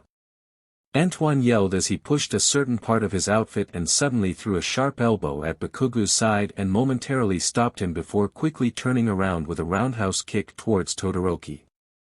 Todoroki managed to dodge the kick but not the following knee to the stomach afterwards and was also stopped just like Bakugu. Antoine then saw Midoriya catching up and grinned as he stood in front of the boy like a brick wall refusing all entry. Todoroki and Bakugu were still recovering as Midoriya stopped. Don't stop. This is a race you know. Come on cabbage head. Better yet I'll come to you. Antoine decided as he ran towards Midoriya with an easily telegraphed right punch. Fall for it you fuck. I dare you. But unlike what Antoine wished to happen, Midoriya dodged his attack and continued forward with the race. Antoine's previous fighting face slowly turned blank. Well okay then. You can't run forever cabbage head. Antoine yelled as he swapped his uniform back to agility and ran towards the stadium with Midoriya, Bakugu, and Todoroki. Well it was quite the brawl near the end folks. Let's see who managed to make it back first to the stadium. From the finishing hallway, a slightly smoking and half-frozen figure came out with a huge smile on their face. And it is none other than the Antoine Neal. The one who was leading the race for the majority of the time. Present Mike revealed. That's my baby. Alicia cheered out in her home. That's our boy. Marcus teared up. Isn't that?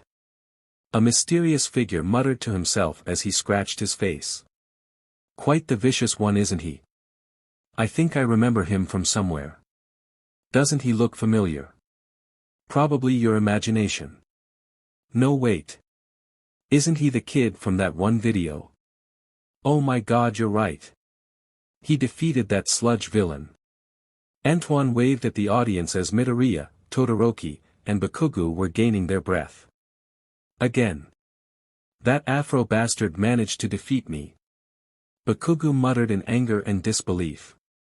He's so scary but at the same time. Amazing. But I can't let this get me down. This isn't the end. I just have to try harder. Midoriya said to himself. Aizawa had sent some pro-heroes part of the staff to look at Antoine for any signs of equipment or gadgets and they said that he was clean. Aizawa specifically requested for heroes who could see past clothes and such. But then how did he? Aizawa was starting to get stressed over his student even more so than he usually does. Antoine. What kind of training could you do in 2 weeks that could possibly allow you to get that fast? Yuga accusingly questioned. I'm a genius, you know. What am I not capable of? Toru came over breathing heavily. Wow. How'd you get so fast, Antoine? Was it another gadget? Toru asked. Nope. Just pure intense working out. Antoine replied while flexing his non-existent muscles. The two stared at him with obvious disbelief on their faces before nodding to each other and surrounding Antoine. Hey hey. Get away from me. What the hell are you two planning? Antoine said, attempting to back up. Toru held onto his shoulder as Yuga started patting him down. Hey. I have rights. I don't consent. Help, I'm being raped. Antoine yelled as Toru and Yuga checked his entire person. After not managing to find anything, they stared at Antoine even harder. We know you're cheating somehow, Antoine. Even if we can't prove it or find whatever made you so fast. Just know that you're a total jerk. Yuga said. Yep. Totally uncool, Antoine. Toru added. Antoine sighed. These bastards just had to guilt trip me, didn't they? Fine. You bastards are lucky you're my friends, or I'd kick the shit out of you for even suggesting I was cheating. Come here. He told them, and they huddled up. Once you get the chance, press this button and switch into the outfits inside. Antoine whispered as he reached behind him and pulled out 2 tiny metal boxes from his inventory and held it out for Toru and Yuga. I didn't say I wanted to cheat too. He angrily whispered. Then what the fuck did you want? I thought you were pissed because you wanted part of the cut. I meant that we shouldn't cheat at all. Listen, Yuga. A hero always has to do his absolute best, even when he's at a severe disadvantage. This is simply me doing my best to overcome the unfair odds stacked against me. I'm only fighting in a way that I can. Being a hero is all about rising up past your limits and doing even greater than you were before.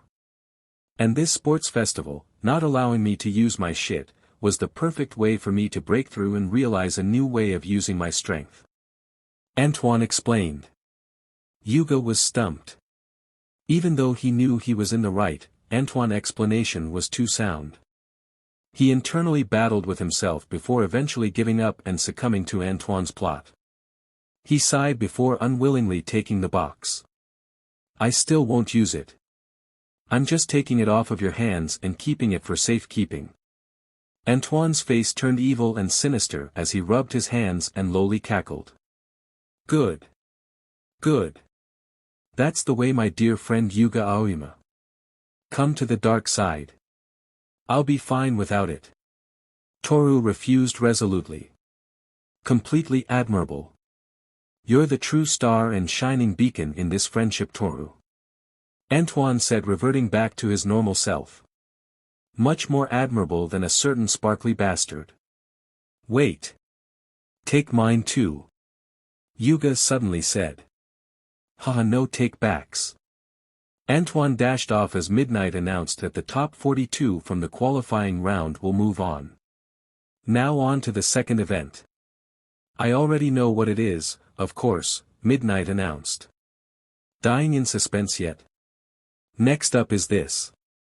She gestured to the electronic board behind her. Cavalry battle. What kind of method should I use this time around? Antoine thought as midnight explained the rules of the cavalry battle to everyone. Participants will, on their own, form teams of 2 to 4 members each and get into a horse and rider formation. The rules are fundamentally the same as those of an ordinary cavalry battle.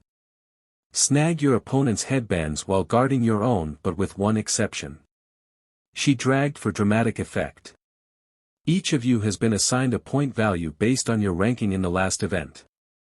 So, the point value of each team depends on its members. Your individual point values start at 5, at the bottom. So, the student in 42nd place is worth 5 points, 41st is worth 10. Get it? But first place participant is worth 10 million points. As soon as she said that, everyone whipped their heads towards Antoine. He grinned before bursting into laughter. Just try and take me down, you bunch of fucking losers. I'm the future #1 pro hero. Don't ever forget it. He shouted in a non-heroic manner. This only served to fuel everyone's already blazing dislike towards Antoine even more. Flames could be seen erupting from a few people's eyes and a volcano could be seen erupting from Bakugu's. It looks like first place is just as fired up as the other competitors. This survival game is a chance for a comeback. It's anyone's game. Midnight announced.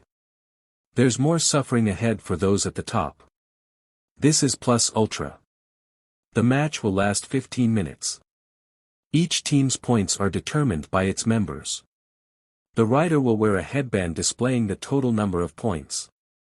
Until the match ends, you'll all compete to grab each other's points and maintain the ones you have. Any headbands you grab must be worn around the neck or higher. But the more headbands you've got, the harder they'll be to manage. Most importantly, even if your headband is taken and even if your horse formation is broken, it's not over till it's over. Midnight explained. Quirks are allowed, so it'll be a brutal battle. However, it's still a cavalry battle. Maliciously attacking another team with the intent of making them fall will get you a red card. And that means you're out of the game. Damn. Antoine cursed. You've got 15 minutes. Time to form your teams. Midnight announced. Chapter 14, Cavalry Battle. Antoine already knew that one person would be approaching him to join his team, but first he has to save his friend from a certain brainwashing fuck. He found Yuga and told him to not respond or even talk to that purple-haired fuck. Antoine explained what his quirk was and how it worked, and thankfully Yuga didn't question how he knew. He was just glad that Antoine warned him and to take back the box. Nope. You better chuck it away or hide next to your balls. Good luck. Antoine told him. By the way, are you sure you don't want to team up with Mr. 10 Million? Antoine asked before he left. Yeah. I can't keep depending on you forever, Antoine. This is a competition and I need to be able to handle things myself. I don't think I'd be able to become a great hero if I was sticking by your side like a sidekick all the time. Antoine smiled. Heh. Don't start crying when I kick your ass, Sparkles. That goes for you too, Toru. Antoine said as the two decided to team up with other people besides him. Just try it. Yuga said, smiling back with fighting spirits surrounding him. My team is going to kick your butt, Antoine. Toru shouted, just as fired up. Yeah, we'll see. Antoine went to look for two certain members of Class B and he found the two teaming up together just like they did in the anime and prayed that his acting skill worked out in his favor. Acting LV2, you're able to play nearly any character you want. Build this skill up higher to become the greatest actor or manipulator ever known. All interactions will have a 4% chance of the recipient having a positive view of the user. Has a slightly low chance of having people believe you're acting. Hey. You two want to team up with me? You two look tough and brave enough. The others are too scared to even think about teaming up with me. Antoine asked.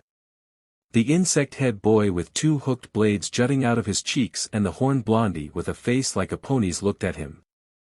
Interesting. Teaming up with first place would definitely bring some strong guys. I'm in. The guy responded. Sure. I'll do my best. The girl said somewhat timidly. My name's Neil. Antoine Neil. Glad to have you two with me.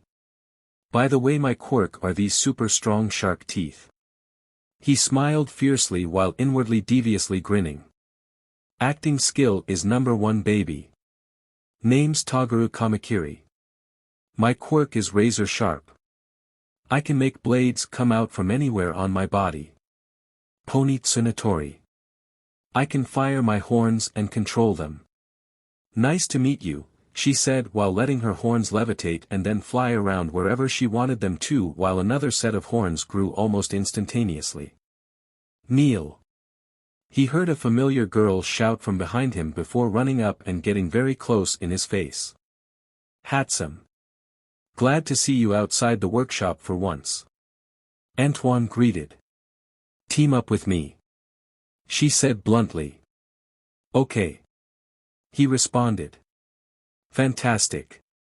Now my super cute babies will be seen by the industry big shots and by proxy I'll be seen and taken notice of because of my babies. She said excitedly. I expected no less. Even if we have a certain bond for inventing things, she loves showing her creations off far more than I do. Antoine smiled before introducing Hatsum to Kamakiri and Tsunatori. Let's strategize, team. Antoine said. Hatsum started explaining all of her super cute babies that she's brought to show off, and some of them were even objects they worked on together. Antoine started laughing inwardly. With this setup, unless they all work together to get us, we will be unstoppable. Maybe I should have helped Hatsum build some more stuff to help me. Too bad I didn't think of it at the time. But now it's time to test out this crafted outfit. Enhanced Powerful Gym Uniform. This is the second creation in the Gym Uniform series that focuses on strength. It was created out of numerous very strong fibers. Very resistant to tear, wear, damage, and more. Is practically indistinguishable from the regular UA gym uniform. A very tiny AI chip is present inside the fibers and can control the entire gym uniform when the wearer orders it. Plus 70 STR added to stats when equipped. Plus 30 AGL added to stats when equipped. All attacks are strengthened with a weakening effect. Any defensive actions will have the wielder's attack for 5 minutes. Offensive actions during combat will boost physical strength by 5% every minute in combat. Your 15 minutes are up. Time to get started. Midnight announced. Hey, wake up, Eraser. They've had their time to form teams and strategize. Present Mike said to Aizawa. And now all 12 teams are lined up and ready to move. Present Mike said to the audience. Interesting. The teams they've come up with. Aizawa said. Let's get a battle cry. Here comes the starting signal. The audience roared out in excitement while stomping their feet on the stands. Blood begets blood in the UA Grand Match. 3, 2, 1. Start. Everyone charged for Antoine's team. Antoine was the rider while Kamakiri, Hatsum, and Tsunatori were the horse. Kamakiri, Hatsum, and Antoine had a smile on their face. I think they'll have a hard time getting the headband from out of your afro, Neil. I can barely see it. Hatsum pointed out.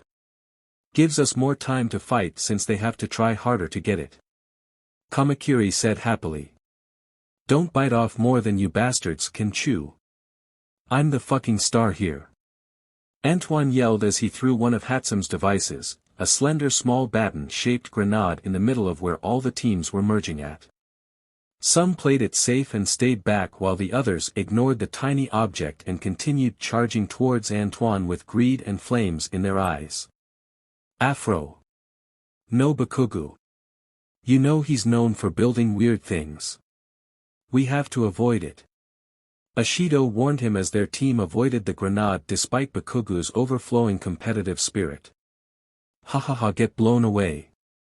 Antoine shouted maniacally as the grenade exploded into a strong force that knocked some of the competitors back or completely toppled them over and forced them to remake their horse and rider positions.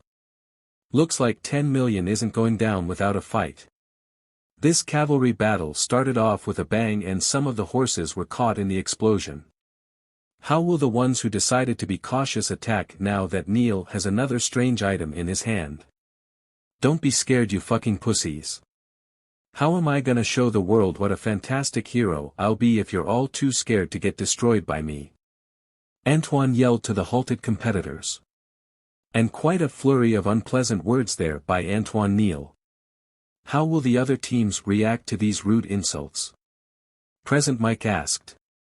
While some of them were spurred into action by humiliation, others continued to stand by and watch, and some even began targeting the ones who wanted the 10 million headband. Damn. These fucks aren't as dumb as I thought, but well. Easier for me to pass. Nice. Your taunting is firing me up. Look at those bastards' eyes. They want to slice us up into a million pieces. Kamakiri told him. Maybe we shouldn't be so mean. Tsunatori suggested, obviously affected by the murderous eyes focusing in on them. Which baby are you using next? Use this one. Oh wait. We're under attack, use this one. Hatsum suggested. Bakugu came flying over towards Antoine ready to blast his face. Antoine grabbed Hatsum's next baby and prepared himself. Don't think you're hot shit, Afro. Bakugu yelled as he blasted towards Antoine. I am the shit, Bakubich. Antoine responded back while activating Hatsum's baby and blasting Bakugu away with a funnel-shaped gun. The gun fired out a sound wave that instead of targeting the ears and damaging their auditory parts, it focused on creating a sound wave that can affect the body outwardly. The gun with a funnel-shaped barrel shot out sound waves that dealt concussive damage. Nice. Although the damage is a bit low for my tastes. It's meant for defensive purposes. Not offensive ones. Awesome. Kamakiri said. Bakugu was caught by Ciro's tape and then they were under attack by another team. We'll be taking that Neil Kuan. Tsuyu said, hiding inside Shoji's armed dome. Her tongue flicked out to grab his headband while Mineta rapidly threw his sticky balls at their feet. My time to shine. Kamakiri shouted. Large blades came out of his forehead and he sliced all of Mineta's projectiles with ease.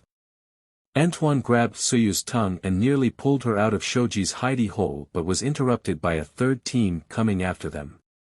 Antoine. You're mine. Toru shouted as her team came from behind his and Toru attempted to grab at his headband. Get off me, you thirsty mutts. I'm not some hussy who lets just anyone have his body. Unless you ask me later, Antoine winked before taking off into the sky with Hatsum's jetpack. Their team was now safely flying above all the other teams and 3/4 of them were smirking. Look at my babies. Aren't they so amazing? Hatsum advertised to the audience. Gimme a long-distance weapon. Antoine asked. Don't have one. What? I didn't think I'd need one. Antoine sighed. That's exactly why you should have brought it. But anyway, I guess we'll stay here till the game is over. I wanted to fight a bit more, but I won't complain taking first place.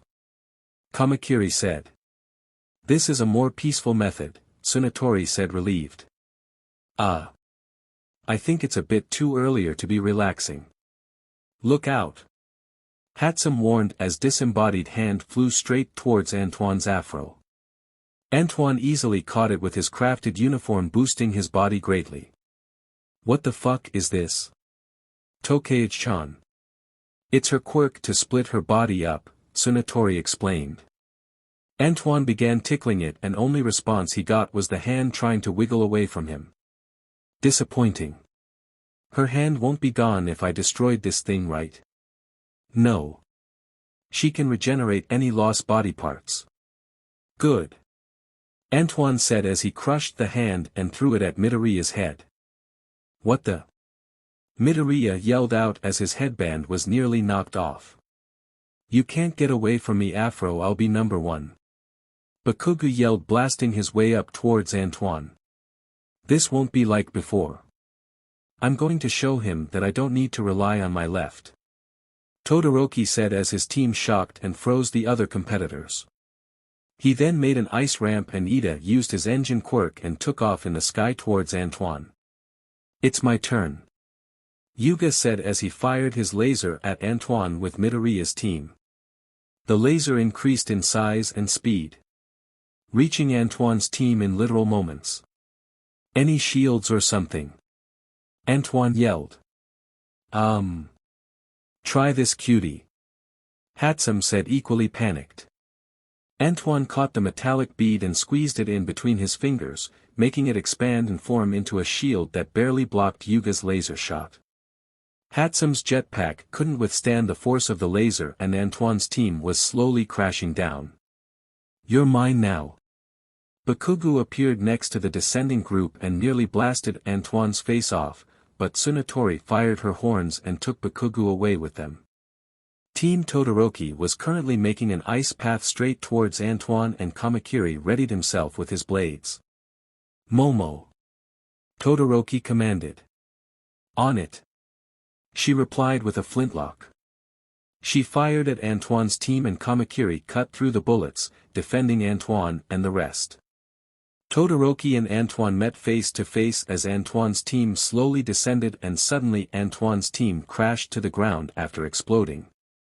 It seems Team Bakugu has made a comeback and have stolen first place. Team Antoine is in a pretty bad place right now. Will they be able to make a comeback?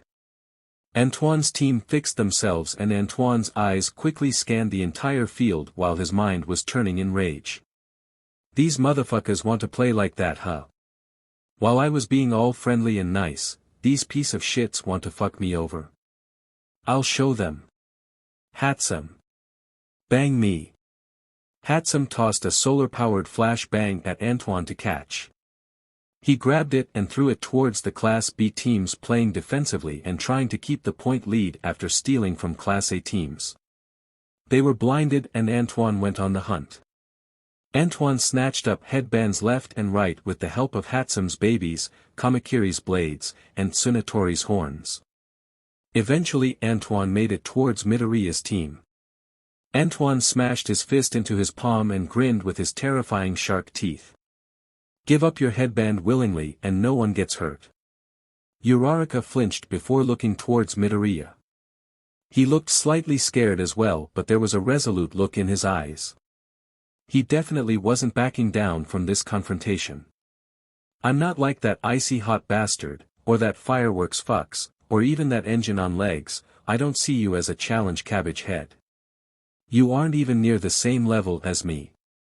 Even if All Might is your mentor or illegitimate father or whatever. It doesn't matter to me because I will become even greater than the symbol of peace. I will be the hero of all heroes. The very image of heroics itself. Antoine announced to Midoriya. I know you don't think much of me, Neil, but I have dreams of my own too. You aren't the only one trying to become the greatest hero. I will beat you and prove that I too can become one of the greatest heroes. This sports festival isn't a stage just for you alone. It's one for all of us at UA to show the best sides of all of us. Midoriya said while tightening his headbands.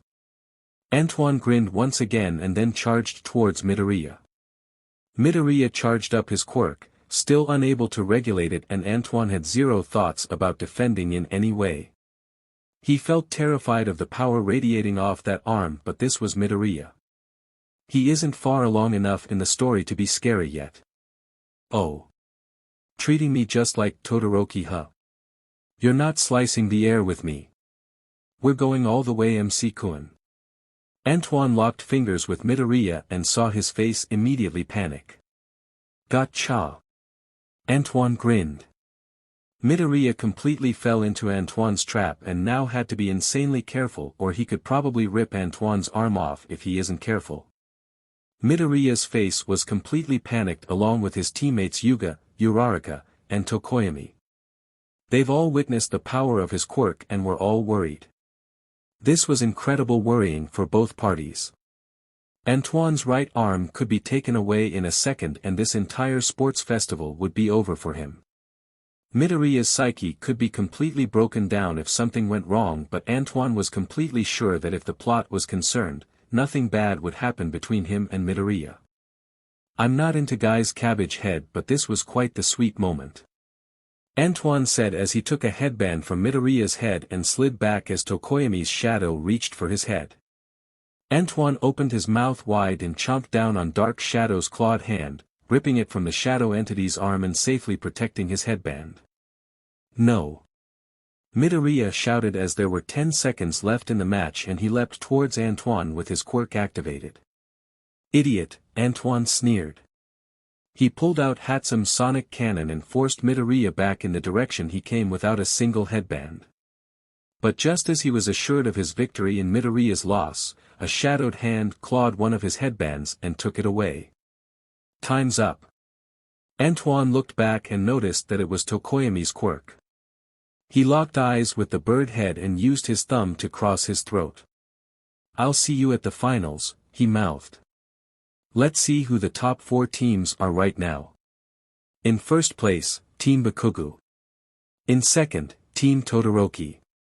Third, Team Antoine. Fourth, Team Midoriya. These 4 teams will proceed to the final event. The team then began cheering, relaxing, and talking about the cavalry event. Chapter 15, Tournament Part 1. I think I managed to show off my babies quite well thanks to you, Neil-kun. And thanks to you I get to show off some more in the upcoming event. Thanks. Hatsam said. If I could only show off my gadgets, this entire sports festival and those big business companies would be like putty in my hands. How fortunate you're in the support class, Hatsam. That's right, hero boy. I'll see you later. She teased before laughing and running off to check on her babies for the final event. Growling. Toru growled cutely. Antoine softly smiled. You still got 2 more chances left, my dear Toru. Antoine said to her before getting punched in the arm. Ow. Don't tell me something like that. I really wanted to win. Toru said. That's right, or cheat. She giggled. I'm not that desperate to win.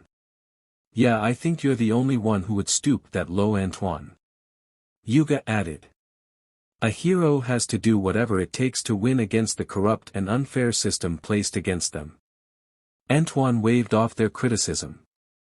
All the students then began exiting for lunch so that the next event could be set up. Antoine, Yuga, and Toru joined up with their classmates as they ate. I still don't understand how you can hang out with a jerk like him and be fine with it. Yaoyorozu said. He's a good person at heart. Even if he acts like a total jerk. Toru explained. Why haven't we seen any of this good person at heart then? Jiro asked. Toru giggled. Well, that's because he's pretty shy. Toru revealed. The girls did a spit take. Him. Shy. You're joking. Ashido yelled. I know it's hard to believe, but Antoine can be quite sweet when he's not putting up any walls around himself. If you can ignore some of the mean things he says, you can see that he can be a really nice guy. The girls still had a hard time processing that Antoine could be anything but an asshole. And Toru's defense for him wasn't all that convincing due to her growing up with the boy. But they wouldn't completely abandon Antoine if he could show some signs of growth or niceness in the future. Some of the boys, however, managed to bond with Antoine. I think they'll do it. They are the gullible type, so it wouldn't be hard to convince them if you 3 said it. Antoine said to Minetta's plan of getting the girls into cheerleading outfits like the American cheerleaders in the stadium. Really? You really think they'd do it, Neil? Minetta asked. Antoine nodded. Just make sure all 3 of you go over and said that you heard from Aizawa-sensei that they needed to do it. Minetta, Kaminari, and Siro went over to the girls' table and went ahead with their plan while Antoine ate and chatted with Yuga and some of the other guys. Katsuki, Izuku, and Shoto are missing. But that's not right. Did Izuku somehow use his quirk on Shoto during the cavalry battle and frighten Shoto enough to use his flames in fright? I completely missed it. I was too busy focusing on my team, it seems. Lunch break ended a little bit after and all the students returned back to the arena. Before we get to the final event, I've got good news for all those out of the running. This is still a sports festival, so we've prepared a recreational activity for all participants. We even shipped in cheerleaders from America to get you pumped up, Present Mike announced before suddenly stopping. What's this? The girls from Class A are also in cheerleading outfits. Why? Nice. Antoine said in agreement with the other 3 boys. Well anyway. We hope you all enjoy this little recreational competition until it's time for the final event. A tournament, huh? So we'll be up on that ring I see on TV every year. Was it a tournament last year too? The format's always different, but most years involve some kind of head-to-toe competition. The matchups will be decided by drawing lots. Once that's settled, we'll move on to the festivities and then the tournament itself. It's up to each of you 16 finalists whether or not you participate in the fun. I expect some of you would rather take a breather and save your strength. Midnight explained. Now let's start with first place team, Dash. Midoriya vs Hatsum. Todoroki vs Zero. Kamakiri vs Kaminari. Ida vs Antoine. Ashido vs Aoyama. Tokoyami vs Yayorozu. Tsunatori vs Kirishima. Uraraka vs Bakugu. Hatsum. That's me. Hi there. I want to talk to you for a second actually. I'm meeting him in the second round. He better bring his best. I'll carve him up. Kamakiri, the guy who can manifest large blades from anywhere on his body, said. Class president. I've been meaning to kick your ass. I still remember you threatening me some time ago about my behavior. Don't take it too personally when I crush you. Antoine told Ida before walking away. Bring everything you got, Neil. I won't hold back in our battle. He shouted determinedly. Now let's set aside the tournament for the time being and get on with the thrill-a-minute festivities. Present Mike said. Antoine didn't participate in the activities and went to one of the rooms in the back to dwell on the upcoming matches. He wasn't worried or anything but was coming up with the best plan to completely destroy and annihilate all of his upcoming opponents. He could just wing it and be fine, but winging it nearly cost him the last event. He can't continue to underestimate his peers as much. Especially when they grow in strength and smarts like in the later chapters. While he still plans on looking down on them a bit, he wouldn't be completely careless anymore. Keeping up with Ida won't be a problem, and then taking him out with the power uniform should be simple enough unless he starts at 100%. Then I'd have to use my secret weapons. Beating the sword guy or Kaminari shouldn't be too hard. I hope those blades aren't organic if he does beat Kaminari. As Antoine sat alone in the room, he was visited by Midoriya. This is the room for the... Yeah, I know. Antoine responded as he left the room with Midoriya looking at him, thinking that he looked different and not scary at all. Hey, are you guys ready? You've been through hell to get here. But now it's time for the one-on-one tournament. You've only got yourself to rely on. Even if you're not a hero, this saying holds true. Spirit, technique, strength, wisdom, and knowledge. Use them all and show us your best. Present Mike started everyone off. Since Shinso was eliminated, Midoriya was facing off against Hatsum, and it seems he fell for the same scheme Ida fell for in the original anime. He had no idea the type of personality Hatsum had due to not being on the same team as her as well. The match went exactly like how Hatsum's match did in the manga, with her showing off her tech and Midoriya being taken for a ride until she felt that she showed off her stuff a good amount and surrendered. The next match ended in a flash with Todoroki unleashing a gigantic ice attack on Zero and winning. The third match, however, didn't turn out the way Antoine thought it would. He thought the sword quirk guy would easily take this, but it turns out he was a goddamn idiot. He let the electric bastard get close and shock him, ending the match. It was now his turn to come up. Next up is Tenya Ida of the Hero Course versus Antoine Neal of the Hero Course. I wonder who's gonna win this matchup. Antoine got up to the stage with Ida on the opposite side. He grinned while cracking his knuckles. Ida's eyes focused on Antoine and turned serious. Strength uniform is equipped along with some miscellaneous agility items. This should be a piece of cake. Lackey. Pro wrestler variation. Antoine whispered as present Mike yelled, "Start." Ida shot off at incredible speeds towards Antoine. Once he got near, he kicked his leg towards Antoine's chest. Antoine moved in close and grabbed Ida's leg and moved along with the initial momentum of Ida's kick and slammed him into the arena's ground with a whirlwind slam. Ida impacted against the ground face down and suffered a bloody nose from it. He was completely shocked that Antoine was capable of reacting against his speed and then also being this strong. He quickly rolled over and dodged Antoine's foot that was coming down straight towards his legs. He noticed that his body felt slightly weaker and slower after taking Antoine's attack. "What are you scurrying around for class press? Aren't you from a famous hero family? Can't let them see you being toyed around with. Get up. Show everyone here what you can do. Don't hold back and show us everything you got. You're right. Prepare yourself, Neil. I'm going all out."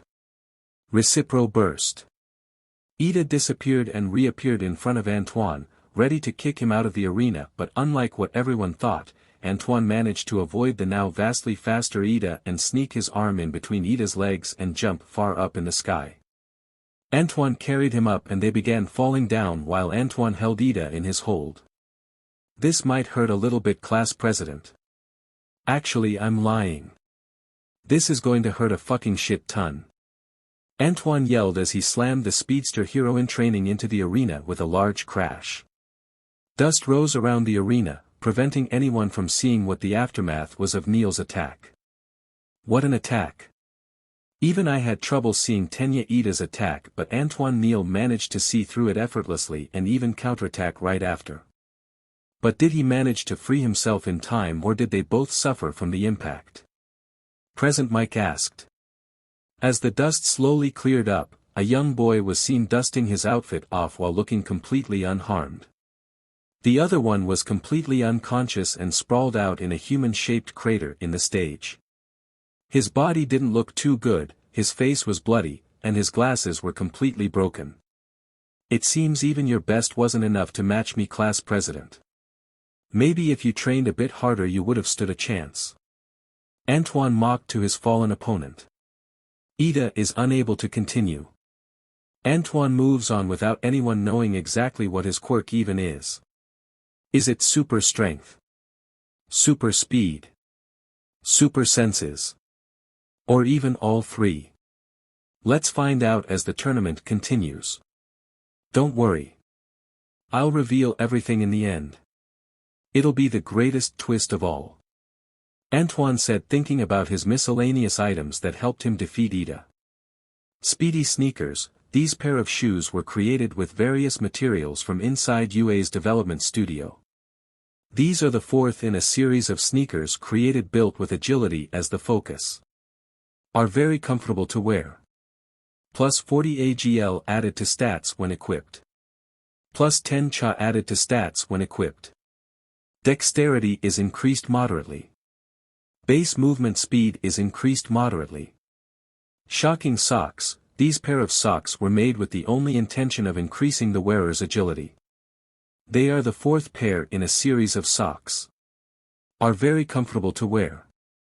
Plus 40 AGL added to stats when equipped. Plus 5 VIT added to stats when equipped. Plus 10 CHA added to stats when equipped. Socks can store speed and once fully charged can unleash it in a burst of lighting around the socks. Boosting speed up to 10x at max charge. If left fully charged for too long, can electrocute the wearer. 10% increase to AGL when moving for longer than 60 seconds.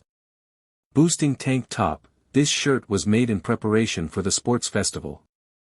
It is the fourth item in a series of shirts and is meant to increase the wearer's agility. Is very comfortable to wear. Made out of various strong fibers from UA's development studio and looks no different from any other white tank top. Plus 50 AGL added to stats when equipped. Plus 20 CHA added to stats when equipped. User can boost their speed x2 for 10 seconds at the cost of rapidly depleting wearer's stamina. Wearer gains plus 3 Luke when equipped. Swift boxers, these underpants were made with the only intention of increasing the wearer's agility and supreme comfort. They are the fourth item in a series of boxers. Are extremely comfortable to wear. Plus 30 AGL added to stats when equipped. Plus 25 CHA added to stats when equipped. Agility is increased moderately. Antoine returned to his seat and was greeted by his classmates. I didn't realize you were so strong, Neil.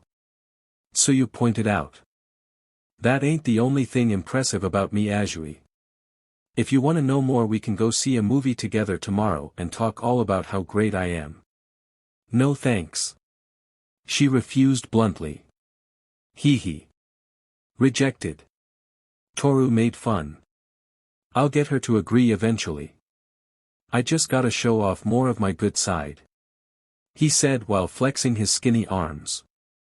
Not happening. She firmly stated. Antoine didn't put it to mind as Yuga went up on stage with Ishido. But seriously, when did you get so strong and fast and stuff, Neil? Mineta asked. All it took was an intense training montage. I don't know if you guys understand this yet, but quirks work in tandem with your physical state. The stronger your body is, the more you can exploit your quirk. So eventually, if you work your body out to its maximum potential, you can also use your quirk to its max and maybe even further. Just depends on the type of quirk. Antoine explained. Oh wow, Mineta said in response. The rest of the students started thinking about what Antoine said while keeping quiet as the match between Yuga and Ishido began. Chapter 16, Tournament Part 2. This would be way tougher if you had your hero costume. Ishido said after remembering Yuga's impressive performance at the invasion. Even without my costume, I'm not weak. He replied back, shadowing boxing the air. Start. Yuga fired off a laser beam immediately and Ishido leapt over it before sliding across the arena floor and coming straight towards Yuga. Yuga dashed after Ishido instead of rapidly firing his lasers at her, and she wasn't able to get a good angle at his belt. She planned on using her acid on his belt and taking him out of the fight, but with him running at her at such a low angle, the only thing she could get with her acid is his hair and face. She clicked her tongue in annoyance as Yuga caught up with her. She threw a punch towards the boy and he swayed out of the way before bringing his fist from way down below and aiming straight for her chin. Eek! Ishido screamed out accidentally as she luckily managed to avoid the punch. But it wasn't over with just one punch. Yuga threw more and more punches and Ishido could barely stay on her toes as the dangerous fists of the pretty boy continued to fly towards her. Dodging Yuga's attacks was taking everything she had. Asking for anything more is just impossible. I'm not surprised. If Ishido had some training in holds and locks and used her acid, she could easily take down Yuga. Antoine muttered. Or if she used her acid and sprayed it randomly on the ground to get him stuck and then attack him, then, Midoriya muttered back. Shut the hell up. Bakugo yelled in response to the two analyzing the fight. My bad. Midoriya apologized. Eat my ass, Bakushit. You better make it to the finals, Bushhead. I'll finally get to blow you to pieces. That'll be the day. Keep dreaming and it might happen. Bakugo glared fiercely at Antoine and Antoine glared back before they eventually got tired of it and refocused their attention on the match again. Ishido reached her limit and couldn't avoid Yuga's attacks any longer. Yuga landed a punch on her stomach and then finished with a straight right to the jaw, knocking Ishido down and out. Ishido is unable to continue. Aoyama moves on to the second round. A crowd of cheers and boos went around due to Yuga beating up a girl. Ishido was taken to Recovery Girl and Yuga returned to the stands with his classmates. Nice going, beating the shit out of that helpless girl. Antoine mocked. She wasn't.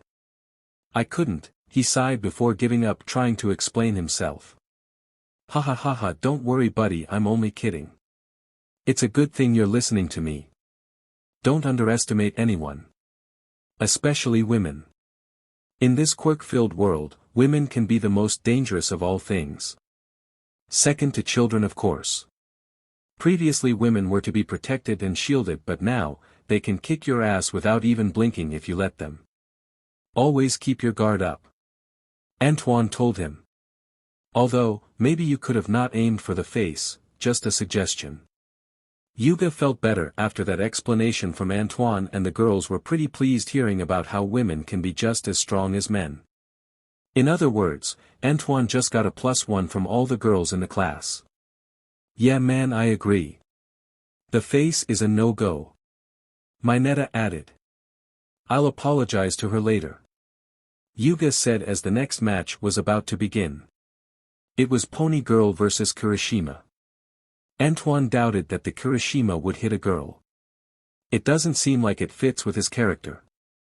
The match proceeded with Tsunatori firing off her horns and Kirishima either blocking them or breaking them with his hardening quirk, but he hasn't attacked her once and continually trying to grab her.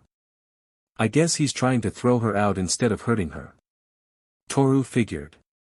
What an idiot. Although she's pretty cute, there is no mercy on the battlefield. Kill her. Punch her guts out. Antoine yelled. His shouts seemingly distracted Kirishima, and Tsunatori took advantage of it. Ha! Kill. Whoa! Kirishima was taken off his feet as Tsunatori's horns took him off the ring. Kirishima is out of the ring. Tsunatori moves on to the second round. Midnight announced as Kirishima berated himself for getting distracted. Antoine was busy laughing his ass off after realizing that Kirishima let himself get distracted by someone in the crowd instead of his opponent. The idiot looked away. Ha ha ha ha. That's what happens when you take it easy on a girl, Yuga. You look like an idiot and get your ass handed to you. Antoine laughed even harder when Kirishima returned. It just had to be a girl. He muttered. The next two matches went basically the same way they did in the manga. Bakugo stomping the determined Uraraka and Midoriya losing to Todoroki but also working his main character magic. It was also time for Antoine's next match against Kaminari.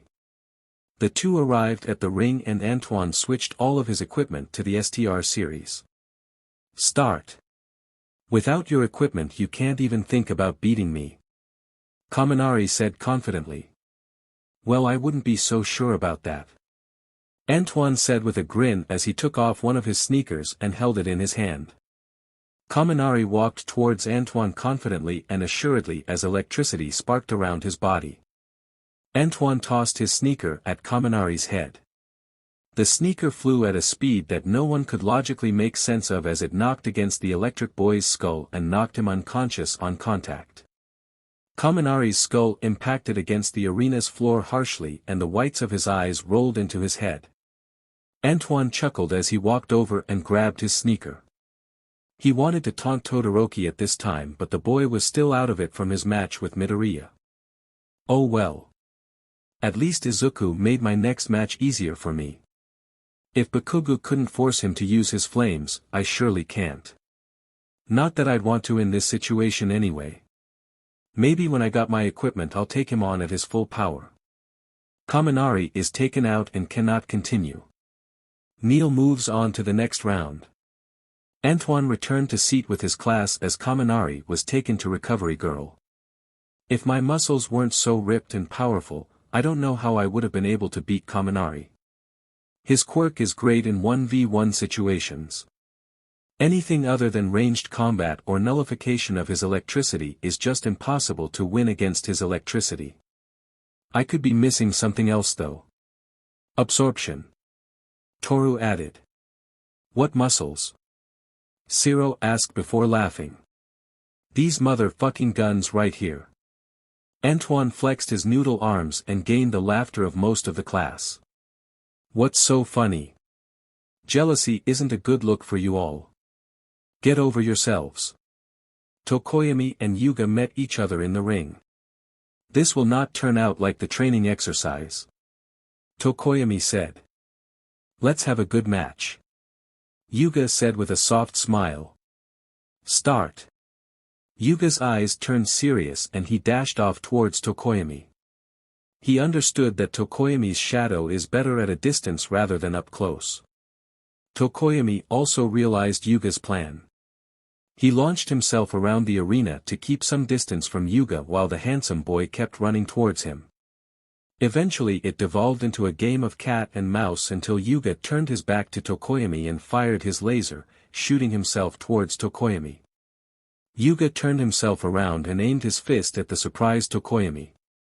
Dark Shadow blocked his fist and grabbed it but not before being rapidly shot 3 times in a row with his sparkle cannon and knocked to the edge of the arena. Dark Shadow had shrunken due to that attack and Yuga could be seen holding his stomach with one arm. Ow.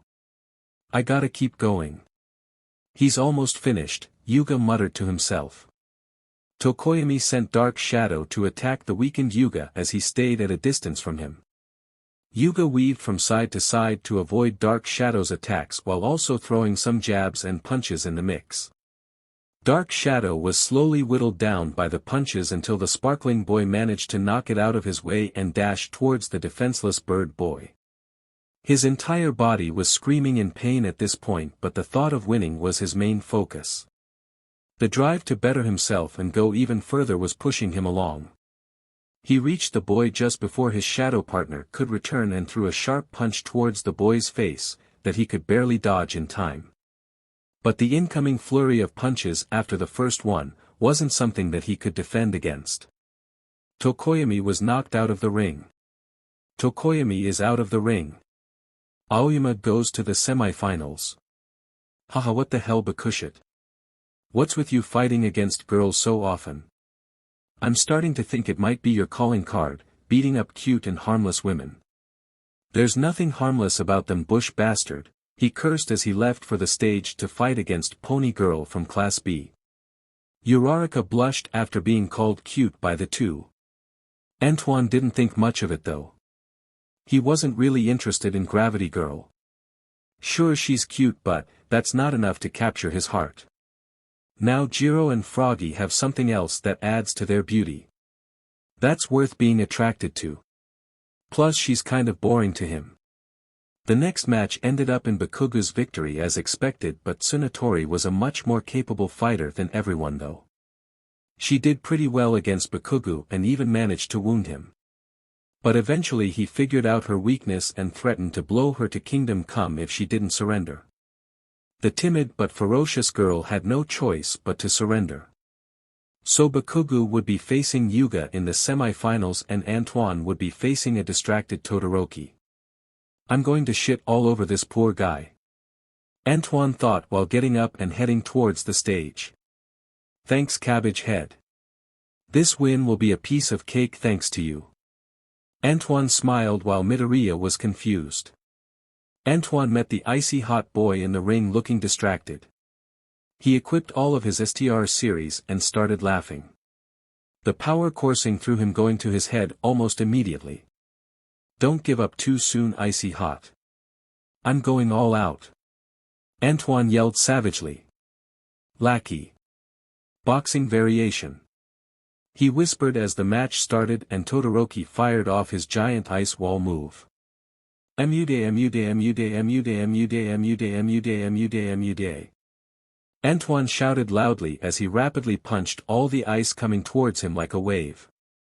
The ice broke and shattered at contact with his fist as his shouting got louder. Eventually he punched himself out of the ice wave. Lackey. Pro wrestler variation. He whispered. Everyone was shocked in the stands and even those who thought they knew Antoine were shocked as well. If he was this strong, why does he rely on building stuff? Jiro asked. Maybe it's a distraction tactic. Fooling his enemies into thinking that he's really weak up close and then once they get past his tech, pummel him. Mineta suggested. Seems kind of convoluted if you ask me. Yaoyorozu said. Yuga and Toru stayed silent as they knew that Antoine was actively cheating right now and he was nowhere near as strong as this normally. Fear not, Todoroki.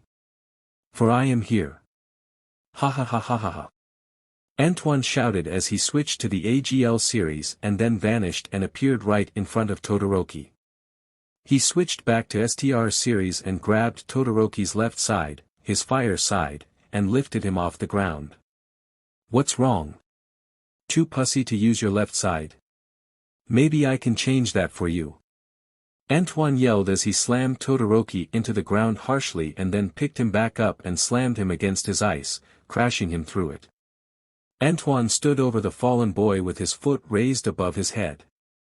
Don't try and stand with the real heroes when you don't even realize that you need saving yourself. How pathetic.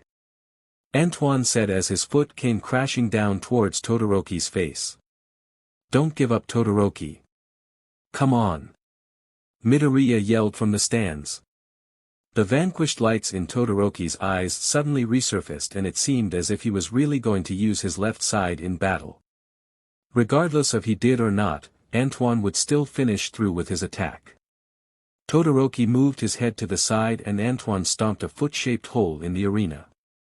He fired off an ice wave towards Antoine to force him back, but Antoine dashed forward and grabbed Todoroki's left side once again and started spinning rapidly. What's the point of even trying to be a hero if you aren't serious about it? I'm giving this all I got even when it's stacked against me. Like I could lose against some bastard who isn't even taking this hero shit seriously. Antoine finished his whirlwind spin and launched Todoroki out of the ring and into the wall. The half-ice and half-fire boy imprinted in the wall unconscious. Antoine's mind cooled off and he realized that he may have went a bit overboard with the boy. He is going through some stuff right now.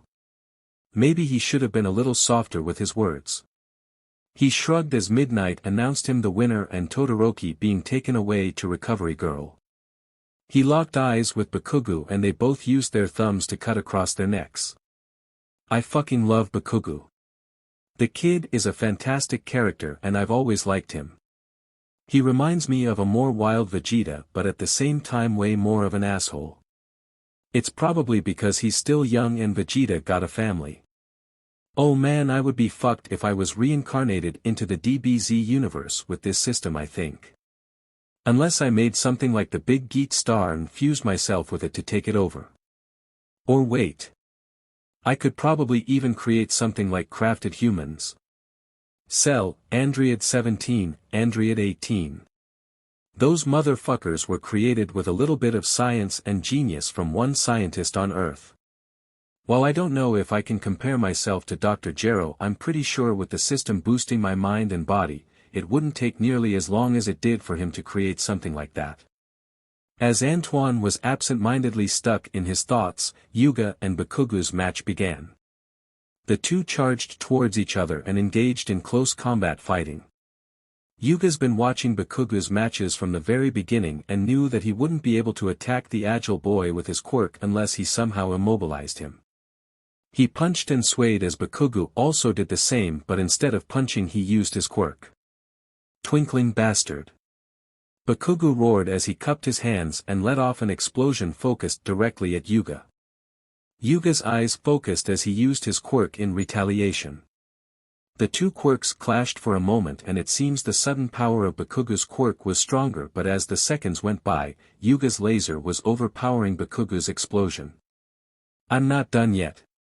Bakugo rapidly fired off multiple explosions in his cupped hands and forced Yuga to power his laser to dangerous levels to where he felt like his stomach was being grinded in a meat grinder. The two quirks eventually exploded in a mix of smoke, sparkles, and blue as two figures were sent blasting to the edge of the ring. As the smoke cleared, one figure could be seen standing with his hands shaking and jacket wrinkled all over. Aoyama ha.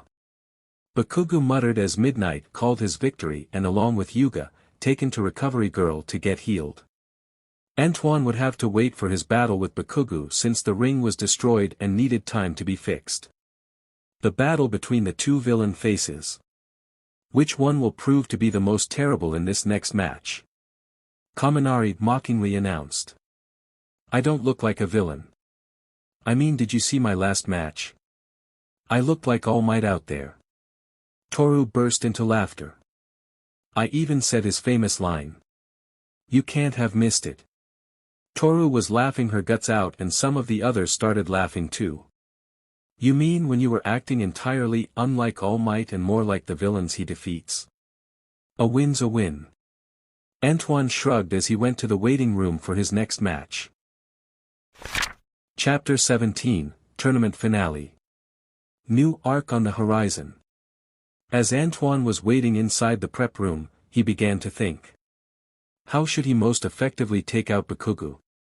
Well, the easiest answer would be to speed blitz him with the STR series, but that wouldn't be very fun or asshole-ish.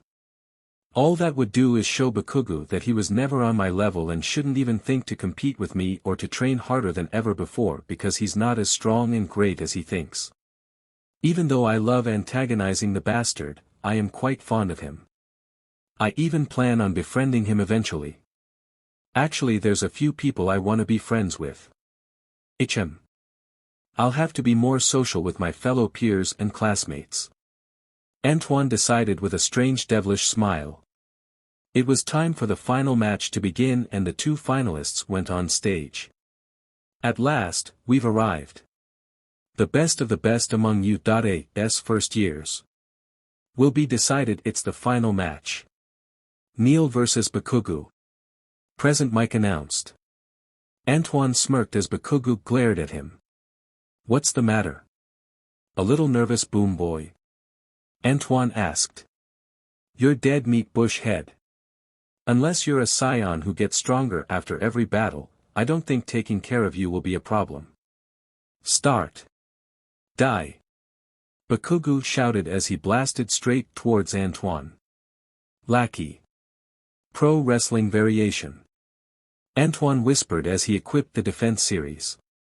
Antoine dropped his arms and smirked as he hunched down low, not putting up any sort of defensive stance.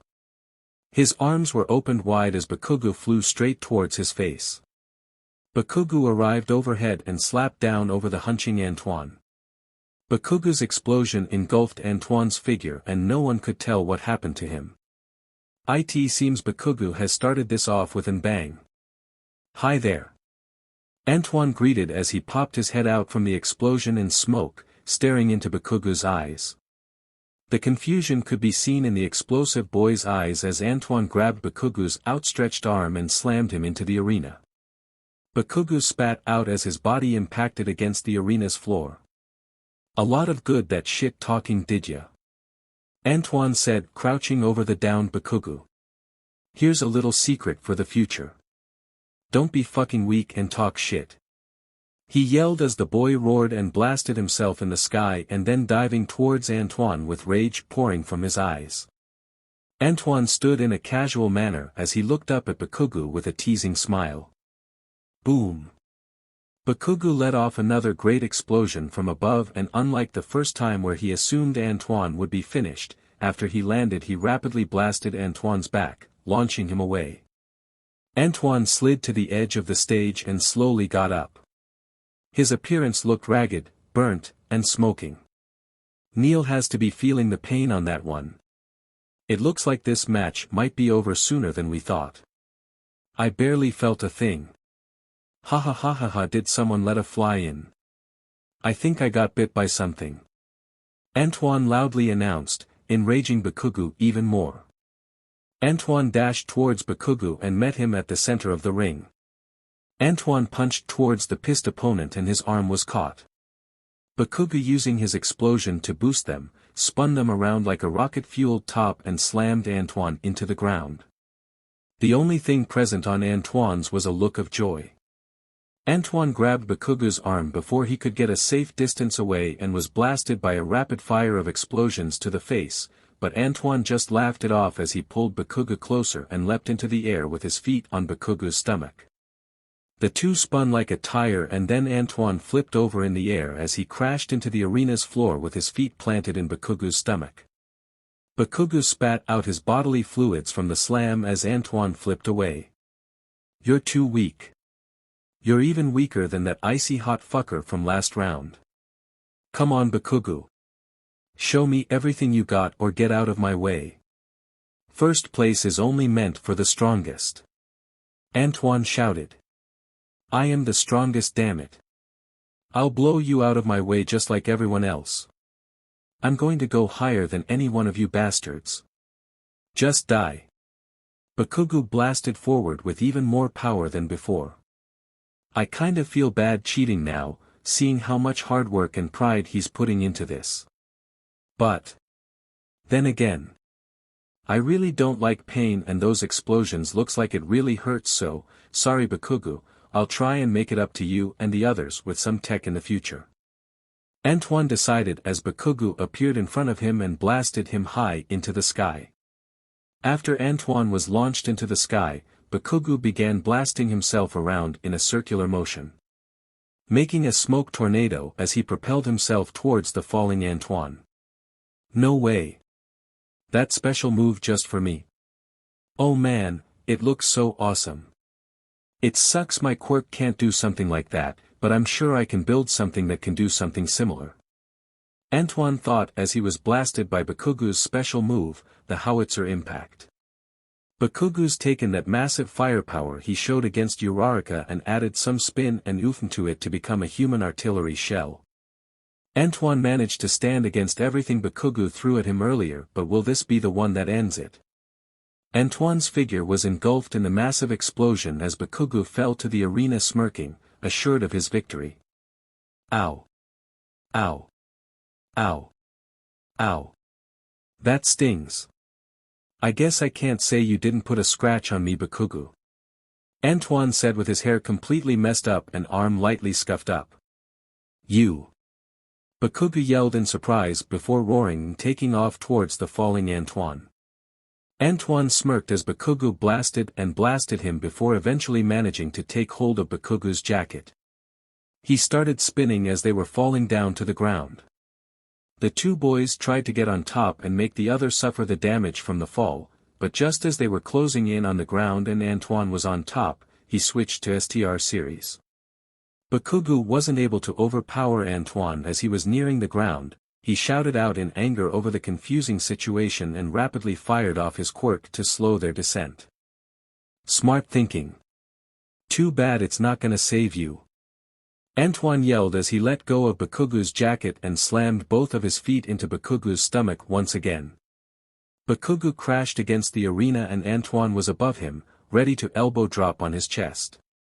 But Bakugu wasn't out yet. Even after taking significant damage, he blasted himself out of the way and upward into Antoine's face as Antoine crashed into the arena.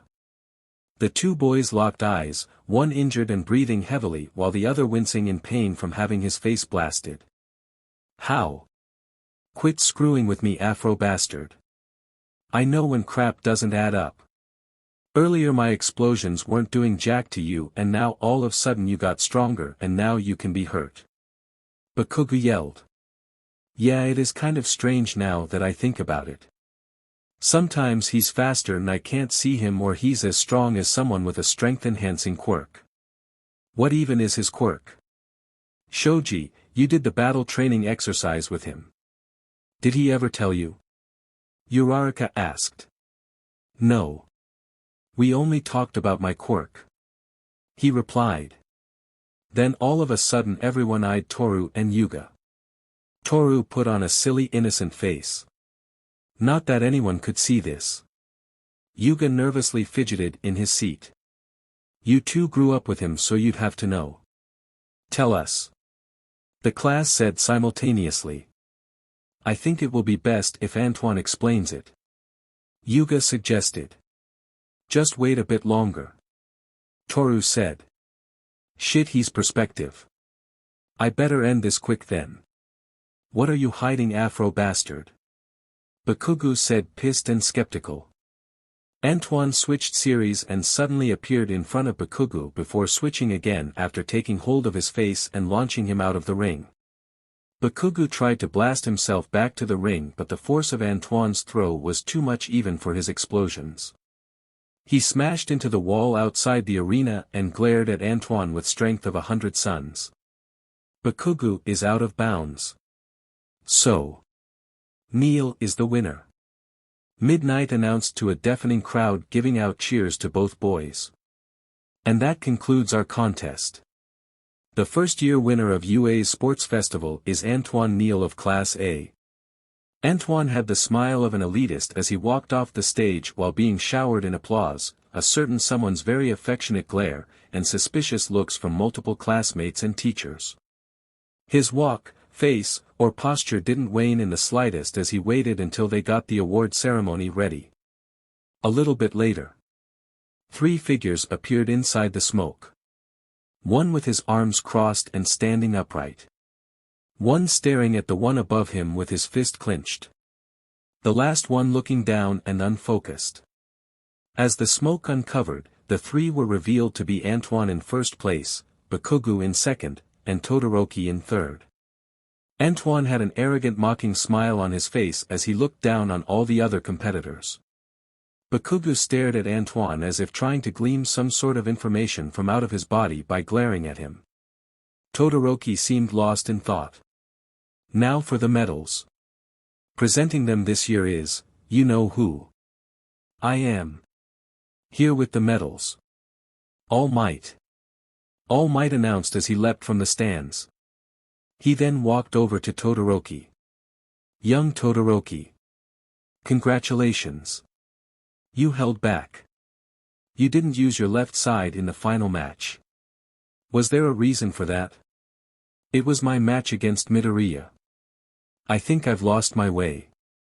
I know you've taken an interest in him. And I'm starting to see why. I've always wanted to become a hero like you. But it's not like I can just forget and get over things. That's not enough. There's something I still have to settle first. That's a new look I'm seeing on your face. So say no more. Whatever you must settle, I'm sure you can do it. He hugged Todoroki and patted him on the back. Young Bakugu. All Might, this is bull crap. You and me both know that something is fishy with that Afro bastard. He was never this strong. If he was, he wouldn't need to build all those crappy equipment. It just doesn't add up. Bakugu raged. Antoine kept smiling and wondered how would All Might reply to this accusation. Don't worry, my boy. We already have it handled. For now though, take this medal. All Might whispered as he hugged and patted the boy's back. And finally, Neil, my boy. It seems you lived up to your promise of taking first place. Wonderful. But I must ask. Hold on, All Might. Sorry about the interruption, but I have something to announce. To everyone. Antoine revealed. Go ahead. I cheated. He stated plain and simply. The arena was silent. Only the sounds of a horny cicada could be heard throughout the stadium. Antoine's smile was widening more and more just looking at their bewildered and shocked expressions. None of these fuckers could have expected this outcome. Look at their faces. Ha ha ha, what a fantastic finale reveal. The crowd was flabbergasted and erupted in a wave of jeers and boos. His fellow peers also booed along as the stares of the teachers focused in on him. Bakugu erupted and nearly attacked Antoine for his unfair win, but was stopped by Midnight putting the boy to sleep. You cheating son of a b. Bakugu was put to sleep. Todoroki also looked at Antoine with disapproval. Toru and Yuga were actually shocked that Antoine came out honestly. Of course, they were disappointed he had to cheat, but after seeing him reveal that he was cheating, they actually felt kind of proud of Antoine. They don't know why he decided to be honest, but they'll find out later for sure. I cheated using special equipment that allowed me to defeat every single first year here and fooled everyone, including the incredible UA staff, with my creation. This amazing gear I created made me faster, stronger, and tougher than any other first year here. I've created gadgets, tools, and materials that will astonish any maker that knows their shit. I've made a flying glider that can be used by anyone whose brain isn't filled with salt. A rail gun that's capable of blasting through multiple buildings. An AI whose potential can even surpass that of a supercomputer. All at the ripe age of 15. A fucking child genius of unparalleled talent and potential. His smile suddenly grew into a darker nature. Anyone looking for an untapped infinite source of wealth or power? I am here. You. Antoine pointed at midnight. Your sleep gas isn't effective at long ranges, right? What if I told you that I could easily create a weapon that would allow you to put enemies to sleep from a safe distance? Of course, if you want to know more, just contact me.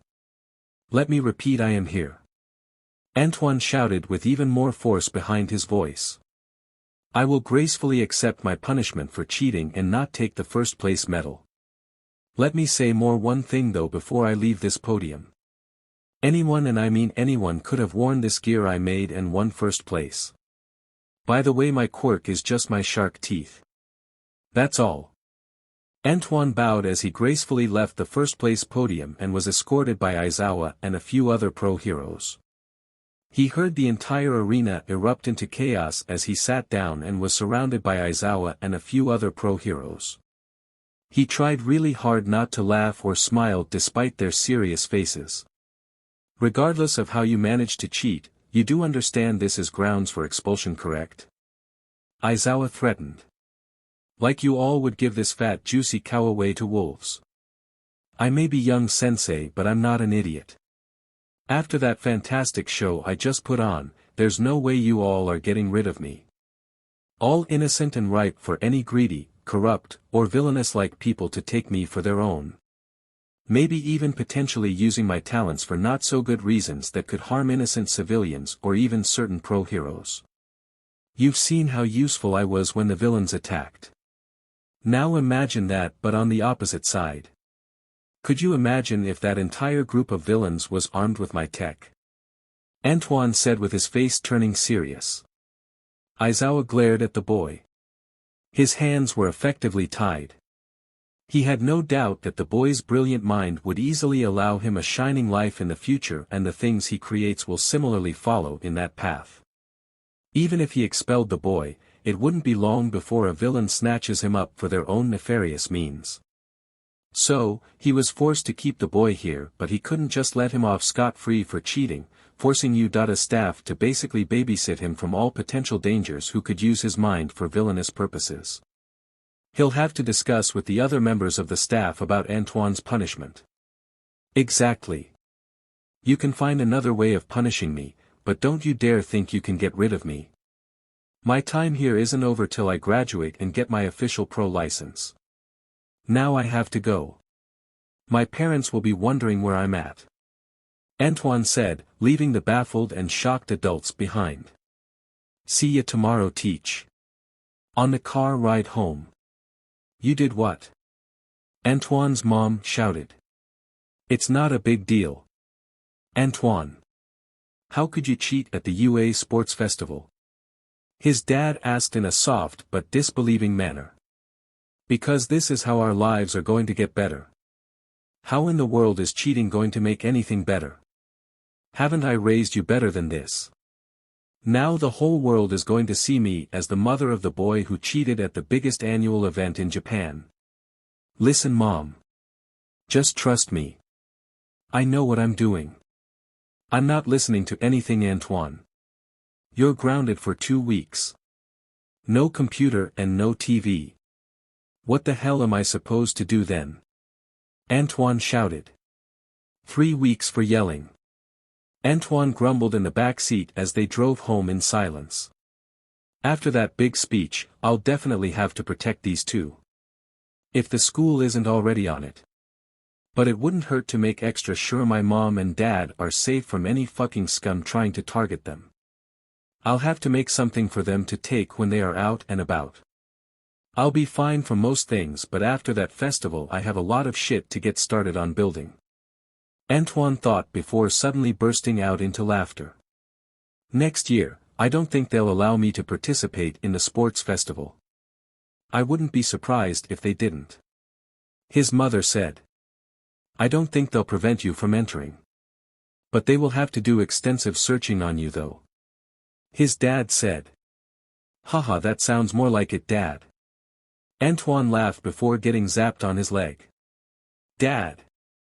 What the foo, heck? Antoine censored himself after being zapped by his dad's quirk, which allows him to extend jellyfish-like tentacles from his pores. They can't go very far though and are only good for close-ranged combat. But they can vary on their effects. His father could paralyze, electrocute, poison, sting, or even cause burning pain with his tentacles. Although he couldn't combine the effects. You're still in trouble, young man. I want to see more reflecting and less laughter. He said sternly. Antoine groaned. My bad. I guess. So, Antoine was put on punishment by his parents and continued to spend most of his break after the sports festival building new equipment and such while also leveling his skills, getting ready for place of internship, and most importantly his hero name. See you later, handsome. Antoine said as he left the development studio and heard an explosion behind him. I'll take that as a goodbye. Antoine walked into class and noticed the unfriendly looks and a pissed-off Bakugu glaring at him. He grinned. Alright guys. This passive-aggressive shit ain't gonna work. Say your shit or I'm gonna fuck you up. He threatened. How could you throw away the dignity of the entire school? Ida asked outraged. I didn't throw away anything, shit for brains. If anything, I've improved the image of the school by showcasing one of their fresh talents and then being dignified enough to admit to my wrongdoings and accept full punishment for it. Cheating just ain't right, man. We went into that festival with all we had and you didn't see us cheating. Kirishima. That's because I'm a genius. If you had the tools at your disposal to cheat and win first place, why wouldn't you? Especially if you can get through without getting caught. Because it just isn't fair, Neil. Ashido yelled. Winning isn't the point of the sports festival, Neil. So you said. All I'm hearing are the cries of a bunch of losers. Maybe if you guys trained a bit harder and used your brains, you would have easily defeated me. I didn't come to UA to play around, you know. I came to win and be the greatest hero Japan has ever seen. You babies who seem to take this hero thing as a joke should just fuck off and leave. Sensei even told us on the first day that this academy isn't something to be taken lightly. Antoine said as Aizawa walked in. Antoine got into his seat as the entire room turned silent, thinking about the words Antoine said and their current feelings about his cheating. Morning. Today we have Hero Informatics class and a special one at that. He announced. You'll be coming up with your hero aliases. The class erupted in a joyous cheer, forgetting all about Antoine. How awesome. Time to shine, baby. Mine will be the best. But first. Concerning the pro drafts picks I mentioned the other day, it's based on who the pros think will be ready to join the hero workforce after another 2 or 3 years of experience. So you could say that it's a way for them to show interest in your futures.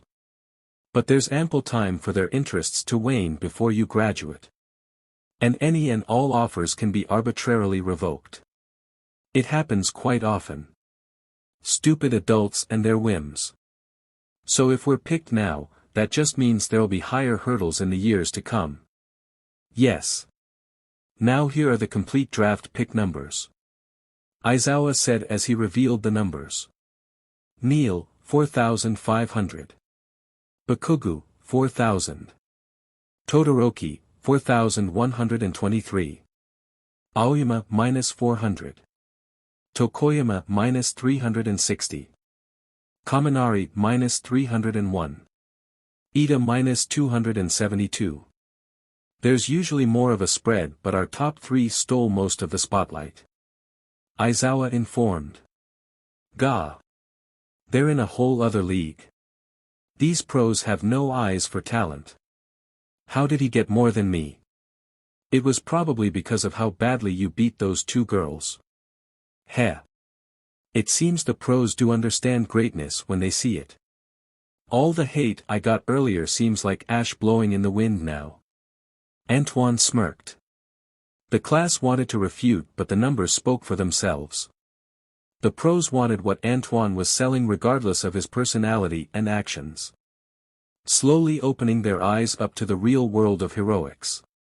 With that settled, whether you were picked or not, you will all have a chance to work alongside the pros.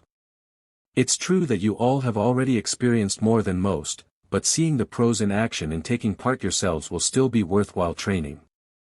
That's where our hero names come in. This is getting real fun. They're only tentative, but you still want to pick something appropriate, Aizawa said before being interrupted. Or else you'll know true hell. Midnight shouted. The name you pick now may be what the world ends up calling you. That's happened to plenty of pros out there. Yes. True enough. And Midnight here will be assessing the sensibility of the names you pick. I'm no good at that, Aizawa said as he got his sleeping bag. What future do you see for yourself? The name you choose will bring you ever closer to cementing a certain image. Because names are capable of reflecting one's true character. Midnight gave the class 15 minutes to decide on names. Chapter 18, Internship away from the plot. 15 minutes later. Let's get this started. We can start with whoever's ready, Midnight said. The class started going up and showing off their hero names while Midnight either accepted or denied their names. Laser Hero, Sparkling Boxer. Invisible Hero, Stealth Girl. Wisdom Hero, Ultimate Craftsman. Froppy. Red Riot. Earphone Jack. Tentacle. Cellophane. Tailman. And so on and so forth. Bakugu was the only one who was without a hero name due to Midnight refusing to accept his names like King Explosion Murder or Lord Explosion Murder. Honestly, he could have been called King Explosion or Lord Explosion, but for some reason he has a weird attachment to murder. Antoine thought. Your internships start in a week. For this all-important decision I'll be handing out personalized lists to those who were drafted. You may choose from among those who scouted you. For those who were not drafted, the list I just passed out contains 40 agencies from all over the country willing to accept interns. You will choose one from that list. Each has a different specialty and region. Give your choice some real thought. Aizawa told them as they started chatting. I'm headed to the city. I don't see any benefit for me going out in the sticks or anything like that. Antoine said. I want to try to go with a high-ranked hero agency. I feel like I'll learn more about being a hero if I do that. Yuga told them. That's a good idea. And with my new special move I learned, this internship will be fun. Toru said. Submit your choices by this coming weekend. We only got 2 days to pick. The class exclaimed as Aizawa signaled them all to leave except for one student. Yes, sensei. Antoine responded with lackluster. Your punishment has been decided. Cleaning the entire school for 1 week and no participation in hero classes for 1 week. Fantastic. I'll get started on it right away. Antoine grinned as he headed off towards the development studio. Pretty lenient, but not like I expected them to do anything too crazy. I'll just create some robots to clean the school while I spend my week upgrading shit and making new shit. Honey, I'm home. Antoine yelled as he entered the development studio. Hatsum popped her head out. She laughed and waved before getting back to work on one of her babies. Antoine walked in and went to his usual area and started working as well. 1 week later. The class was at the subway carrying their hero costumes in suitcases. You've got your costumes right. Wearing them in public is strictly prohibited, but don't drop them. All of you, be on your best behavior. Now go. Aizawa told them as they began heading off into different trains. Antoine was on his way to some unknown hero agency in a city called Chofu. The person who wanted him was called Tetsu. Tetsu Shikigami. His hero name was Mr. Handy. Antoine randomly picked a hero agency out of all the ones in large cities and unranked on the hero billboard. This was because he intended on making this random guy a star. He's going to become famous in no time through Antoine's equipment. This guy was going to be nothing more than proof of Antoine's claim at the sports festival.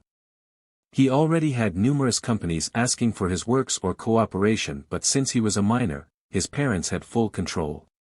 He looked through various companies offering money, future job positions, internships, and more.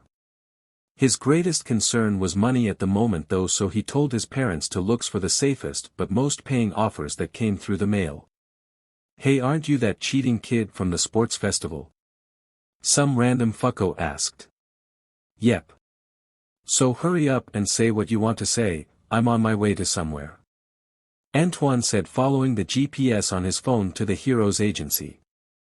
"You suck-ass kid," he yelled. Antoine just laughed as he continued on his way. "If I was a villain or anti-hero, I would have definitely kicked that guy's ass." Antoine finally reached the place of his internship and was slightly taken aback. The building looked run down and shitty. It didn't match in with the other buildings who looked completely normal. Antoine shrugged his shoulders and walked in to see a girl with glasses sitting behind a desk. "Hey. I'm here for the internship," Antoine announced. She looked at him in an unfriendly manner with suspicion written all over her eyes. Antoine grinned. "Go take a seat and wait," she said with a certain bite in her voice as she continued to type on her computer. "What's with the tone? Don't you know who I am?" Antoine asked arrogantly but inwardly amused. "I wonder what's wrong with her. Let's piss her off and see." Antoine internally smiled. "Of course I know who you are. The entire country should know who you are. Then you understand what a big deal I am, right? I know exactly how popular you are, Antoine Neal. But what I don't get is why you would choose to intern at my brother's agency. I know you are planning something. And once I find out, I'm going to." "Terry," a certain voice shouted as he exited his office. "Please don't harass my new intern," he said in a serious voice. "But big brother, She was cut off as he glared at her. "Sorry about that, Neil-kun. Please follow me," Tetsu said, gesturing to his office. Antoine sneered at Terry as he walked into Tetsu's tiny office. The room basically only contained his desk, a computer, his crap on his desk, and a chair opposite from his desk. "I'd like to thank you for choosing my small agency over the many much better ones you most likely had to choose from." Yeah, no problem. So what is your quirk exactly? I looked all over the web for information about you, but you're as small time as they come," Antoine asked. Oh. Well, I can't exactly show you in here. Follow me," Tetsu explained as they walked into a medium-sized empty gym room. "Probably used for working out or something." Tetsu's hand started glowing white as it rapidly thumped and grew, similar to a heartbeat. Tetsu's body was getting sucked into his right hand slowly at first and then very quickly until he transformed into a giant white-gloved hand. Ha ha ha, what the fuck? Is this guy Master Hand's true identity? Antoine thought. I can transform myself into a big hand basically. Interesting, Antoine said, feeling the hand all over. Can you feel this? How are you speaking? What else can you do in this form? Antoine asked, seemingly researching Tetsu's new form. Yeah, I can feel stuff. I'm not sure how I can talk. And I can basically do whatever a hand can do. He balled his fist, he snapped his finger, and he rotated his hand really fast in a manner that would be impossible for any human to do. How long can you stay in this form? For as long as I can stay awake. I tried sleeping while using my quirk, but when I woke up I was back in my normal form. Can you shoot lasers from your fingers? Bullets? How about dropping bombs? Antoine asked. What? No. I can only do things that a hand can do. Tetsu corrected. Alright, gimme a moment. I want to see the capabilities of your quirk before I try and add any improvements. Antoine said as he reached into his book bag and pulled out 2 suitcases. He actually pulled them out from his inventory, but only he needs to know that. Antoine threw the metal cases in the air and the 2 suitcases transformed into 2 child-sized robots. The first robot seemed to be based on a certain fighting-type pocket creature that spun around on its head like a top. Its robot's arms and head were slowly spinning around its entire body as it stood in front of the giant hand. It had the word Ultimate on its chest in gold font color. The second robot had the appearance of a 5-year-old little girl. If said little girl was raised by wolves and lived in the jungle all her life. She was on all fours as she looked at the giant hand with obvious hostility. She also had the golden word Ultimate atop of her forehead. Alright. Make sure to go all out with them, Tetsu. It's fine even if you break them into a million pieces. There is no progress without sacrifice after all. Antoine said before ordering the 2 robots to attack Tetsu. Are you sure? He asked before being charged at by the 2 robots. The spinning robot flipped itself upside down and began spinning rapidly on its head like a top and then spun towards the giant hand. The wild robot took off towards the giant hand on all fours. Don't hold back or you might get hurt.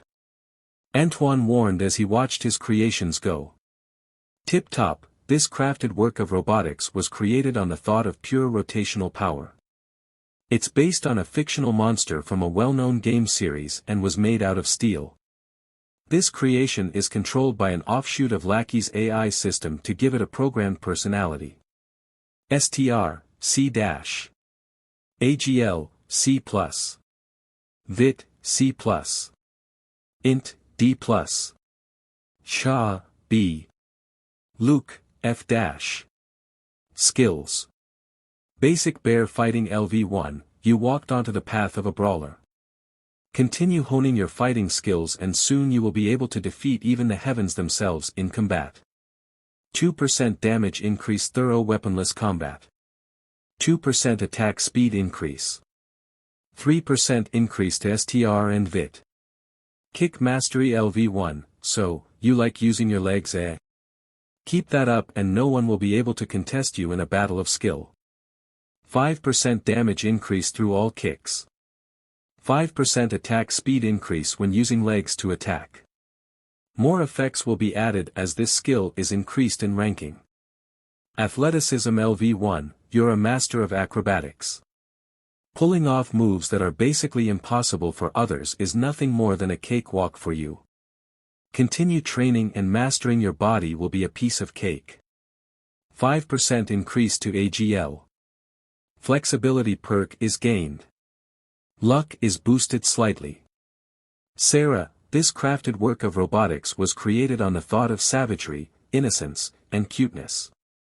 It is crafted in the shape of an average human child and was made out of regular steel. This creation is controlled by an offshoot of Lackey's AI system to give it a programmed personality. STR, C+. AGL, B-. VIT, B-. Int, C+. SHA, A. Luke, F-. Skills. Basic bear fighting LV1, you walked onto the path of a brawler. Continue honing your fighting skills and soon you will be able to defeat even the heavens themselves in combat. 2% damage increase thorough weaponless combat. 2% attack speed increase. 3% increase to STR and VIT. Claw combat LV1, using your birth-given weapons, you slice, slash, cut and tear through anything you want. Sharpen those weapons long enough and you'll be able to claw through anything your heart desires. 5% damage increase through claw attacks. 5% defense penetration through claw attacks. Moderate chance of giving bleed debuff. Bite combat LV1, those chompers of yours have seen the light. Keep it up and biting through diamonds won't be a problem for you. 5% damage increase through bites. 5% defense penetration through bites. Slight lifesteal buff is given if an enemy is bit more than twice in combat.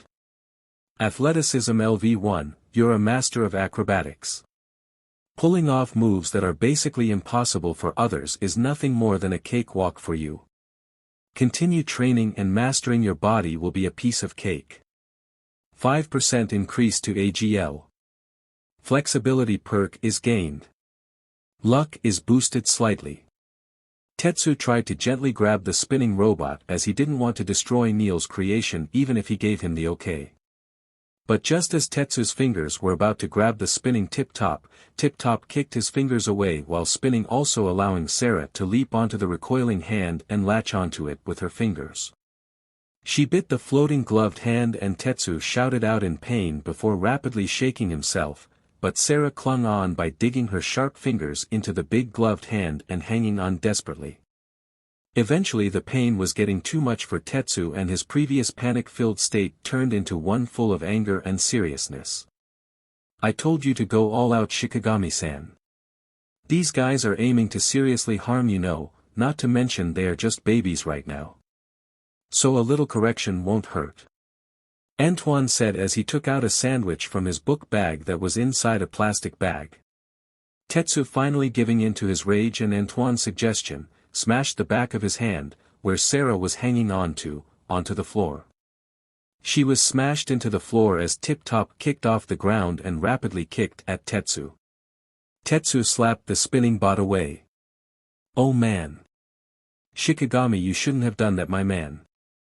Antoine said as Tip-Top kicked itself away from the wall, spinning even faster than before as it headed straight back towards Tetsu.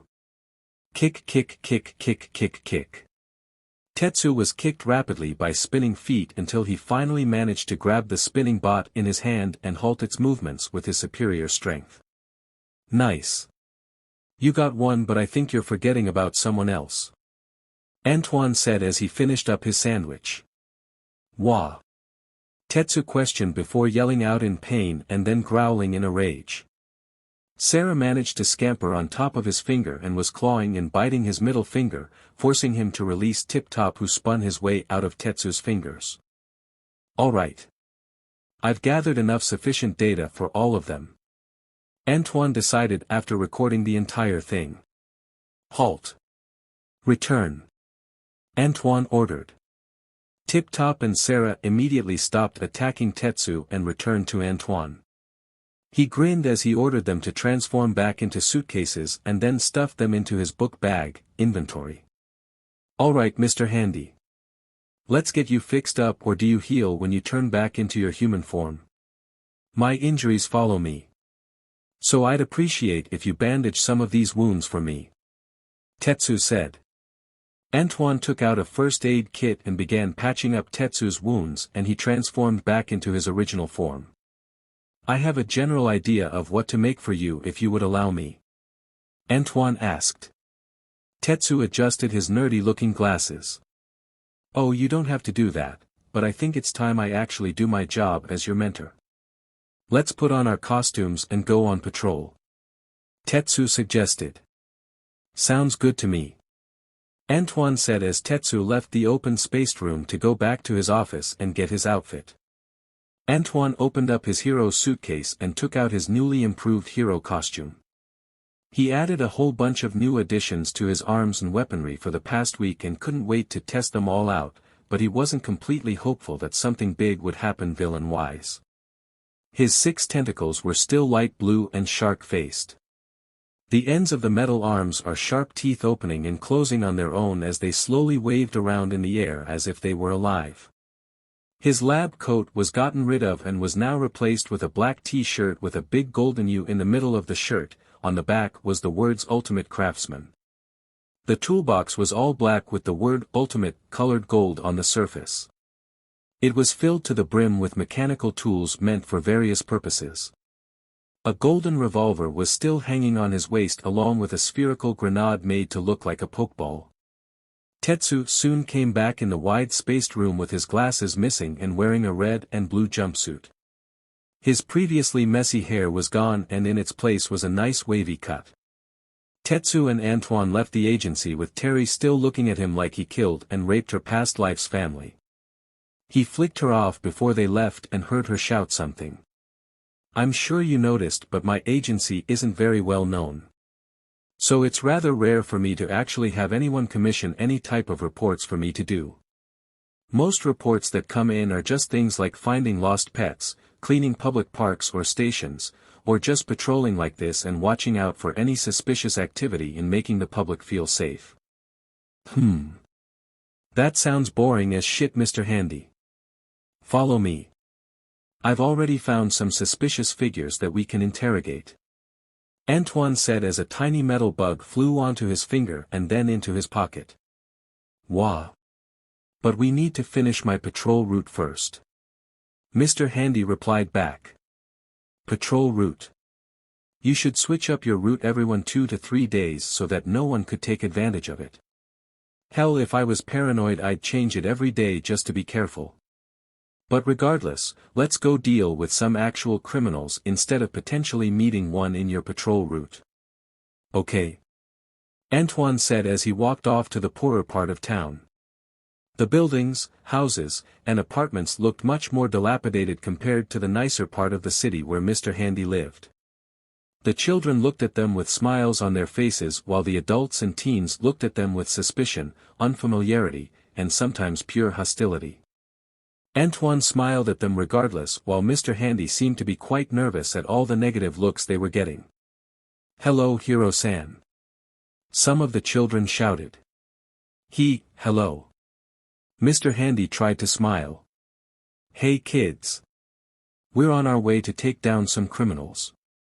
But don't tell anyone, okay? It's super secret hero business. If you guys can keep this secret for the ultimate craftsman, he'll give you all toys for helping out a hero. Antoine said, whispering to the children and holding out tiny robots, dinosaurs, dolls, other such toys. Okay. They replied before Antoine shushed them, causing them to giggle and hold their hands over their mouths. Let's go. Antoine said to Tetsu. Tetsu followed behind the unnaturally confident hero in training to the entrance of an abandoned building. 2 powerfully built men were in front of the door, glared at them. Antoine smirked. Get the fuck out of the way and this can end quite peacefully. Yo, what the fuck did you say, kid? The man on the left's left bicep grew in size. I said. Antoine was interrupted as Tetsu covered his mouth and pulled him a bit away. Antoine looked at the hero, irritated and confused. Why are you harassing those 2 men? He whispered. They're blocking our way to arrest some criminals. How do you know there are criminals inside? We can't just accuse these civilians of a crime without any proof. We're going to get the proof right now. It's inside. Like I said, Neil. We can't just burst in there without some sort of proof of illegal doings. Antoine looked even more irritated and wanted to just uppercut this whiny bastard into the sky, but decided on an easier approach. You're right, Mr. Handy, what was I thinking? I'm so sorry. Antoine said while putting his arm around Tetsu's neck. You 2 fine gentlemen, I apologize for my rude behavior. Please continue doing what you were doing before. Antoine apologized while leading Tetsu into a dark alleyway. Stab. Guh. Tetsu yelled out as a tranquilizer dart was injected into his neck. He quickly fell unconscious and Antoine neatly laid him down to rest. I'll be quick since you're so annoying. Have a good rest.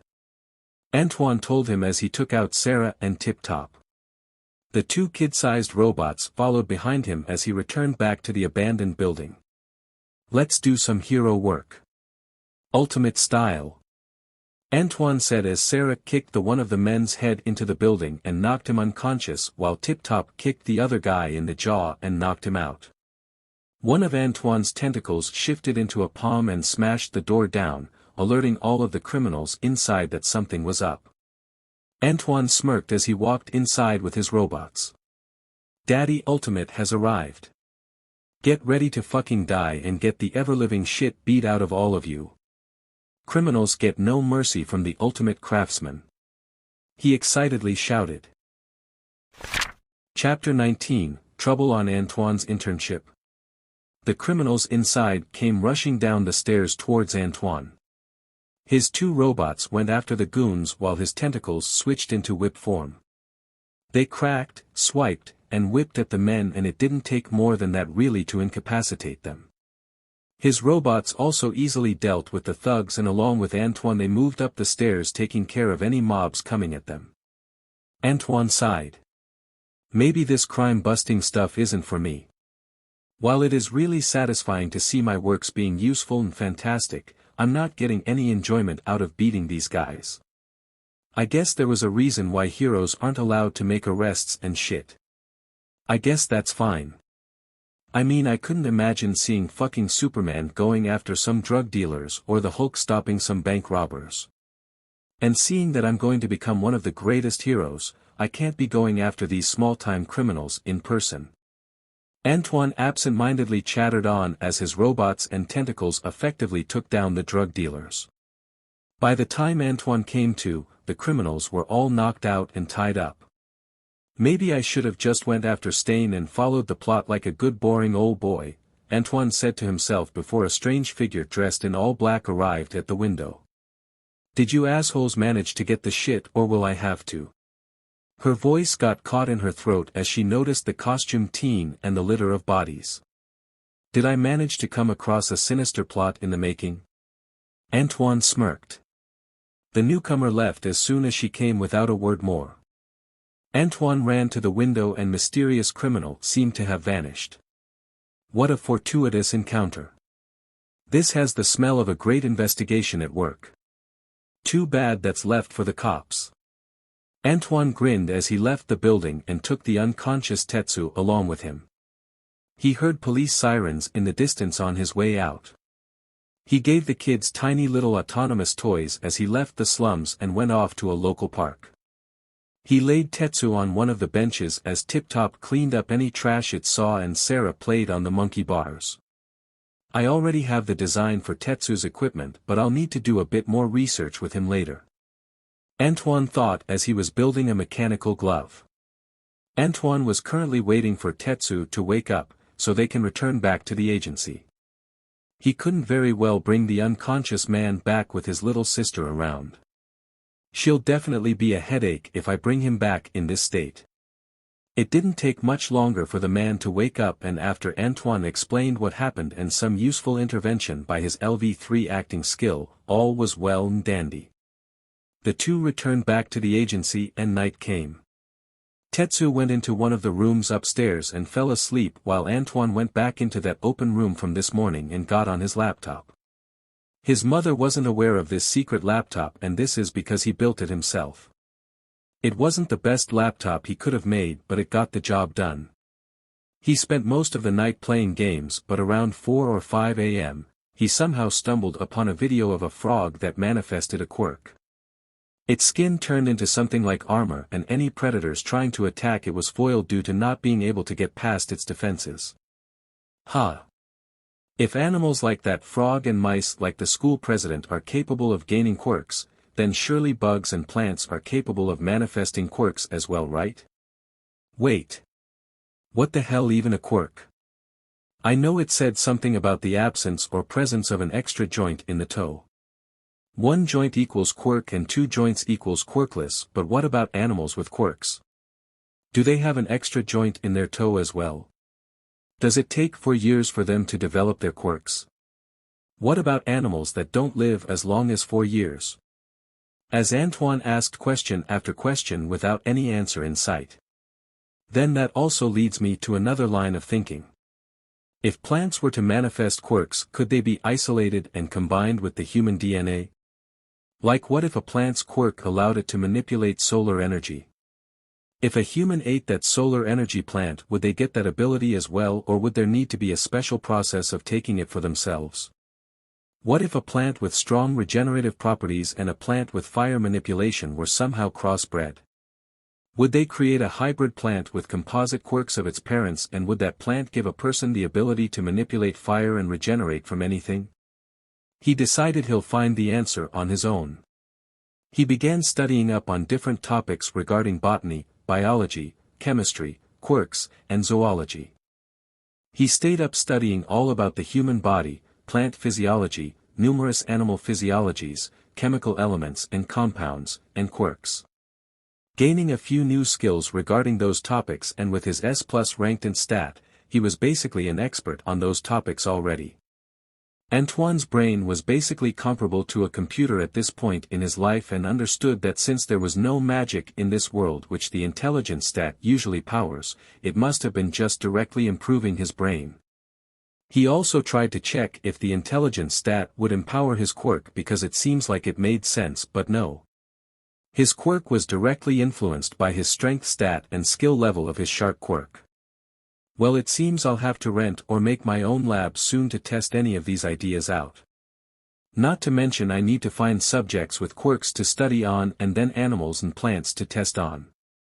And then, well, fuck. I need a lot of shit to get this even going, but by the end of my research, I may have the ability to create serums that can imbue me with numerous powers and abilities. But first things first.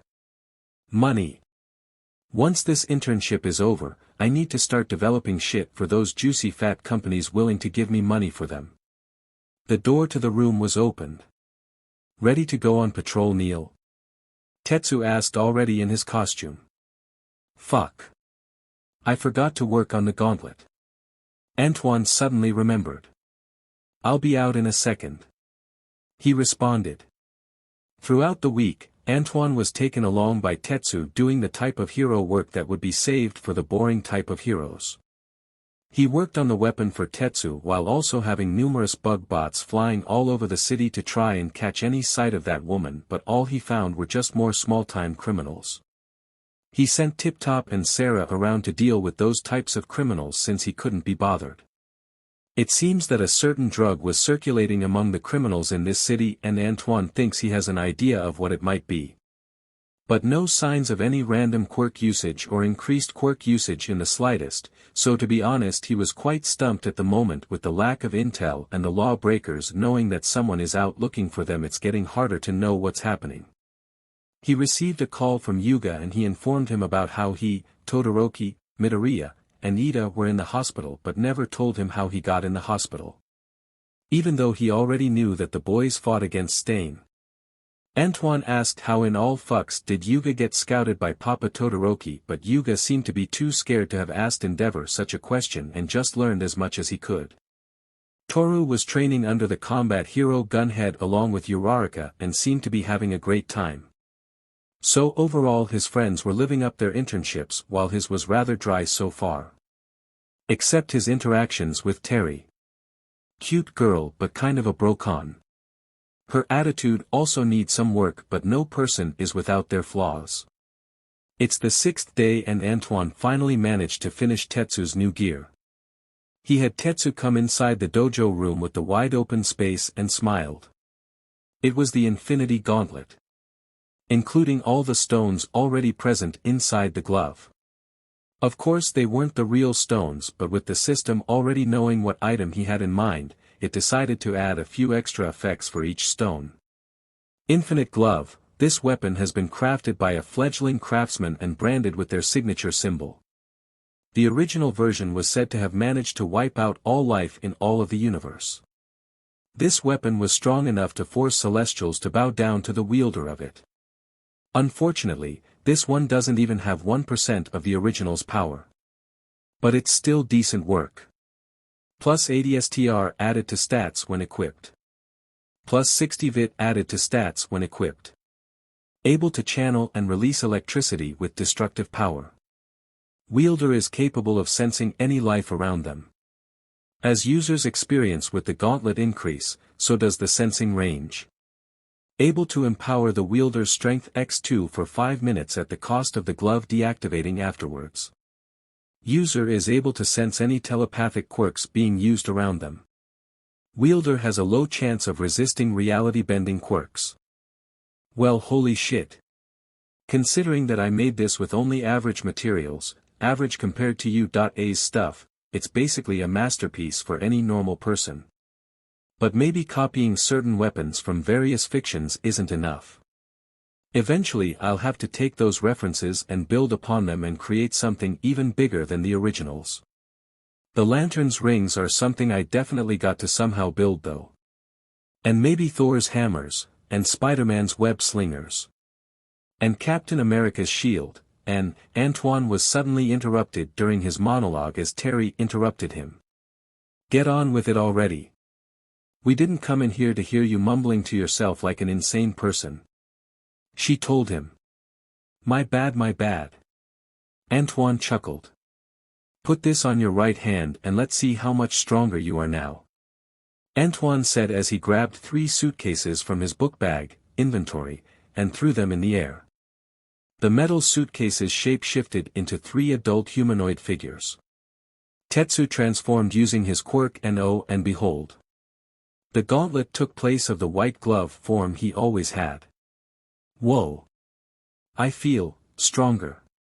Better than I ever felt before, Tetsu said as he clenched his hand into a fist and threw a punch, blowing a strong wind behind his fist. Antoine's and Terry's hair were blown back by the gust and Antoine smiled. Looking fucking fantastic already. Antoine exclaimed. Whoa. Big brother, you can definitely get more fame with that glove. Terry agreed. Yeah, I feel amazing. Neil. Thank you so much for this gift. He said sincerely. Yeah, no problem. You ready to test out your new strength? He asked. You bet. Tetsu replied as he faced the 3 robots. When we had you fight these guys Thursday, you had quite a bit of trouble defeating them. Let's see how you do now. Attack. Antoine ordered. On Thursday, Tetsu got the absolute shit beaten out of him by these practice bots and Antoine recorded it all. He even gained a skill for treating Tetsu afterwards. Basic healing LV1, you have stepped onto the path of a healer and have helped or healed someone for some reason. Continue helping others through various treatments and in the future, you'll be able to cure and help anyone. Plus 1% increase in curing ailments in patients. Plus 1% increase in accurately diagnosing injuries, diseases, common ailments, and applying proper treatment with precision and efficiency. Definitely a useful skill to have now before I start my research on quirks and the like. I'll have to find a way to train it. Antoine viciously smiled as Tetsu started his rematch against the training bots. He already had a bug bot recording as Tetsu, the now giant floating infinity gauntlet with a golden U on the back of the glove, channeled blue electricity around himself. He shaped himself into a finger gun and just as the robots got close, fired off a lightning bolt that pierced straight through one of the robots and took it out of commission. Terry cheered her brother on while Antoine was busy thinking of improvements to add to the training bots. Tetsu continued with his battle as one of the training bots kicked towards him and the other punched down from above. Tetsu, filled with more power than ever before, flattened the kicking robot into the floor and after being punched and barely feeling anything, he grabbed the punching bot in his hand and crushed it into a pile of metal, gears, and bolts. Well, holy shit, I think you just ranked up 2 whole tiers with that son of a bitch. Antoine congratulated as he swept up the training bots and put them into his book bag. Inventory. I can't thank you enough, Neil. This gift means a lot more to me than you think it does, Tetsu said back in his human form nearly on the verge of tears. It feels kind of good to help people out. But I don't see why this guy is this happy about it. Being Master Hand's lesser relative seems like a decent quirk to me. Although it does have a few weaknesses like being unable to deal with elemental quirks like fire or lightning, or grabbing people who can turn their bodies sharp or into liquid, or telepaths, but no quirk is without weaknesses. It's a pretty decent quirk if I say so myself. Let's go on patrol already, ya big baby. The only people I want thanking me like that are beautiful girls and children. Antoine said with a smirk as he left the dojo room and equipped his hero costume, waiting outside for Tetsu. He waited a few moments but the person he was expecting didn't show up and another took his place. I'm sorry for being so mean to you this past week. Antoine shushed her. If you really want to apologize, just give me a kiss on the cheek as payment. Antoine joked before laughing loudly. Terry huffed and puffed as her face turned red from his teasing. Antoine turned his face and suddenly felt a peck on his cheek. He turned towards her flabbergasted and only managed to see her running back inside.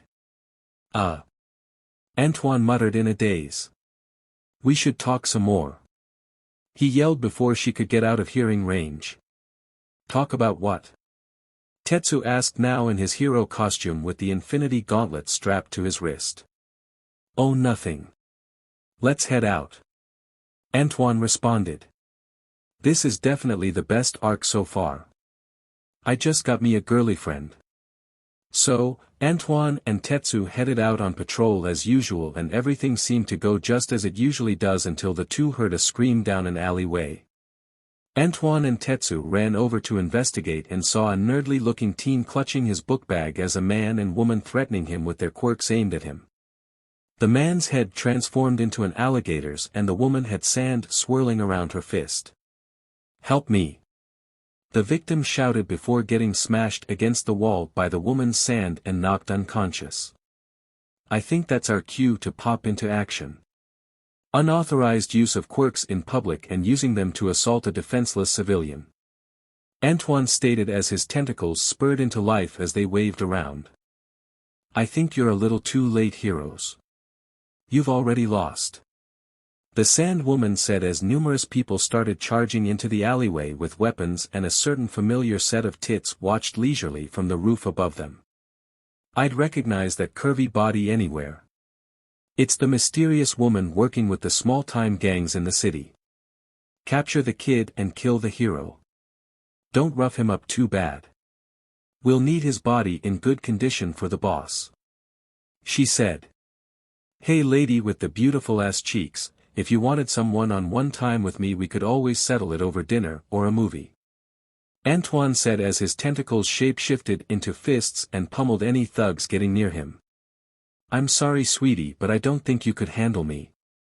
I have expensive taste, she said in a mature seductive voice as Tetsu used his quirk and began tearing through the goons. I'm pretty mature for my age you know. Just let me work my magic and you'll be begging to spend more time with me. Antoine arrogantly claimed as they finished up the mooks without a scratch on them. I'd be more likely to believe you if you weren't just a little brat. But the confidence is a definite plus. She responded. Ichiro, we're ready. She whispered. If there's one thing I'm not lacking baby it's confidence and brilliance and intelligence and looks and. Antoine was cut off as he was engulfed in a white mist that circled around his entire body. Tetsu tried to fly and grab Antoine but the white mist swallowed him up and caused him to vanish. Kneel. He heard Tetsu call as his bearings was suddenly changed. It was pitch black and suddenly he sensed a dangerous projectile coming towards him from behind. He ducked and within seconds shot in the direction of where the object came. He heard a groan and a body falling to the ground. Lackey. Scan the area and tell me where the fuck I have been taken. He ordered as he got his heart under control. Understood. Scanning is underway. An old butler type of voice responded. All of a sudden, the lights to the room turned on and the door opened to reveal a powerfully built man with a grizzly bear's head wearing a black and white business suit. He walked into the room holding a suitcase and motioned Antoine to take a seat. You think I'm fucking stupid you retard? Who knows what kind of traps you got cooked up in this shitty place? Tell me what you want before I beat your brains in. Antoine threatened. Ho ho. I don't think you'd want to do that Antoine Neal. You see. I have a business proposal for you. And I think it would be in your best interests to take a look at it. He said in a nice suave voice that does not match his terrifying face in the slightest. He's a little too confident or I'm being severely underestimated. Let's keep him talking till Lackey is finished scanning. What the fuck could you possibly have that I could want? Call me Mr. Grizz. He said as he took a seat and placed the suitcase on the desk. I'd like for you to cease your investigations and toys from bothering my men and also from time to time send my group a few of your nifty inventions. If you choose to do so, then this is all yours. Mr. Grizz opened the suitcase to reveal a disgustingly convincing amount of money. Antoine's heroic soul and mind wavered. His eyes bulged out at the sight of the blinding and enrapturing nature of the dollar bills. With this amount of cash, I'd be able to start my research into creating quirk plants, animals, and maybe even materials with supernatural or quirk-like properties by the end of next week. Hell, I could probably start up my own goddamn company with this stupid amount of money. Antoine's greedy nature was seemingly taking over. He then felt his body start vibrating, signaling that the scanning from Lackey was done. One of his robo-bugs crawled behind his ear and relayed Lackey's results quietly. Antoine nearly exploded in rage. How could I even think of abandoning one of my original goals in this world? Especially what this asshole is threatening me with. How dare he? I just got to know this thought. Forget it, you fucking villainous scum. I'd have to give up my title as the future #1 pro hero if I let a shitbag like you, cause my heroic will be shaken. Antoine replied as he prepared himself. Mr. Grizz sighed sadly. I really wish it wouldn't have come to this. But you left me no choice. Bring her in. He ordered. Antoine watched as Terry was held at knife point by the mysterious beauty along with two other men. One was hidden behind white mist and the other seemed to be constantly shaking. Terry's eyes looked at Antoine in shock while she shivered from fear. Tears were falling down her face as she understood what was happening. Antoine struggled to get his emotions in check. He wanted to beat all these guys into a bloody pulp but knew now wasn't the time to lose himself. He got his breathing under control as he stared Mr. Grizz in the eyes. What do you say now, Mr. Neal? Mr. Grizz smiled disgustingly. I'm going to kill the absolute shit out of all you motherfuckers. And Antoine suddenly vanished. Chapter 20, Internship Finished. Antoine appeared in front of the woman holding Terry hostage and managed to punch her in the face while his tentacles grabbed Terry.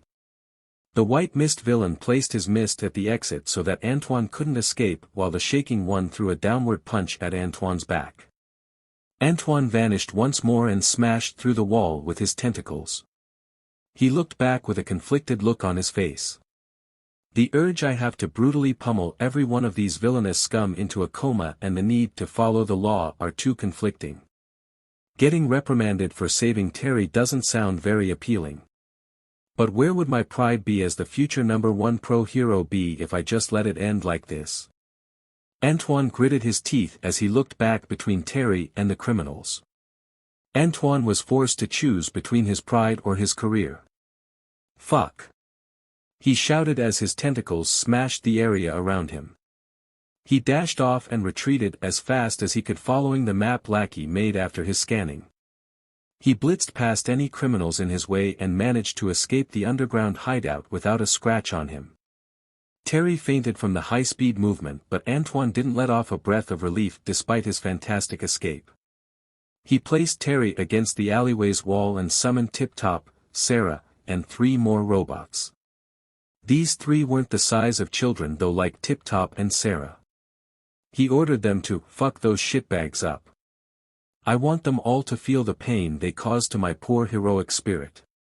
By the time you all are finished, their bodies or spirits better be broken and in constant suffering. The robots nodded and charged down into the hideout. Antoine grinned in a not-so-heroic manner as he had something very enjoyable to watch later.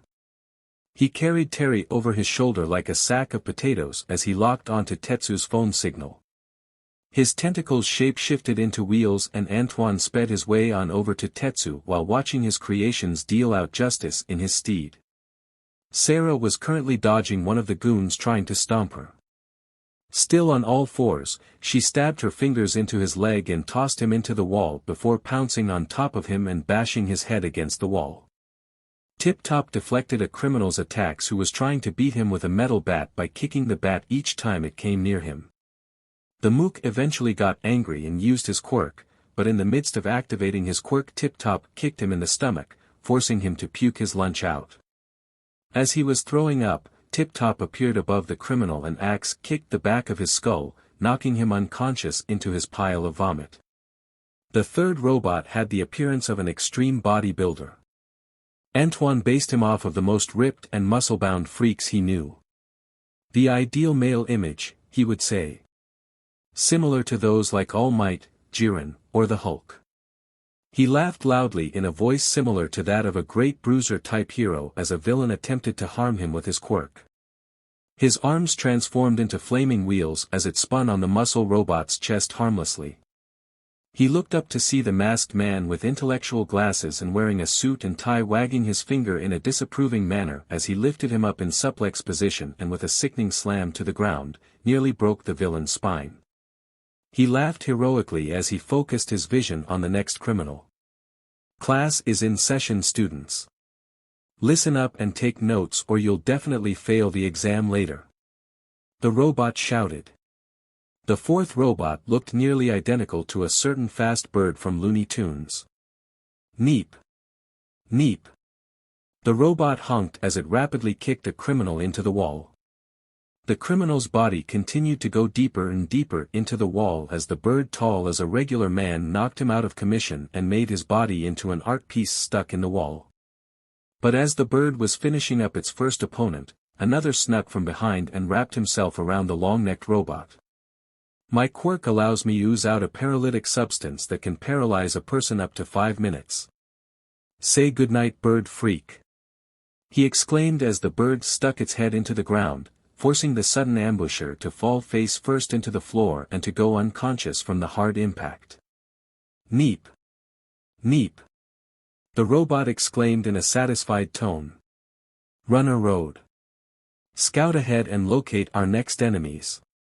The final robot commanded as he checked all the incapacitated criminals. The bird vanished from its previous spot.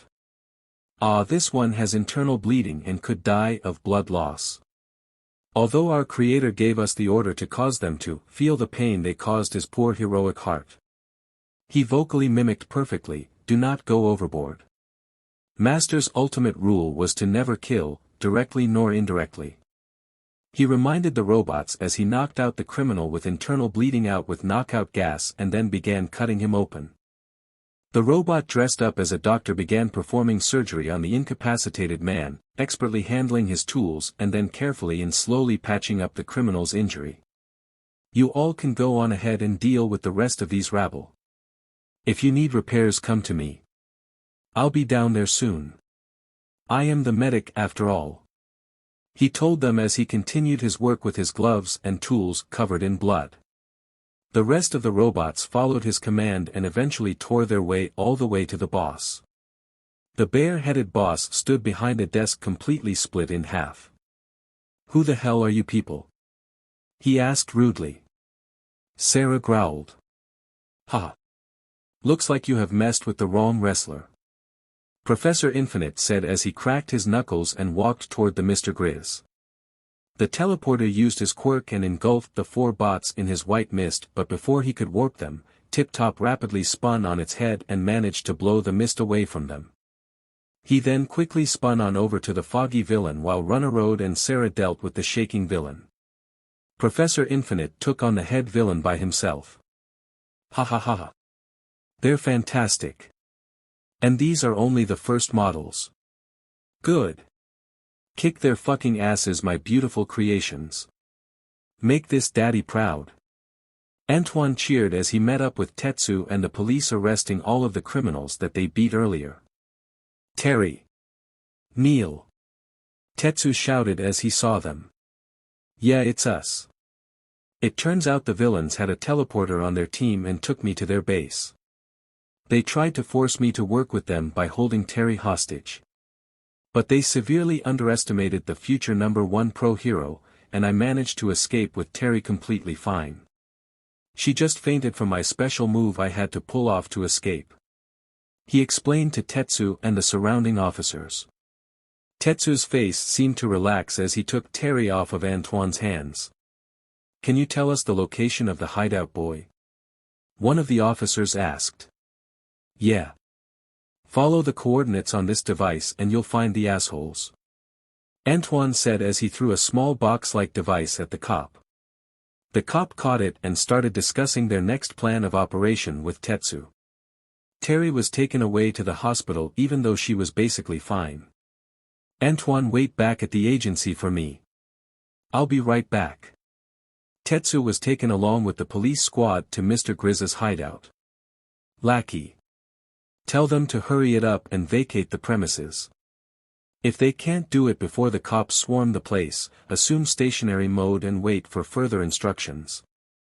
Antoine said aloud. He started walking back to the agency just like Tetsu ordered while watching his beautiful works make him proud. Tip Top already managed to analyze and subjugate the teleporter. It learned that the teleporter's quirk was useless against its wind generation via spinning and had no close combat capabilities. It easily took him out without issue and did a celebratory victory break dance. I didn't think giving them programmed personality traits would lead to this.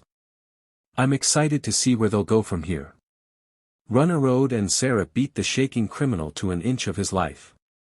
Those two weren't very good at holding back after being forced to face against a quirk like that. His quirk caused his body to rapidly vibrate, and if he landed a hit on an opponent, he could easily slip past their defenses and deal internal damage through vibrations. It seems he wasn't capable of using the vibrations in the air as an attack itself, but getting in close range with that guy is basically suicidal for any close-ranged fighters. Except against speedy fighters. So that shaking fuckhead was basically a glass cannon, huh? Runner Road could outspeed him in combat and Sarah could avoid his attacks all while he couldn't take much of their combined assault.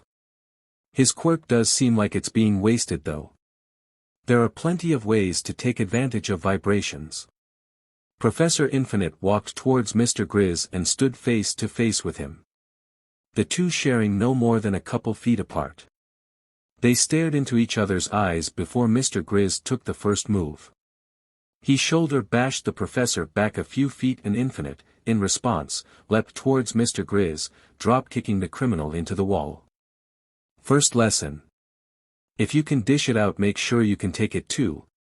Professor Infinite yelled as he ran towards Mr. Grizz. Grizz shook his head to rid himself of the dizziness as he got out from the wall just as Infinite made it over to him. He swung his large fist at the charging wrestler and missed as the hulk of a man bent down low and tackled him even deeper into the wall. The criminal, who was now stuck again in the wall, was forced to take the full onslaught of the wrestling bot. Second lesson. I'm incredibly strong compared to my brothers and sisters. He yelled. Infinite grabbed Grizz and put him in a fireman's carry. This is a technique is when a person places another across their shoulders.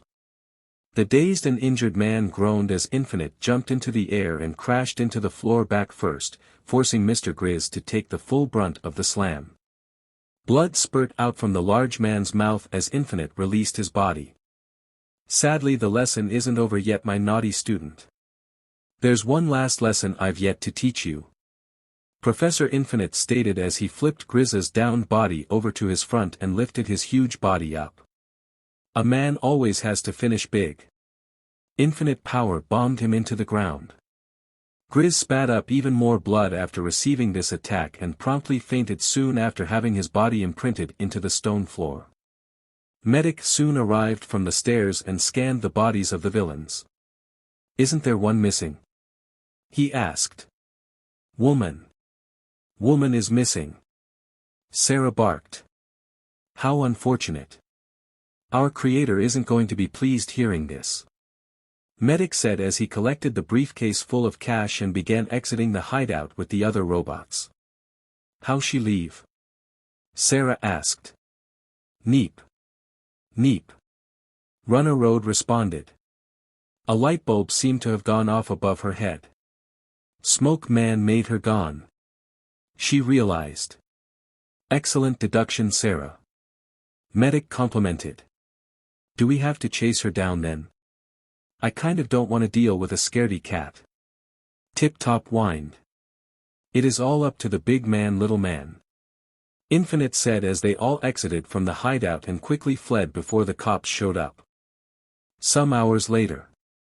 Antoine was inside the dojo or his room for the internship and was currently looking over his creations. He was watching over his support bot repairing the others for any repairs they might need. Despite not being able to deal with those fucksticks himself, having his creations deal out his frustration felt almost as good. His video showcasing the difference in Tetsu's power with and without his equipment has gotten quite a few views. After his speech at the sports festival he's gained a lot of subscribers on his YouTube channel. Although, not all of his new followers were supportive of him. I wish I had that glove. This video is fake and gay. Go to this website www.yourmomisfakeandgay.com to get paid the big bucks and never work a day in your life again. His stuff really is top of the line. Those robots look really strong. This YouTuber is just a disgusting cheating scumbag. Don't watch his videos. You're just mad because the person you wanted to win probably got dropped out in the first part of the festival. Fuck off, stupid cunt. That dumb ice prick and his unfair double quirk is bullshit. Antoine smiled. It looks like the internet never changes no matter what world he's in. He logged into his alt YouTube account and started replying to all the negative comments on his video by shit-talking them. He didn't spend too long doing this. Even though it was still fun to get into arguments online with people, it wouldn't be very productive. Antoine then eyed the greatest treasure gained on this entire internship. The briefcase. Drool fell out of his mouth as he hugged, kissed, and licked the briefcase. He placed it inside his inventory as gently as possible and then spent the rest of the night and little bit of the morning training his skills up. Tetsu and Terry returned at noon and Antoine suddenly realized that it was his final day of interning here. Well. I can't say it wasn't fun interning under you, Mr. Handy. I've gained a great amount on this internship. A great amount, I'd say, Antoine repeated with a little bit of greed flowing in his eyes and drool slightly coming out of his mouth. I'm happy you had such a great time. I always thought you looked kind of bored or not into it, but I guess not. He smiled relieved. Oh no, I was bored as shit, Handy. Bored out of my fucking skull. But that's okay. I've learned that not all hero work is glamorous and fantastic like the media shows. Even small-time heroes have their uses for society. He's not going to be small-time for long now, Neil. Terry added happily. You're right. You better rise in the rankings with my gauntlet, Handy. I don't settle for anything less than ultimate. Either become the ultimate wielder of that glove or become an ultimate hero. I'm counting on you to raise your sister into a great wife for me. Antoine said as he left out the door with all of his stuff. Wife? Tetsu said confused. Terry just covered her red face in her hands as she yelled at Antoine. Dummy. Antoine smiled at her comment as he walked to the train station in his civilian clothes. He didn't notice this, but a certain mysterious woman could be seen walking him from above the rooftops with a smile on her face. He's too talented to be such a goody-goody. The boss probably already has his sights on him, she muttered before jumping from rooftop to rooftop. At home. The greatest son in the world has returned home, my lovely parents. Don't forget you're still grounded. His mother replied back. Fuck. He shouted before covering his mouth. His mom jumped down the stairs before leaping right towards him with her foot aimed straight at his chest. Antoine cried out as his mom nearly kicked him through the house of the wall. It was an accident. He retorted. Her eyes turned steely. It better have been you, little. She pulled his afro before hugging him. Antoine hugged her back. Yeah, I missed you too, fish breathe. Antoine said before getting bopped on top of the head and growing a bump. I love you, you little troublemaker. Alicia said as she walked upstairs. TCH. I love you too. He spat before going into his room and calling up his friends. That's the end of this tale for now. Thank you for watching. And with that being said, I'll see you next time. Peace.